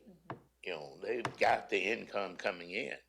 But when you start looking at our property and then with the income that we have, the people who live here, it's a big disconnect. And to be clear, you're asking us to compare tax rates. To compare tax rates, yes. Yes. And cost of living. It might be helpful to note, as you just said, John, that some of those counties have just had revaluations and it has shifted that tax rate. So just to have maybe a little, Yes, even little Madison asterisk. County had a revaluation last year that reduced their rate 10 cents. That's right. And then they took a penny back above revenue neutral. So yes, these things do shift as you have changes in your tax base. And in the year after a reappraisal, by statute, we would generate a we would calculate a revenue neutral tax rate to show the board what the tax rate would be to be revenue neutral before we made any decisions about what the tax rate would be in that budget year. But remember, you have to be careful with revenue neutral because that could mean lowering some services. That's right. Yes. That's great. It's a great point. All right, I think we're due for a short break. What time is it? Let's come back at 2:55. That still gives us 15. Is that okay, Heather and Rachel? Okay. We will take a quick break and we'll be back here at 2:55.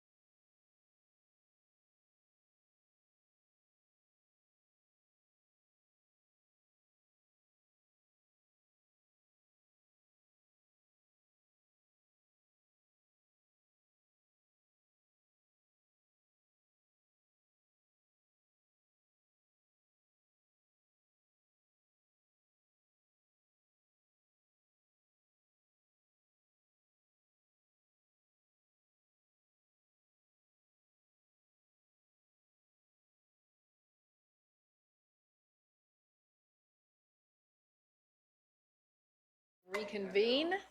We went just a few minutes past time. And we have several folks joining us for this next section of refocusing our budget for recovery. All right, good afternoon, everyone. My name is Andy Zoller. I'm with Strategy Innovations, and I'm here to talk today a little bit about the 2025 Buncombe County Strategic Plan. A very exciting thing that I want to kind of uplift right now and acknowledge the work that has gone in with the 2025 Buncombe County Strategic Plan. This was adopted by the Board of Commissioners in 2020 and represented the first ever county-wide strategic plan. It included 4 community focus areas and 1 foundational focus. And the county's operating budget is developed around and in support of the strategic plan with budgeting by a strategic plan focus area. I would be remiss if I went past this slide and didn't acknowledge the hard work and effort, by the board in supporting this plan, putting it together, and providing leadership as we develop this plan, but also by County Manager's Office, Averill, and the Assistant County Managers, budget, as well as the countless staff, subject matter experts, and folks from the community who helped provide and develop this Buncombe County Strategic Plan. It was an incredible effort. I will tell you that each focus area had subject matter experts, as well as these were focus-led conversations to develop the goals and measures that were done to create this. Y'all all remember the house. This became our guide and our direction, not only with our budgets, but also with business plans, which were tied directly to one of these focus areas and helped guide us over the last 5 years. So it was a credible effort. I was proud to be part of it. I know a lot of folks, others that I could represent today would be proud of the work that has been done. This is just a quick, this is not an exhaustive list of all the successes that came out of those priority areas. This is certainly not everything. These are just some of the areas that we saw some successes in.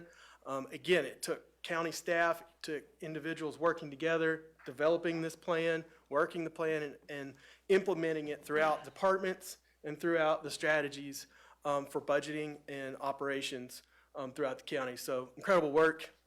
Very excited about some of the results that we're still seeing as we move forward.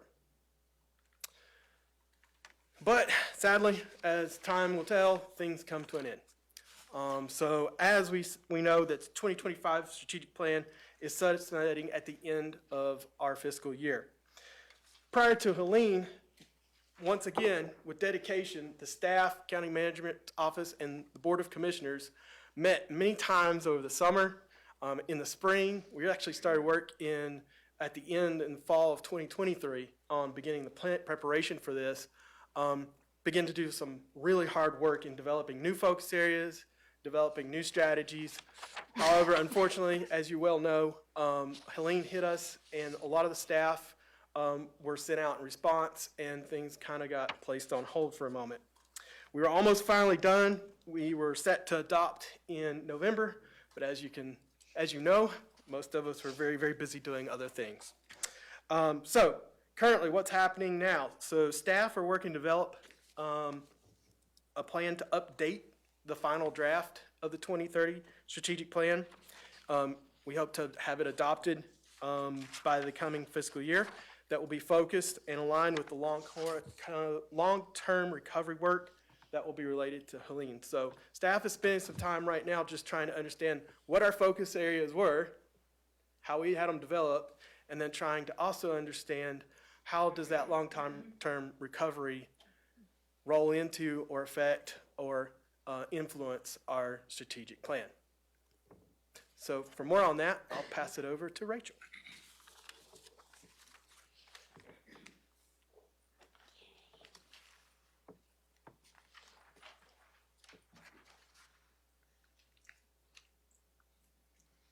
That's backwards. Down. Yeah, the down button. Down. The other clicker has left and right, and this one has up and down. Who knows? That's the budget one. It only goes down.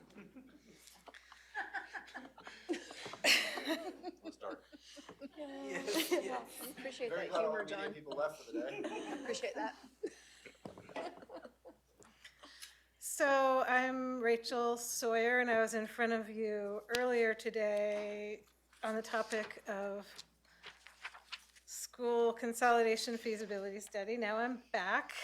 My regular role with county government is to lead strategic partnerships, as you know, which is sort of a grants and funding office for Buncombe County. And as was true for people all across Buncombe County government, we have shifted into other roles in the months since Tropical Storm Helene. And Avril invited me, I don't know, was it October?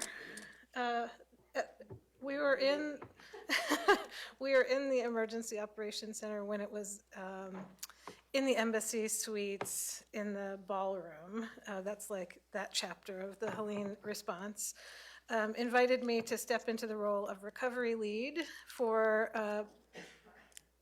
yes, invited, for Buncombe County. And prior to that, like many of others, I was doing response kinds of things, volunteers and donations and warehouses and all that good stuff.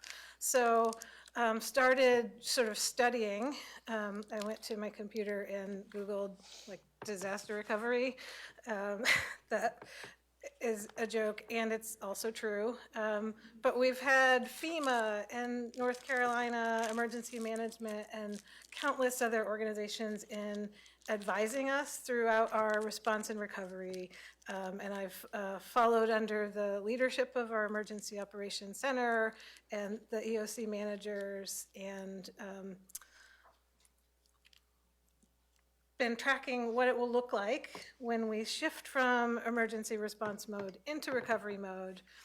This timing is good to share with you today. You received these slides in advance, so I don't want to go into a lot of detail because you've been doing a lot of listening, and we want to make sure there's time for discussion.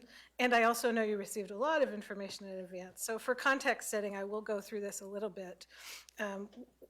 The sort of bottom line here is that we are in a time of Helene recovery now, and we will be certainly through the end of this year, this fiscal year, and certainly next fiscal year, and in the years to come. So wanted to do a little bit of level setting about what we mean when we say disaster recovery. You all have seen this before. Where to drop the pin on the timeline. The reason I picked the immediate response is still active as we've got community care centers. We've got some of the transitional stuff happening. You all have been part of conversations about transitional sheltering assistance. And we're also talking about the hazard mitigation grant program. What will it look like to have buyout programs of properties that have been impacted by floods? What kinds of projects can we dream up that could be funded by this unprecedented resource that we expect will come our way with community development block grant money, which has been allocated to the state, that we hope to be able to bring projects forward. So we've got some activities happening in all of those realms. Looking back, these are sort of the chapters that we're closing in all of the things that we did in emergency response, and the chapters that we're opening our recovery planning.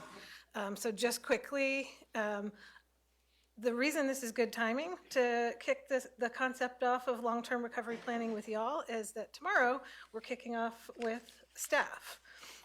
So we've been in a short-term mode. We have been working on like a 90-day plan that each of our recovery functions has been carrying out, and now we're beginning to look forward. What would it mean to establish priorities that carry us over a multi-year period, and what kinds of projects will we, as a community, but most importantly for us in the room, as a county government, want to take on, and how will we fund those? There will be a lot of complex funding to navigate, so if we want to accomplish a park renovation, or restoration is a better word, looking at all of the intergovernmental avenues of funding and making sure that we're matching the right funding to the right projects so that we're leveraging as much as we can of those outside dollars, getting in a way that we're carrying out the projects that lines up with the things that the commissioners have told us you care about through the strategic plan, establishing goals and vision for our community. We want to make sure that we're carrying out our recovery with equity in mind, with resilience in mind from a environmental perspective. We don't want to just build back, but we want to do those enhancements so that we are in a stronger place afterwards. Oh, I went backwards again. I feel like up should be go. I see you shaking your head back there. You've seen these are our recovery support functions. Only change is that we're taking the education one and the health and social services one and merging them in there together. And the other thing to point out, because you just saw Andy's slides, foundational, we tried to reflect that here. So we have a foundational recovery support function, just like we have a foundational focus area in our strategic plan. That's the group that is talking about grants and funding, data, staffing considerations. There's a fourth one. County damage. Oh, yes, the county property damage. Continuing on, I'm not going to go through the rest of the slides to stop on each page, but I wanted to let you know that we did receive a major document that we were waiting for, which is called a interagency recovery assessment. This was published by FEMA for North Carolina for this specific FEMA declared disaster in collaboration with partners, other federal interagency partners, government partners at the state level, and local government. And they put forward some recovery outcomes and they list recovery needs. So when we do our local planning, it's likely that we'll nest up or tie up to what we're seeing coming out of this plan. If you Google that, you should be able to find it online pretty easily, or let me know if you would like me to send you a copy. The kinds of goals they put forward are those that you might expect. Talking about a focus on individuals and families, a focus on natural and built infrastructure, and a focus on the economy.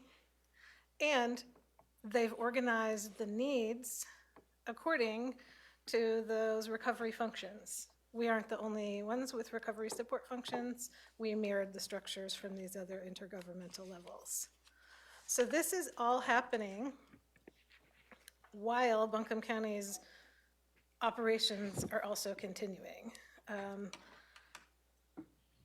A point I want to make is that recovery will happen in all of our departments and across all of our lines of service, not just in this plan, because social workers are responding to families that have been impacted by the trauma of the disaster, or the permits office is giving out, doing inspections or permits for rebuilding that were Helene related, or the solid waste department is collecting storm debris, or, it continues. However, we do have this specific and organized recovery support framework, and we will be carrying it out, and we will be looking to align it with the strategic plan. So all of those things that Andy mentioned, making sure that our organization is pointed in the right direction, and we've chosen our goals and tracking our progress in light of Helene, and making sure that we're also making space to do all the projects that we hope to do in recovery and have the ability to manage the financial resources to do so, and we have the community and partner engagement necessary to do so. With that, that's a little bit of a level setting. I'm gonna pass to Heather for some facilitated discussion before I leave. Any questions? Just for the sake of ease, would you go ahead and send us the link to the report? Yeah, sure. Thank you. I couldn't remember if I linked it in there, so I'll just send it as a. Thanks, Rachel. Yeah, you got it. All right.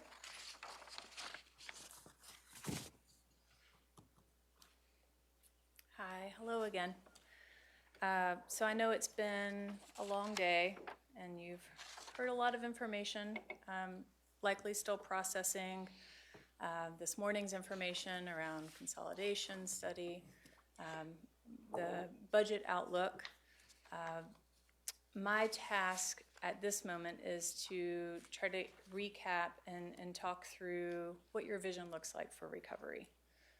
So I think a good place to start would be to ask you all to chime in and share what recovery is looking like for you. What is standing out to you? Especially, Rachel and I intentionally left this diagram up on the screen to give you the visual of where we are planning to focus. But curious to know what's kind of resonating with you right now. Commissioner Moore? You picked the most long-winded person to start with.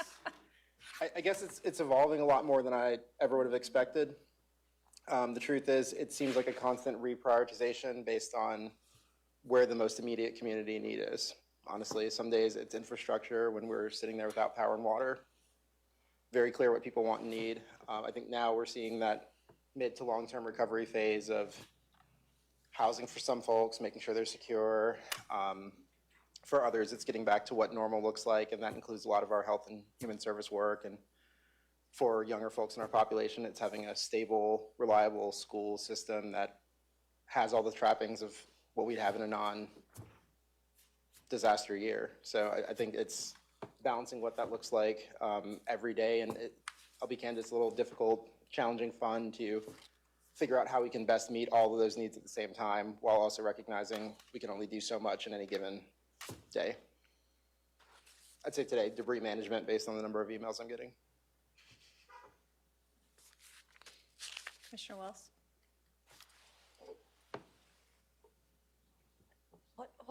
What strikes me through this process is, where people are at different places and communities are at different places, partly to what Commissioner Moore was getting to, and so there's no just one easy path like this happens and this happens and then we get there. And I think it's so important that there's so many aspects that we're working on, and so we're working on now we're in the recovery, but we're working on that short term, but also down to the long term as well, to what you were talking about with the strategic plan. And I think about all that tremendous work that went into the comprehensive plan, and then to this 2030 strategic plan, where we were at a tremendous amount of community input, staff work, all of that. And when I look back at where we were with that plan and reviewing the comp plan and then looking at our needs, is I feel like there has been a lot of really good work done that we can still refer to. It's not as if that stuff, that all goes away. I think it's very much that's the vision of where this community wants to go, and then we just have to work to get there with the things that, the extra challenges that we now have upon us with that. Very insightful. Anyone else? Commissioners? I think go ahead. Okay. No, you go ahead. Okay. When I look at where we are now, I think of what one of my bosses told me years ago with the bank when we were working on mergers. And we walked into a situation where we purchased a small bank, and it was just screwed up royally. And he said, Al, he said, let's look at it this way. He said, now it's already messed up, but you can correct it and do it on steroids, because you've got the cover to do it, and you'll be a lot better off at the end of the day. Well, I look at this, sure, it's a challenge for us, but thank goodness we have, going into this, a strategic plan and all. And we can just take this and make Buncombe County better than it would have been by doing it hopefully quicker and making the corrections that we need to make. and, you know, be objective. We gotta listen to everybody and all, but do it that way. But I think at the end of the day, we'll be better off. I hope so. There's going to be a lot of pain points to get to that, but I do yeah. agree with what my fellow commissioners have stated already. I think the comp plan for us is more important than it even was at the time of it being developed, that we knew it would be. Right. Because it gives us a working document to help guide our growth, our development, our rebuilding after the storm, and gives us those guideposts of how we're going to get there. And, you know, I look at that specifically as we think about, you know, our small area plans. Wananoa is rising to the top of needing to be a part of that comp plan. So I think it's expediting a lot of the things that we knew were coming, that we knew that we had to do.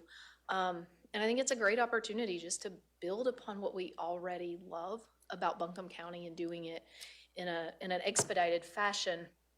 I think too, it's also exposed where, you know, we have some gaps in our community, particularly as we look through at rebuilding. We need skilled trades. We need people trained to be able to help us rebuild.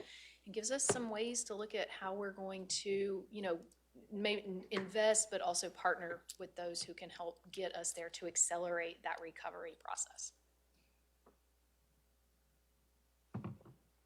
Sure, I'll just add that I think we're making strides in centralizing the resources. It is a really confusing time for so many folks in the community, and just not knowing where to turn when folks are in need.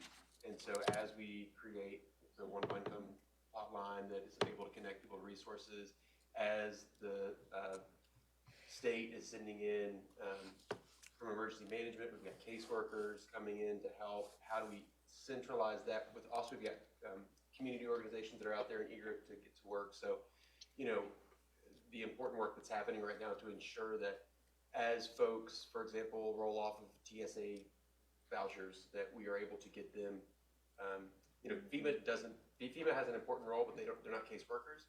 So how are we connecting constituents to the caseworkers that exist and make sure that it's seamless for people, because folks are still acting with disaster brain even months later, and making sure that the kids are fed and clothed. And so a lot of progress is being made, and we're still on that path to centralize those resources to get them to people more efficiently and connect the need to the resource.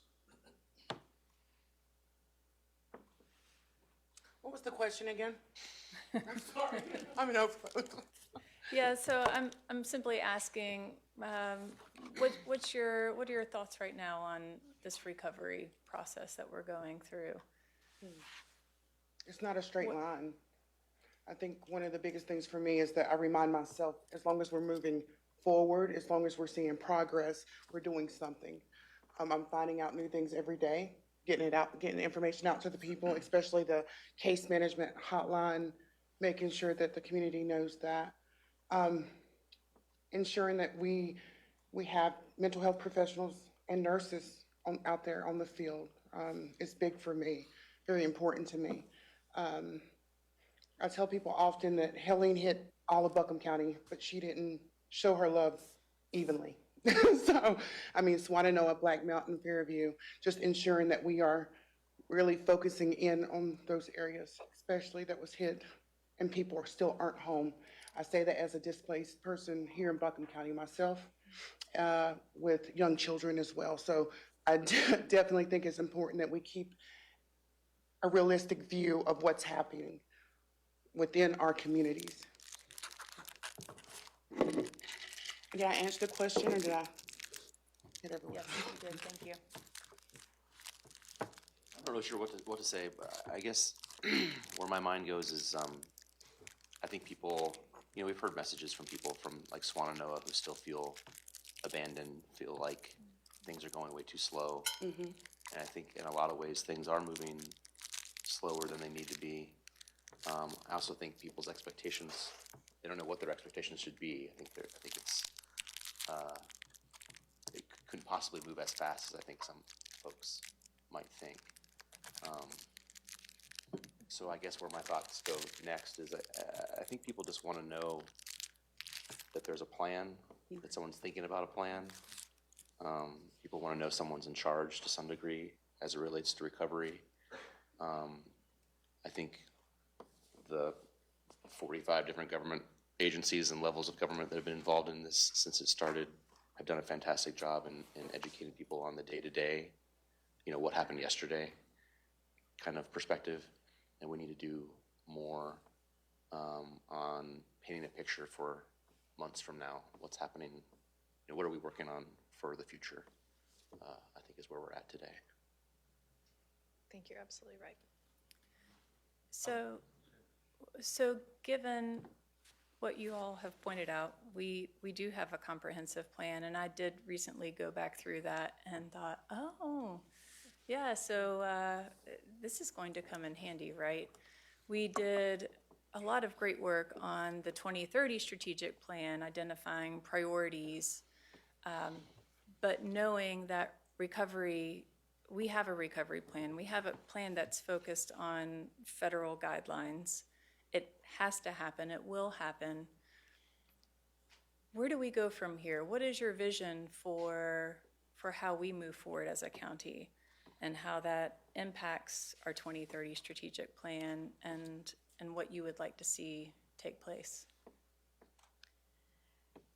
It seems like when I looked back over the plan or to the point where we were, there's some of it that certainly overlaps with this, right? When you look back at that, health and social services, economic revitalization, natural cultural resources, housing. There's aspects of it that definitely specifically coincide with some of those high-level goals that we were shooting for. So I feel like there's a way for that to dovetail pretty well. Yeah, I've noted the same.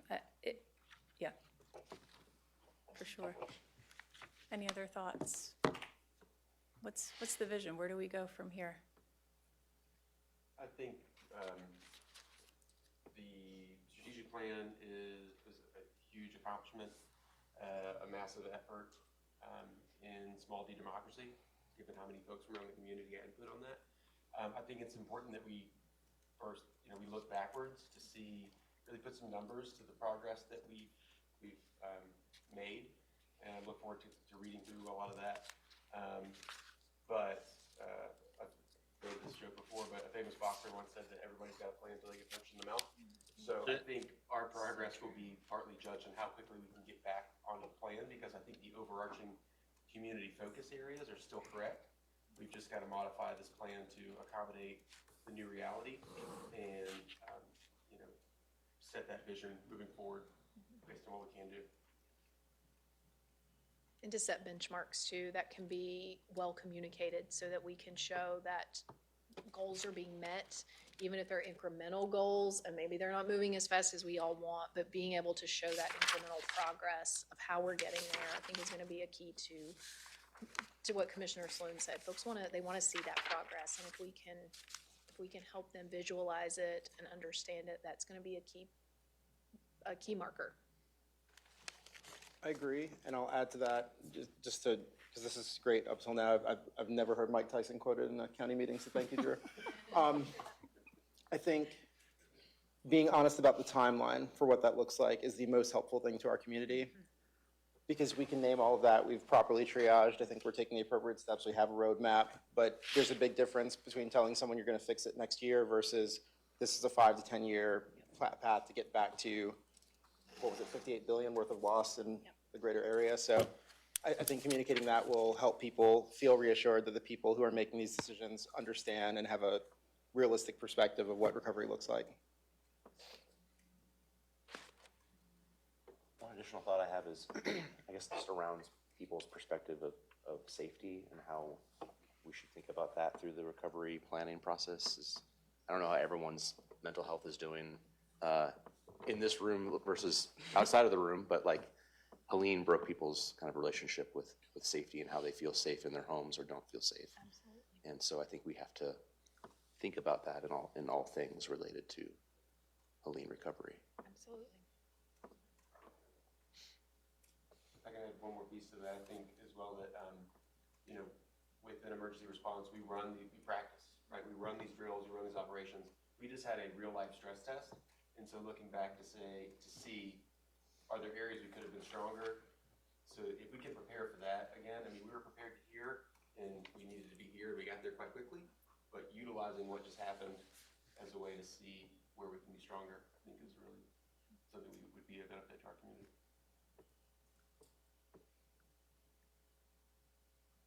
Yeah, well, we have an opportunity to do some after-action deep dives, to do some of that. And those are Yes. hard, those can be really hard conversations, but I think it gets to your point of moving forward. I think we're also remiss too, as part of this, there were pockets of our county that were minimally impacted by Helene. And I think there's a lot of folks who were minimally impacted, that maybe they lived in a part of the county where they were only out of power for a short time, or they never lost water because of where they live. And to many of them, they're like, why do you keep talking about this? And so helping them understand as part of our recovery process that while they might not have been impacted, there's a significant part of Buncombe County that has been, and it's going to impact county operations for, you know, the next several years at a minimum. I think that's where some of the conversations that I've been having, they're like, why are you having these budget reductions? Like, how bad is it? I mean, we need to get you in your car to go see. But I do think there are people within our county who don't necessarily understand what we're dealing with because they weren't impacted in the way that others were. And they're very fortunate to be in that position. Any other thoughts on vision and moving forward strategically?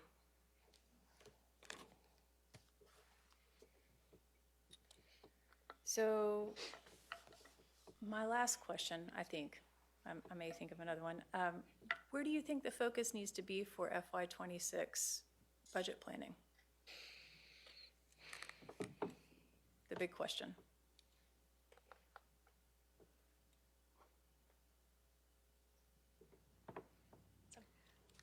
It's a big question. That's a big question. It's a big question. You may put it in a sentence. I don't like, or a single word. How do we even get to it? Right. Clearly, right, recovery is part of it, and I do think the recovery, though, does dovetail in with where we were going with the 2030 strategic plan. So I don't feel like it's just throwing that out by any means, because we had this vision of where we were going as a county and where the community had provided that. So I think it's looking at that as we go forward. And because part of that is also part of that is being proactive. It's taking care of the recovery and being proactive for our future, so that we don't have to always be reactive.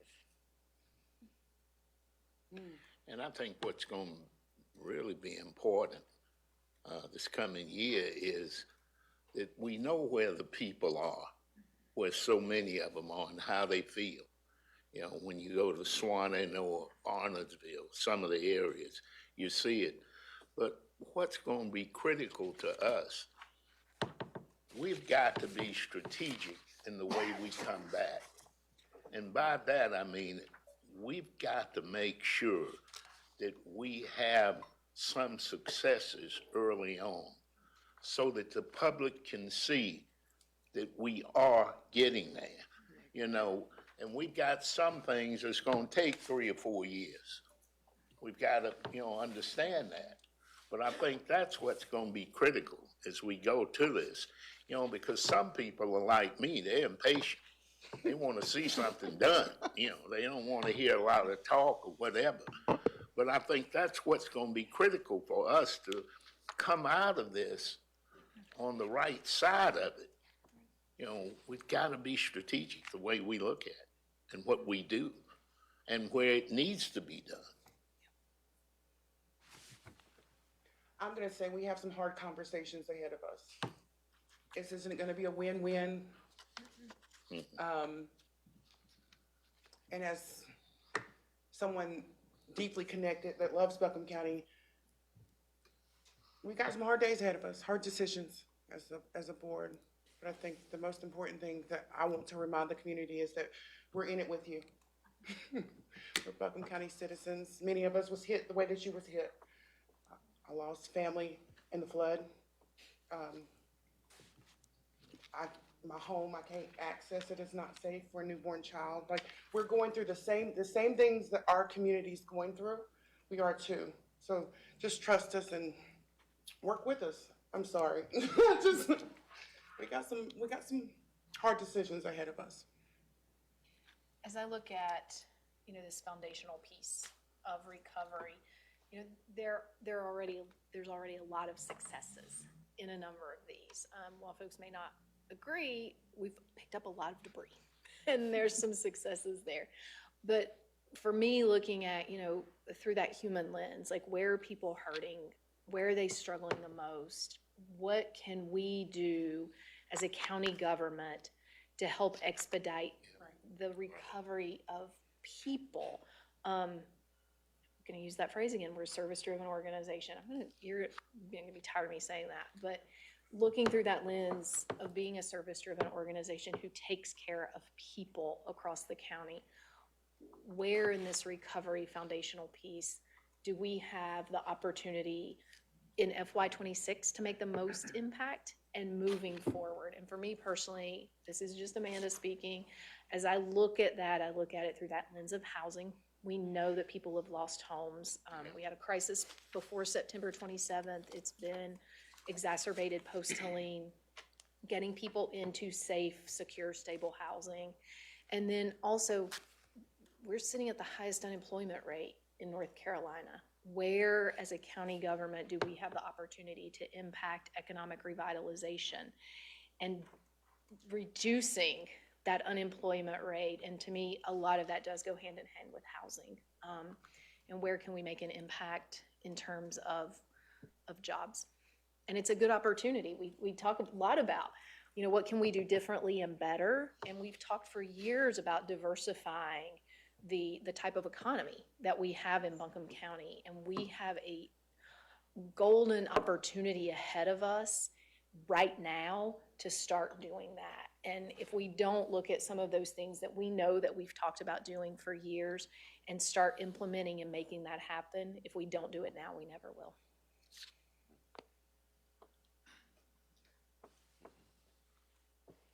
Great thoughts. Anything else?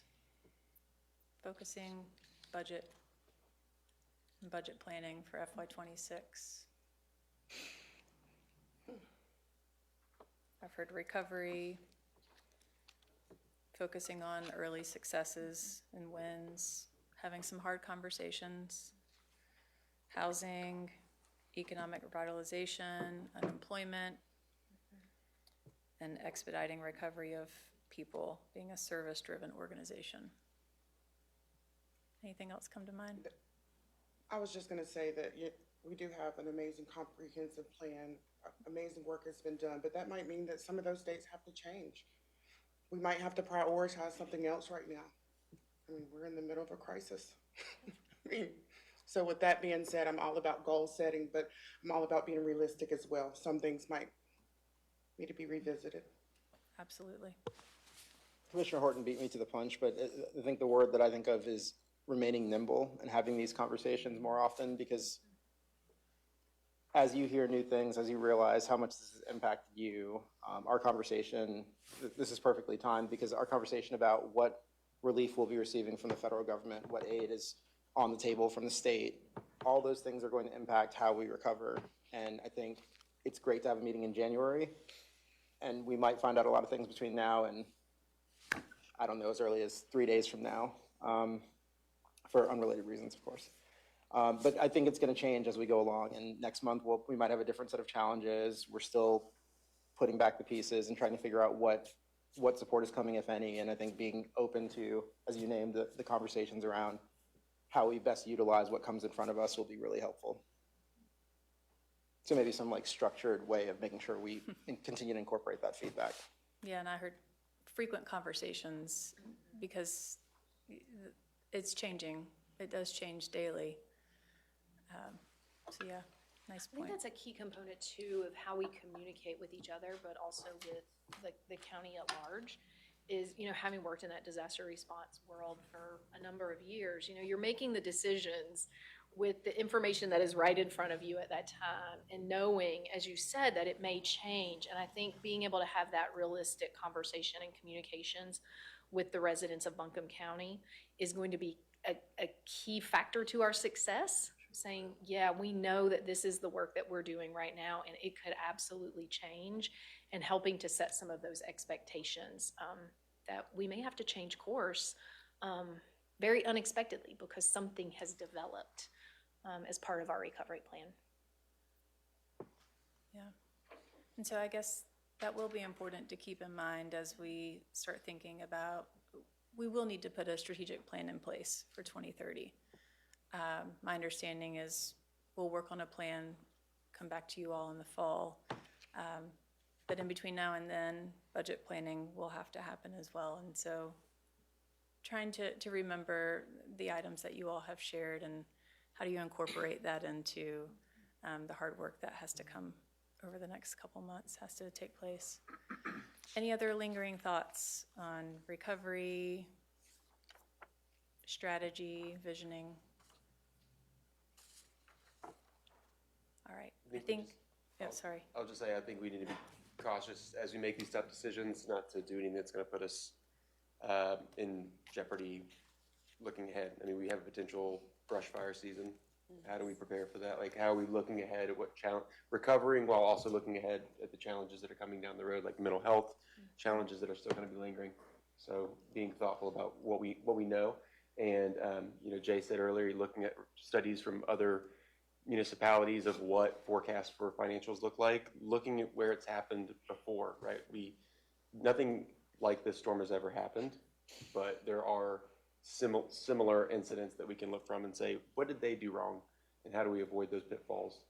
I think it's going to be really critical, because if we just build back the exact same way, that's a disservice to our community. So let's be thoughtful about how we build back with resilience in mind. Lastly, you bring up a good point, Drew. Particularly, we've got a lot of debris heading into brush fire season, making sure that we're working with Taylor to understand what those newfound threats are to us that we could potentially have to respond to and need to be prepared for that. I think will be important. Thank you for bringing that up. Well, thank you all. Thank you, Heather. Thank you. Thank you, Heather.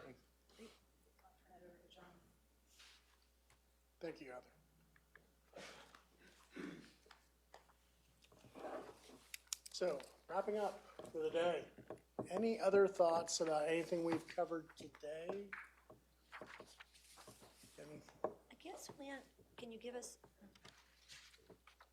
revenues are so important, and we're just kind of, we're in this uncertain space with that. So if we could have updates a little bit more regularly than what we typically do, that would be helpful.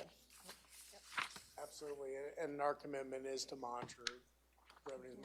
My office does independent of the disaster.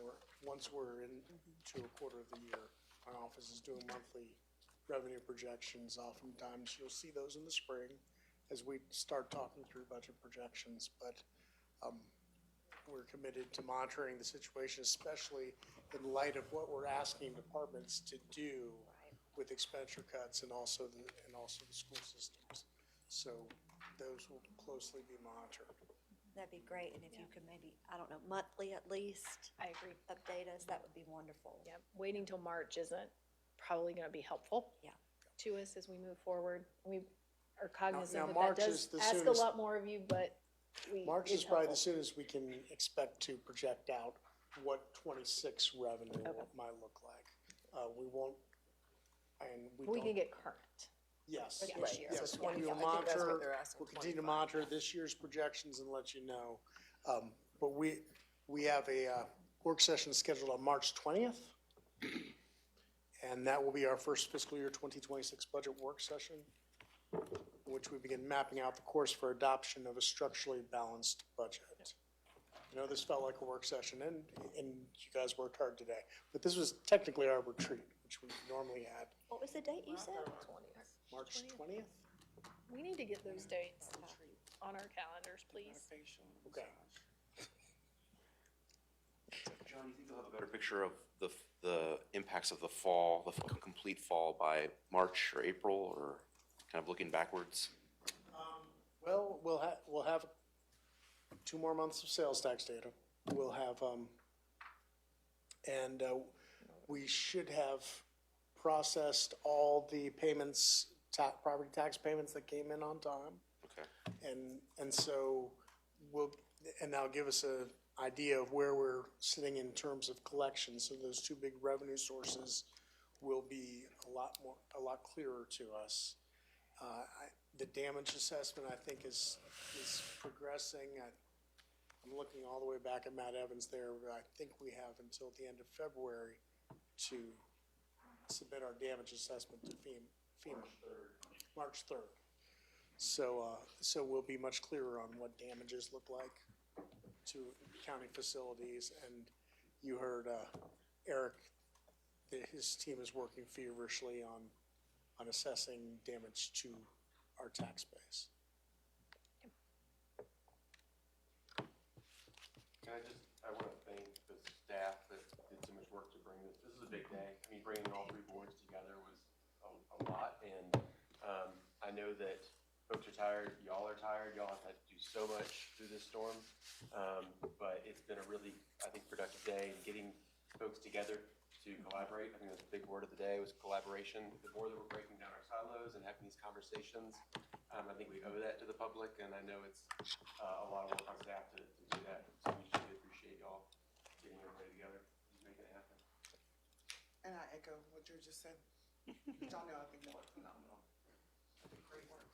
Thank you.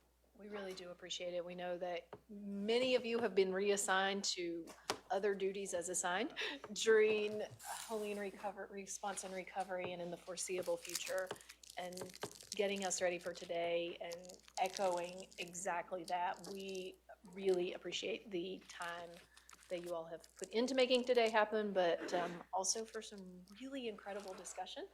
I'm looking forward to working with you all as we head into completing a difficult year ahead of us and planning for another difficult one. But I feel very confident that as a Board of Commissioners, we are going to make some excellent decisions for Buncombe County. Anything else? If not, say that again. Back an hour. We just regained an hour of our lives, and thanks to our guests who stayed with us all day as well. And we will adjourn our meeting. Thank you.